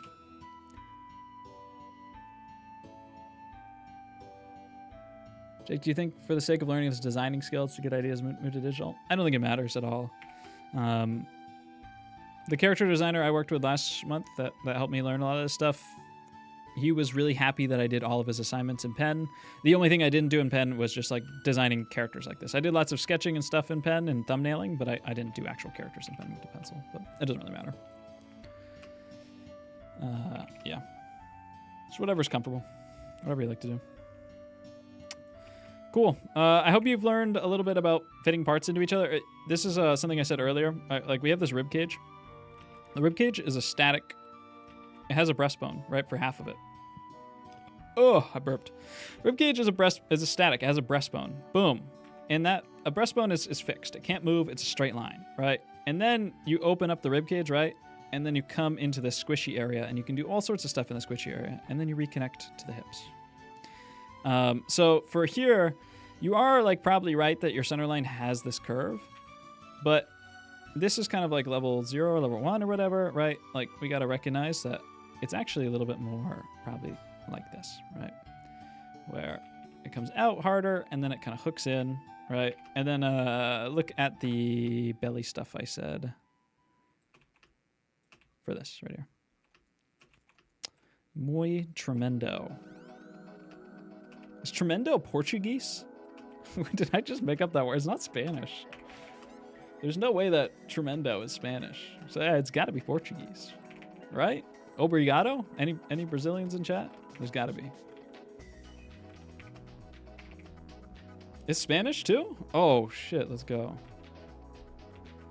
Estoy gringo loco. Oh, and it's Portuguese. Obrigado. Opa. Cool. I'm probably gonna. I think I've gotten a lot across. There's actually not that many of these. Krista, I actually really like these drawings. These are really good drawings from you. And actually, the form stuff is really good here. It's like actually, I don't know. Like maybe you've practiced other form stuff too before you started doing like the long drawing stuff because they're really solid. And I like that you're checkerboarding out the ground too and just like kind of feeling out a basic. I think this is really, really good skill to be able to do this. And just like drop a figure on top of it is something I did not learn until recently. It's just like what Ramon and Devin told me when I was asking about learning perspective. They were talking. They said like you don't have to learn like everything about like architectural drafting perspective depending on what you want to do, but you do kind of have to be good at like cowboy perspective, which is like just throwing out a grid wherever you are and being able to like place stuff on that grid accurately and like kind of understand like roughly how, more than roughly, pretty well how scale works. So I think it's really nice to kind of throw that down on any figure drawings. Tim got skipped hard, so I'll come back to you. I just got excited about this drawing. Yeah, I like how all this stuff is fitting together. Actually, I think all this is working really well. Kind of like this underwear here, like this thong shape, which is good. I think what this leg is like a little bit weird, where it's kind of like jutting outwards this way in a way that's a bit strange. So, we have like, in general, our underwear shape, which is a little bit indescript. We have like our box shape too, if we want. It's probably something like this, right? And there's kind of like these wings, right? And then what happens is we have our trochanter, our upper leg bone, the femur. It has this head here, and then it has a ball, right? And the ball goes into the socket, and then it kind of comes off the head, and then you get the shaft of it, right?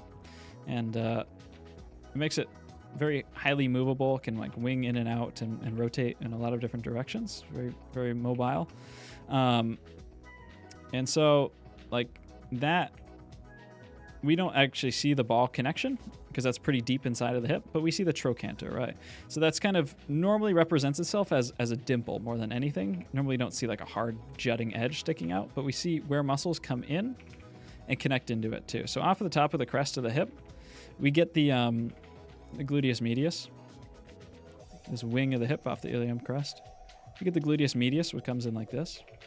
And then which comes into the top of that hip is the obliques, right? So you're going to get this kind of coming off here, connecting in like this is the obliques. and then you'll get kind of like a hard step down onto the wing here, and then you'll come off and step off into the medius here, right?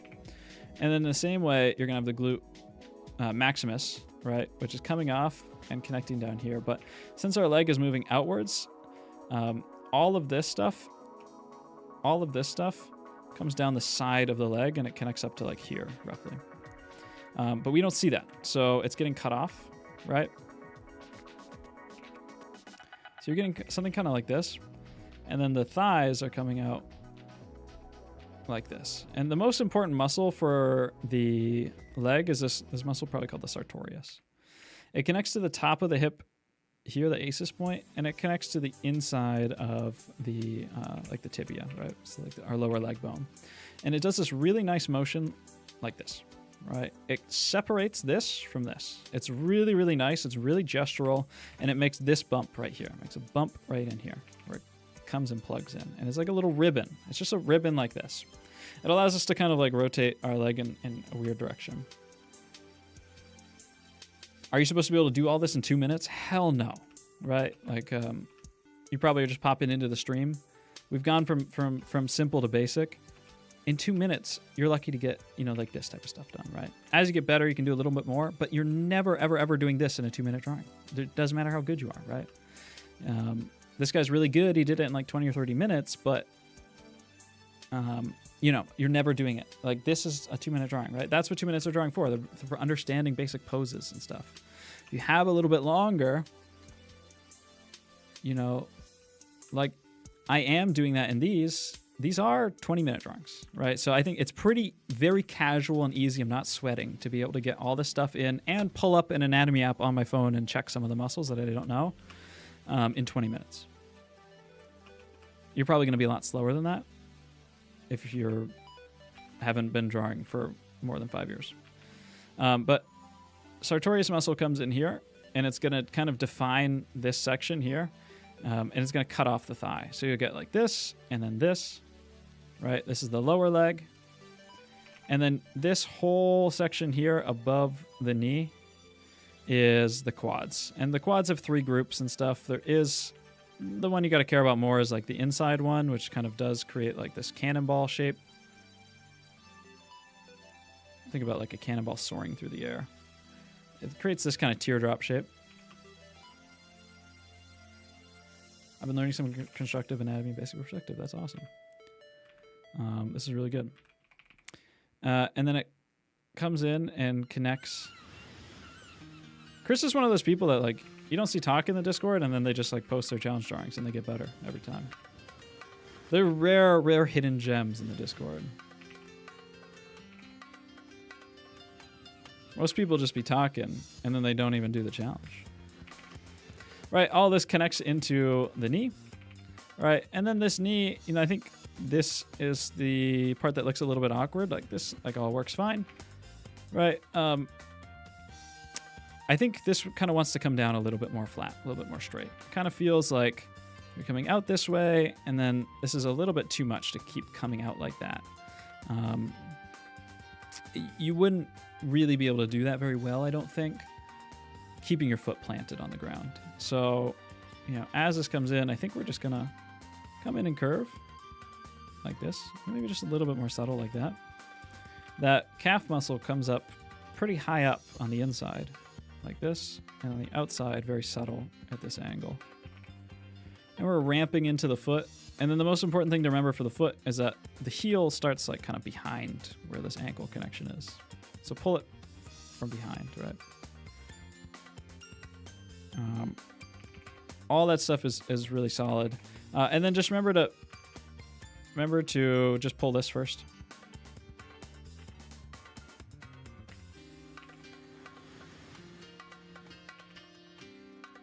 Right, remember to pull that first.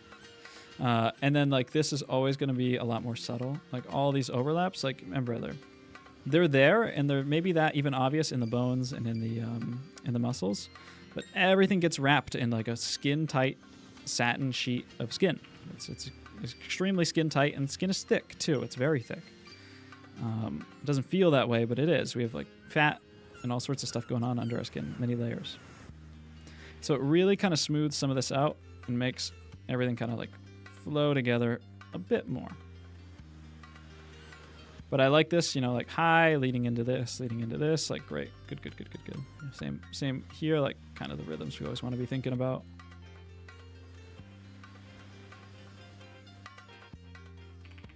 Very good, very good. Yeah, all the connection stuff on here feels pretty solid.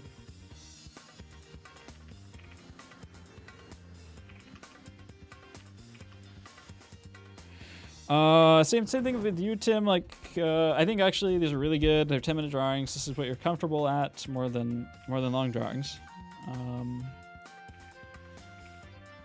So, you know, there's just like a few areas too where like kind of digging deeper in some of the anatomy would help you.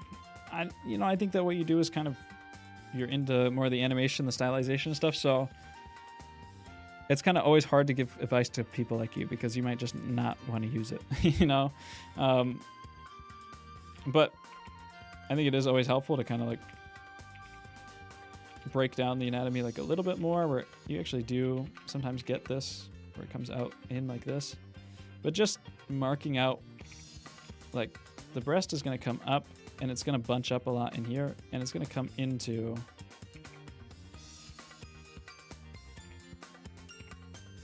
bunch up and into the elbow. Like I think like these rhythms of like bunching up into the elbow. I'll even reduce my pen size. Like this will come out like this, connect like this, and then like this kind of comes out. Maybe get like a little bit of overlap just to kind of trail it into here, and then like a little bit of overlap on here, maybe even a little bit of overlap onto here.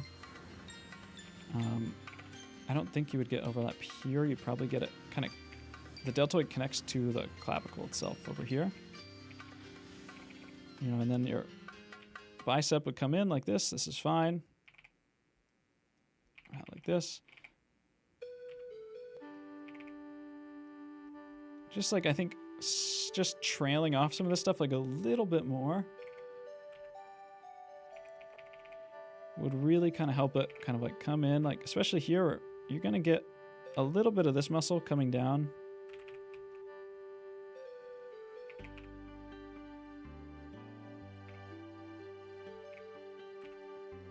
This is like the medial quad muscle, that cannonball muscle. It comes in and hooks in pretty sharp. Like you kind of get this, and then it hooks into the knee like pretty sharp. This is really messy in how I'm doing this because I'm erasing your drawing, right? This comes out like this, right? We have like upper glute muscle and then lower glute muscle. Right, just that. Same here, this comes in and then out from underneath it and behind it, and it hooks in. You can even do it like that. You could also do it like this. All right.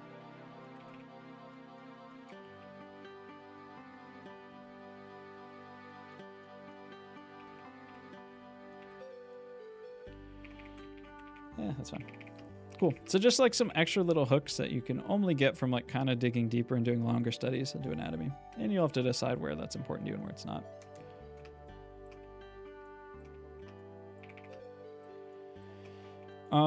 Same with this stuff. This is pretty much, yeah, the last couple ones I'm going to do. I am going to talk about these, but to a lesser extent, for reasons that Poifo already mentioned.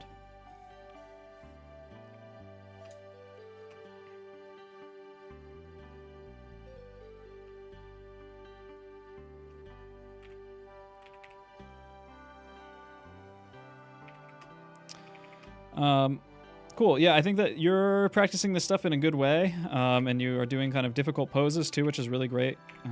Because you know, at your level, you definitely like see how this stuff connects together. I think on like a pretty decent way. But I think there are some areas where like you're using kind of simplified like mannequin ideas that are starting to hold you back in how stuff connects together, right? Like I think using a ball for joints is kind of okay. But it is kind of holding you back in some of this stuff, right? Like I've talked a lot about how, you know, on Krista I talked about this stuff too. I've talked a lot about how like this leg connects to the hips. in past crits here that I want to see here from you too, because it kind of feels like it's just like kicking outwards a little bit too much, and then kind of biting inwards, and it doesn't feel like it's supporting the weight of the figure.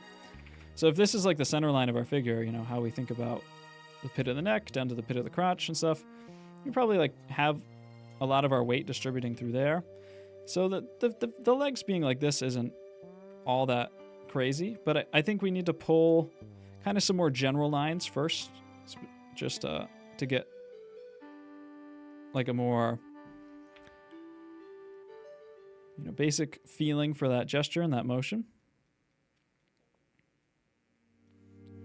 Right, just so that we can check it. Because what's happening here is it's like a little bit too much happening on this contour that isn't serving a purpose, right? Like these overlaps, you know, besides some of these, like some of them are in the right spot, but they're not really kind of helping the overall thing, right? So like, let's move this foot in, and more importantly, move the foot in and shorten it a little bit, and that's going to bring it kind of under her more instead of this feels like it's jutting outwards too far in front of her.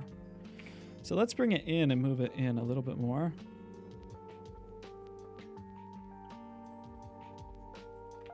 Yeah, it's lost a little bit of our motion there. Probably pull it out a little bit more. It's subtle stuff with this. Let me think here. So come out like this.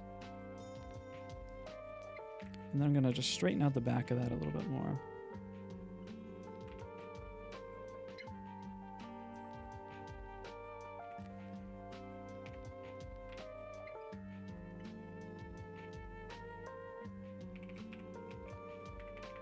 Let me think.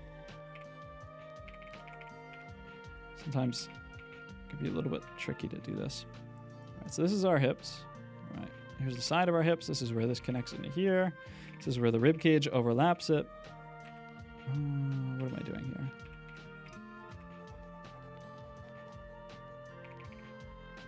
This is that glute. It's going to come in, connect. That leg is going to come out. It's going to come down.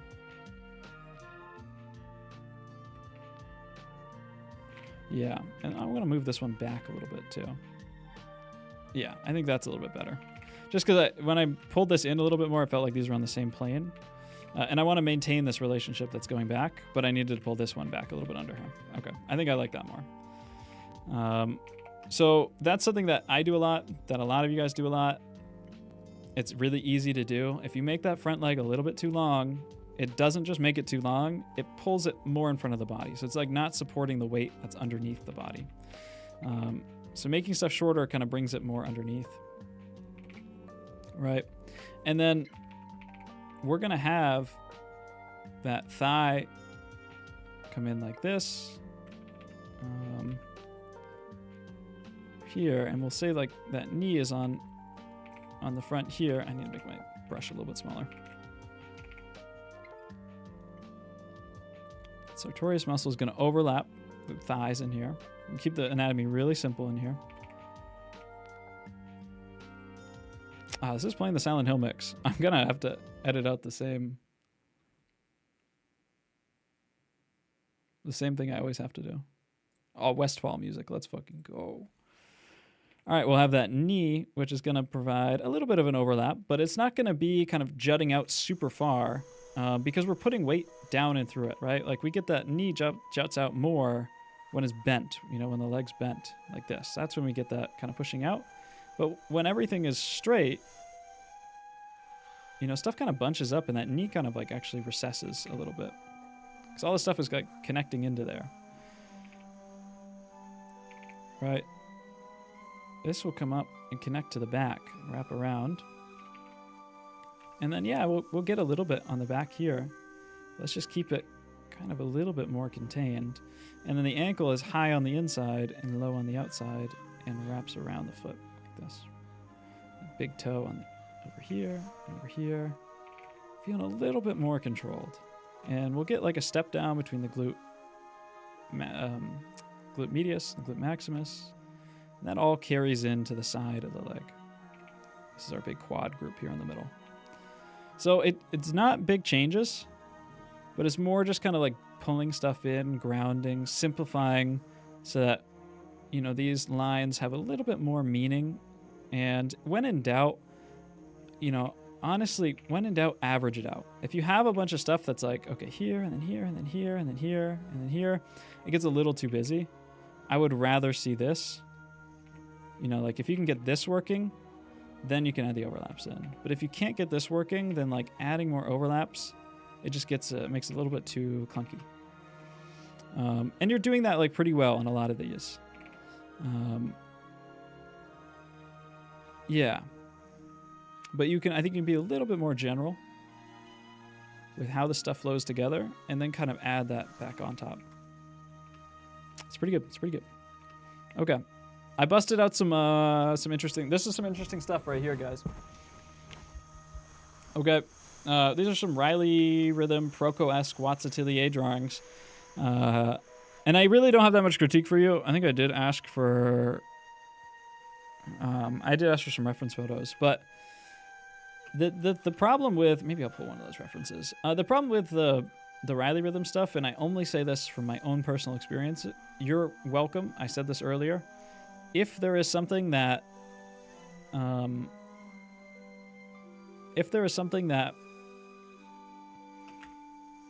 you like more, then you should just go do that. If you like an artist and what they do, then you should just go pursue what they like to do. So I think that anything I'm about to say is respectfully, I'm censoring a reference photo, respectfully and easily countered by saying, yes, but Jeff Watts is better than you, and he's been doing this longer than you. And I think that's perfectly valid.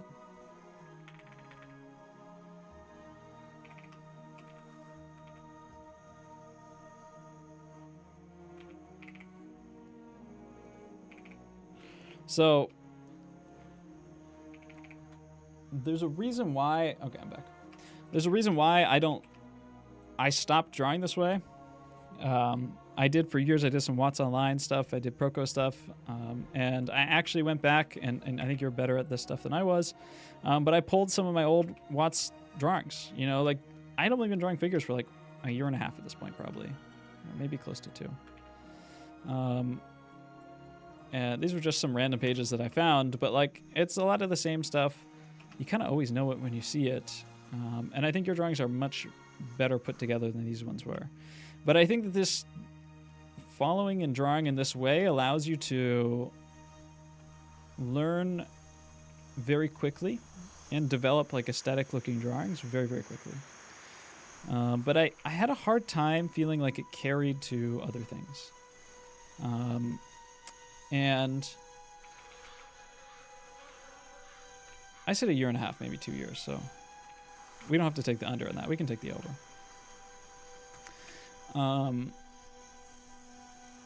But I hit a lot of walls, and I see people all the time who learn this stuff, like asking, like, oh, how do I make it look like, you know, Frazetta, or how do I draw from imagination with it?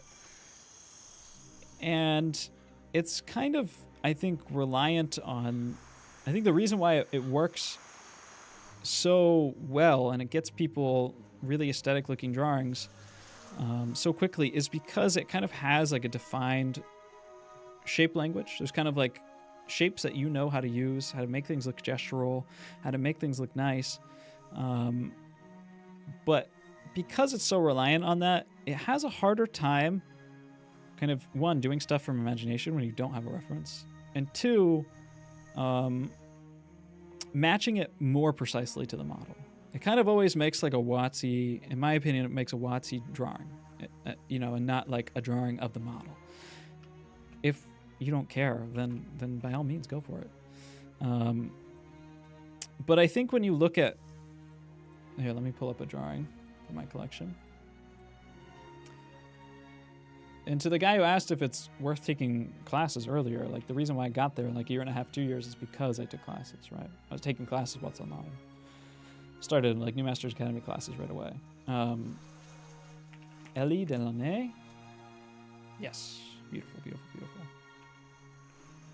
There is a director or anatomy, just a figure drawing teacher. He had an atelier at the École, French Academy, or whatever you want to call it.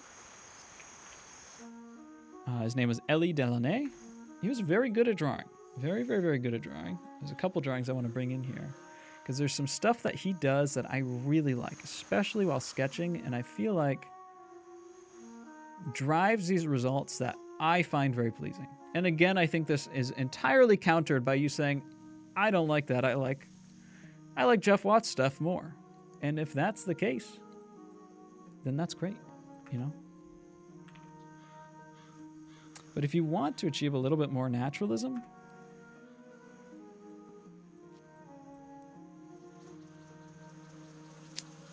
it's this drawing, yeah. Okay, it's the last one I'll bring in. I think these drawings are really nice to look at. There's just stuff that Ellie does in these drawings that are really incredible. You know, like, first off, when you see me talking about this construction stuff, you can actually see very, very light pencil marks here that's moving around. It's moving around the drawing, almost barely touching it, like this. And, like, see, look what he's carving out when he does this. It's casual. It's not, like, any specific shapes. But see how it's, like, very, very nicely building out the body. Also, like, look at this, too, right? This is probably how the whole figure basically started. All right, you can see some, like, scratchy lines back here. But when I say this kind of repeated line that, like, the figure is this very kind of mechanical frame with these muscles that move on top of it, and then it's all gets, like, wrapped in this, like, latex suit, basically, which is the skin. It all gets wrapped in satin. Like, I think that, like, the Wattsy or the Loomisy way, or whatever, Riley way of drawing is, it has these kind of systems that play out. Like, this all happens, but there's nobody's arm in the world that looks like this, right? Like, this isn't anyone's arm. This isn't a shape that happens in the body, right? Like, what happens is, like, the biceps come out of here, and they come in, and they tuck in, and they kind of go like this, right? And you see, like, a little tricep behind it, and you see a little brachioradialis, not even that much, probably more like this, right? And then you see, this is a bony connection. So where you get bony connections, you do get sharper edges, right? And you do see that stuff in here, right? Where he finds this tendon coming out, and then, like, he does get really kind of knobby in here, where you have all these bony connections and insertions, and then you return, you know, back to the graceful flow that comes out, connects and plugs into different areas. And you see this a lot, especially in his drawings. Something that Ramon showed me a long time ago. There are just, like, these little hooks, and it's hard to see in some of the more finished drawings, but especially in this one, where you see these lines come in, and they kind of just, like, hook, right? They kind of come in, hook. Kind of come in and hook. And it's this, like, really brilliant, fluid, dynamic way that these ideas connect together.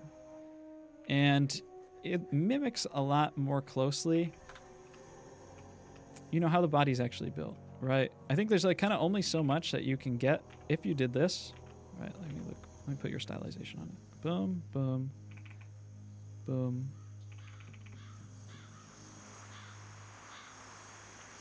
It would be like this, right? You probably get, it's a little bit too wide. Something like this.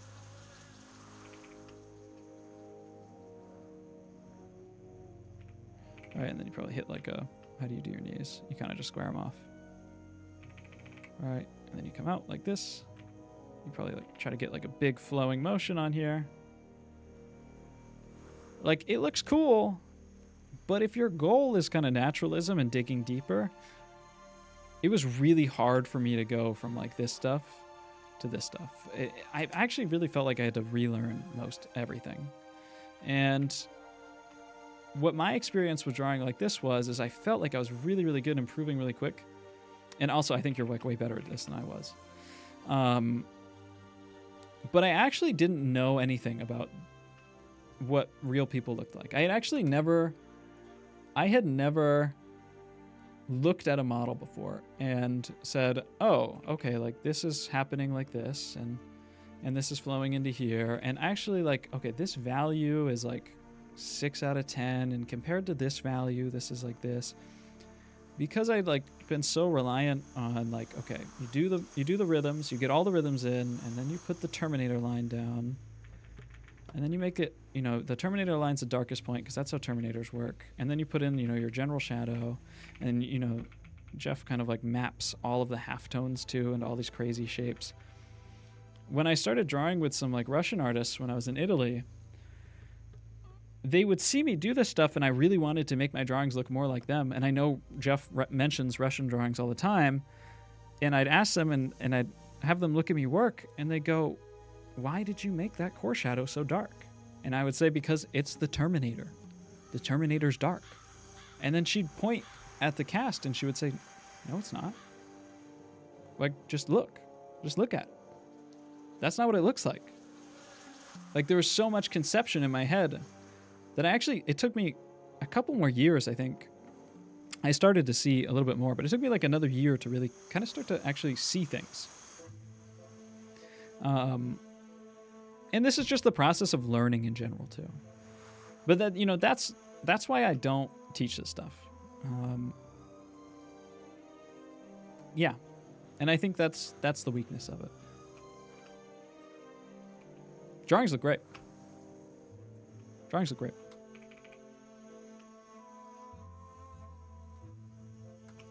The shape design's nice. Cool. Yeah, these look good, and the forms look good. And they're 1 minute, which is pretty fast. So I really, there's like only so much I can crit on like a 1 minute drawing. I think the approach here is nice.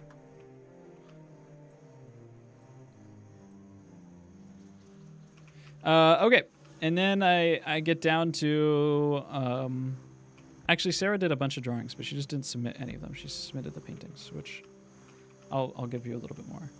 I get down to the bottom row heavy hitters that are here every time, and y'all spent a lot of time painting every day. I'm talking about Hivo specifically. But I think Hivo, like, what you have to improve at the most, by far, is this stuff, right? It's all of this stuff. Because, like, I think you're like really good at this stuff. Like, I think you're really good at like the general read of colors and values. I think you're really good at like, the basic organization and even drawing from imagination, posing figures. Like, I think you're actually very good at that stuff. But like where I think all of it lacks, or could be improved is exactly this type of stuff, right? Where it's like how the rib cage comes in here, how these like breasts come off, like how they connect, like the breasts go to the armpit, right? That bicep comes out from like underneath, and this deltoid comes out on top, and you get like these overlaps. I think like that's, and also you're gonna have this section come in right here, like, right, and this might not have been the exact way the reference photo was, but right, like generally you're gonna get like a darker halftone because you're gonna get sucking in on the top of that, and then you'll get kind of this shelf here at the bottom, right?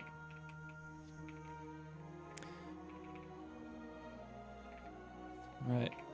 And then, I think there's kind of, I always tell you this every time, I think there's just kind of there's too many values, right? Like it's, like you can say this is like kind of that lower pubic area. There's actually another kind of step out over this, right?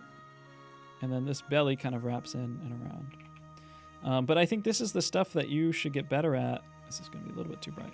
Basically this.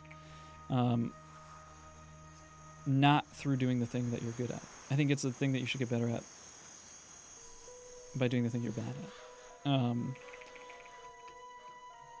Which, you're not actually bad at this stuff, but, sketching and stuff. I think it would have been a higher quantity was kind of my aim with this challenge. Because that's really where I see all you guys having weaknesses. That being said, you're getting a degree and you just do this stuff for fun. And so you can do whatever the fuck you want and tell me to shut up. And I think that's valid. And if that is the case, then these all look good. I think you did what you're good at. But I want to see kind of some drawing stuff from you. Yeah, I think it's a little bit that was from imagination. Doesn't change anything, brother. You would be able to do it from imagination, if you knew the drawing stuff better. Which I'm being harsh on you because you're good at this stuff. Are you saying Hivo should focus less on mogging? It's a little bit mogging focused, and I think Hivo, he gets to mog because he's gonna have a day job, right? So if you've got a day job, then you can just mog all you want because that's it. But if if you're out in the streets, scrapping like the rest of us, welding, being a hard worker, welding's also a day job. But I'm trying to rope you into the analogy, boy foe. Working hard with our hands, like me being a YouTuber, then, I think we should do this stuff. This stuff's pretty cool. There's a lot of diagram stuff. So, anyways, yeah, good job. I love welding. I weld all the time. Same with you, Canvas. I think actually it's word for word the exact same thing I said. Like, you're really good at doing this stuff, but I've never seen you like draw. Well, I've seen you draw, but it's a lot of like contour-y kind of. I know you do a lot of like memory drawing stuff. Like, I think the only the biggest place that you could improve if you want to is like construction and anatomy and like learning to diagram and like building out like more formal perspective stuff. I think there's a good chance you don't like doing that stuff because I've never seen you do it. And if that is the case, then you are welcome to say, I don't like doing that, I'm not going to do it. But I think it's the number one place you can improve. With this stuff, like, it's a little bit, I think, caught up in the painting of it. Where, like, you're losing kind of some of the big masses and gestures of it. Right? Like this big rib cage and this, like, it kind of, like, straightened it out. Love you and your art, Jake, and I love myself and I love my family. Fuck, that's awesome. I love you, Ryan Pizza. That's the best message ever sent in chat. You're getting modded.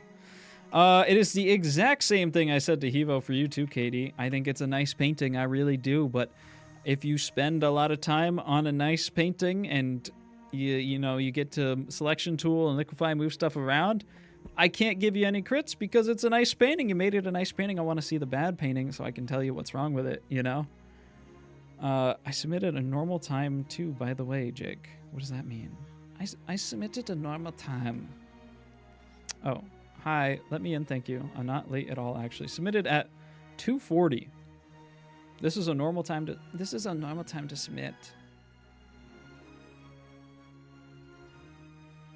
I've made you wait until the end of the stream. I'll do you last. Okay, very good, very good. Also, it is the exact same thing for VAM. It's a really nice looking painting. It is like almost exact to the reference. Good job. If you wanted more crit than that, you got to give me more to work with. Otherwise, nice job, dude.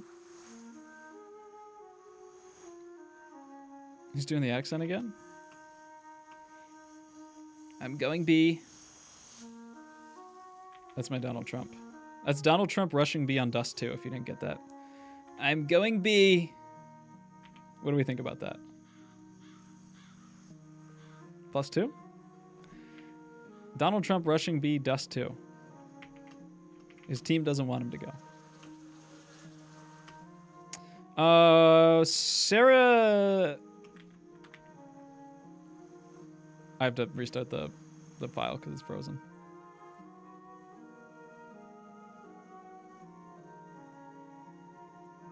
Why does... Thank you, I'm Vam's cousin, I'm representing him. Why does Vam have representation here? Why did Vam send his lawyer? He was too cool to show up, so he sent his counsel. Alright, man. Dino Denon. More Russian? Is this court? Sarah's drawings were really nice. Again, it's a longer drawing, and I think that understanding a lot of the torso and construction stuff that I talked about up here would really vastly improve it because it simplifies, like this is the thing I see with like every painting, and this is what I tell like all of you guys every single crypt, is that you don't need 1, 2, 3, 4, 5 values to turn a chest. You do not need 5 values. And then back down to this. It is not how real life looks. It's also a lot of work. And it makes things muddy. You know, like you only really need kind of max 3 most of the time. And you know, you get on 5 values on the whole painting, but you don't need 5 values to do this, right? Like you really kind of just need like boom, boom. I'll do 3. No, boom, because it's a soft turn. Boom. I'm drawing the chest. It's a really nice chest. All right, like basically you kind of need this. But the only way that you can kind of like arrive and be comfortable with this is if you like understand your construction stuff, right? And I don't really want to do the same painting crit that I do every single crit stream. I want to, you know, I wanted to, the point of this challenge was to really break you guys out of that bubble. So you did a lot of nice figure drawing.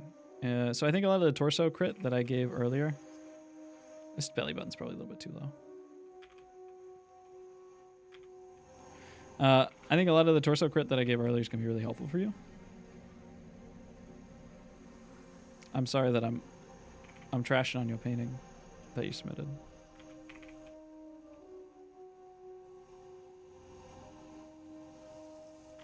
Yeah, maybe it kind of get a little bit too much. A little more light fall off there. It's got 2 belly buttons.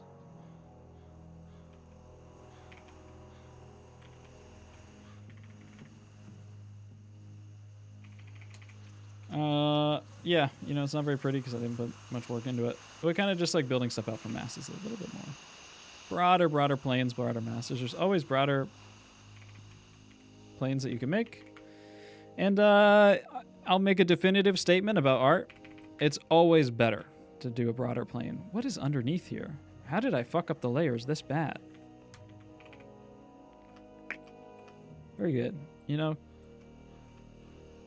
Yeah, that type of stuff. And muscles are not my forte. That's the point of quick sketch. Because I think this, by the way, I should just say it. It's a really nice painting. You spent a lot of work on it. It looks good. Like in general, everything is really nice. I think everything about this painting is really nice from here. But I think you can make choices to be more efficient and to, you know, learn those men muscles that you hate, and then maybe you won't hate the men muscles one day. Cat is literally annoying. She submits the homework late. She doesn't even do half of it, and she's like, "Oh my god, I failed!" And then it's like an A. It's like an A minus. She's literally that person. Yeah, it's good. It's good. It's all good. I really don't have too much to say. Also, you submitted late, so you don't get a crit. You just get this, which is a roast session. Yeah, this all looks pretty solid. You know, it's like a quick sketch too, so I'm not gonna like break down. I think the approach and stuff is nice. Shape design's nice. You kind of do have like this torso here. I think like your distance, yeah, that's probably okay. The rib cage comes like that. Yeah, that's probably fine.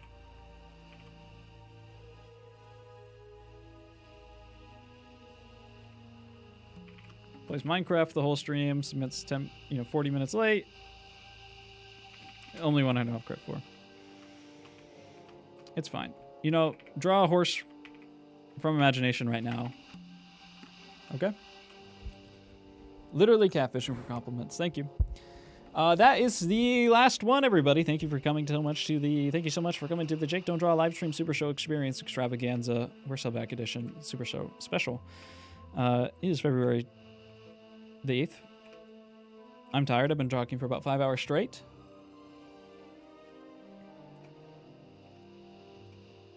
Draw a horse from imagination right now. No, draw a cow from imagination right now. It has to be a cow.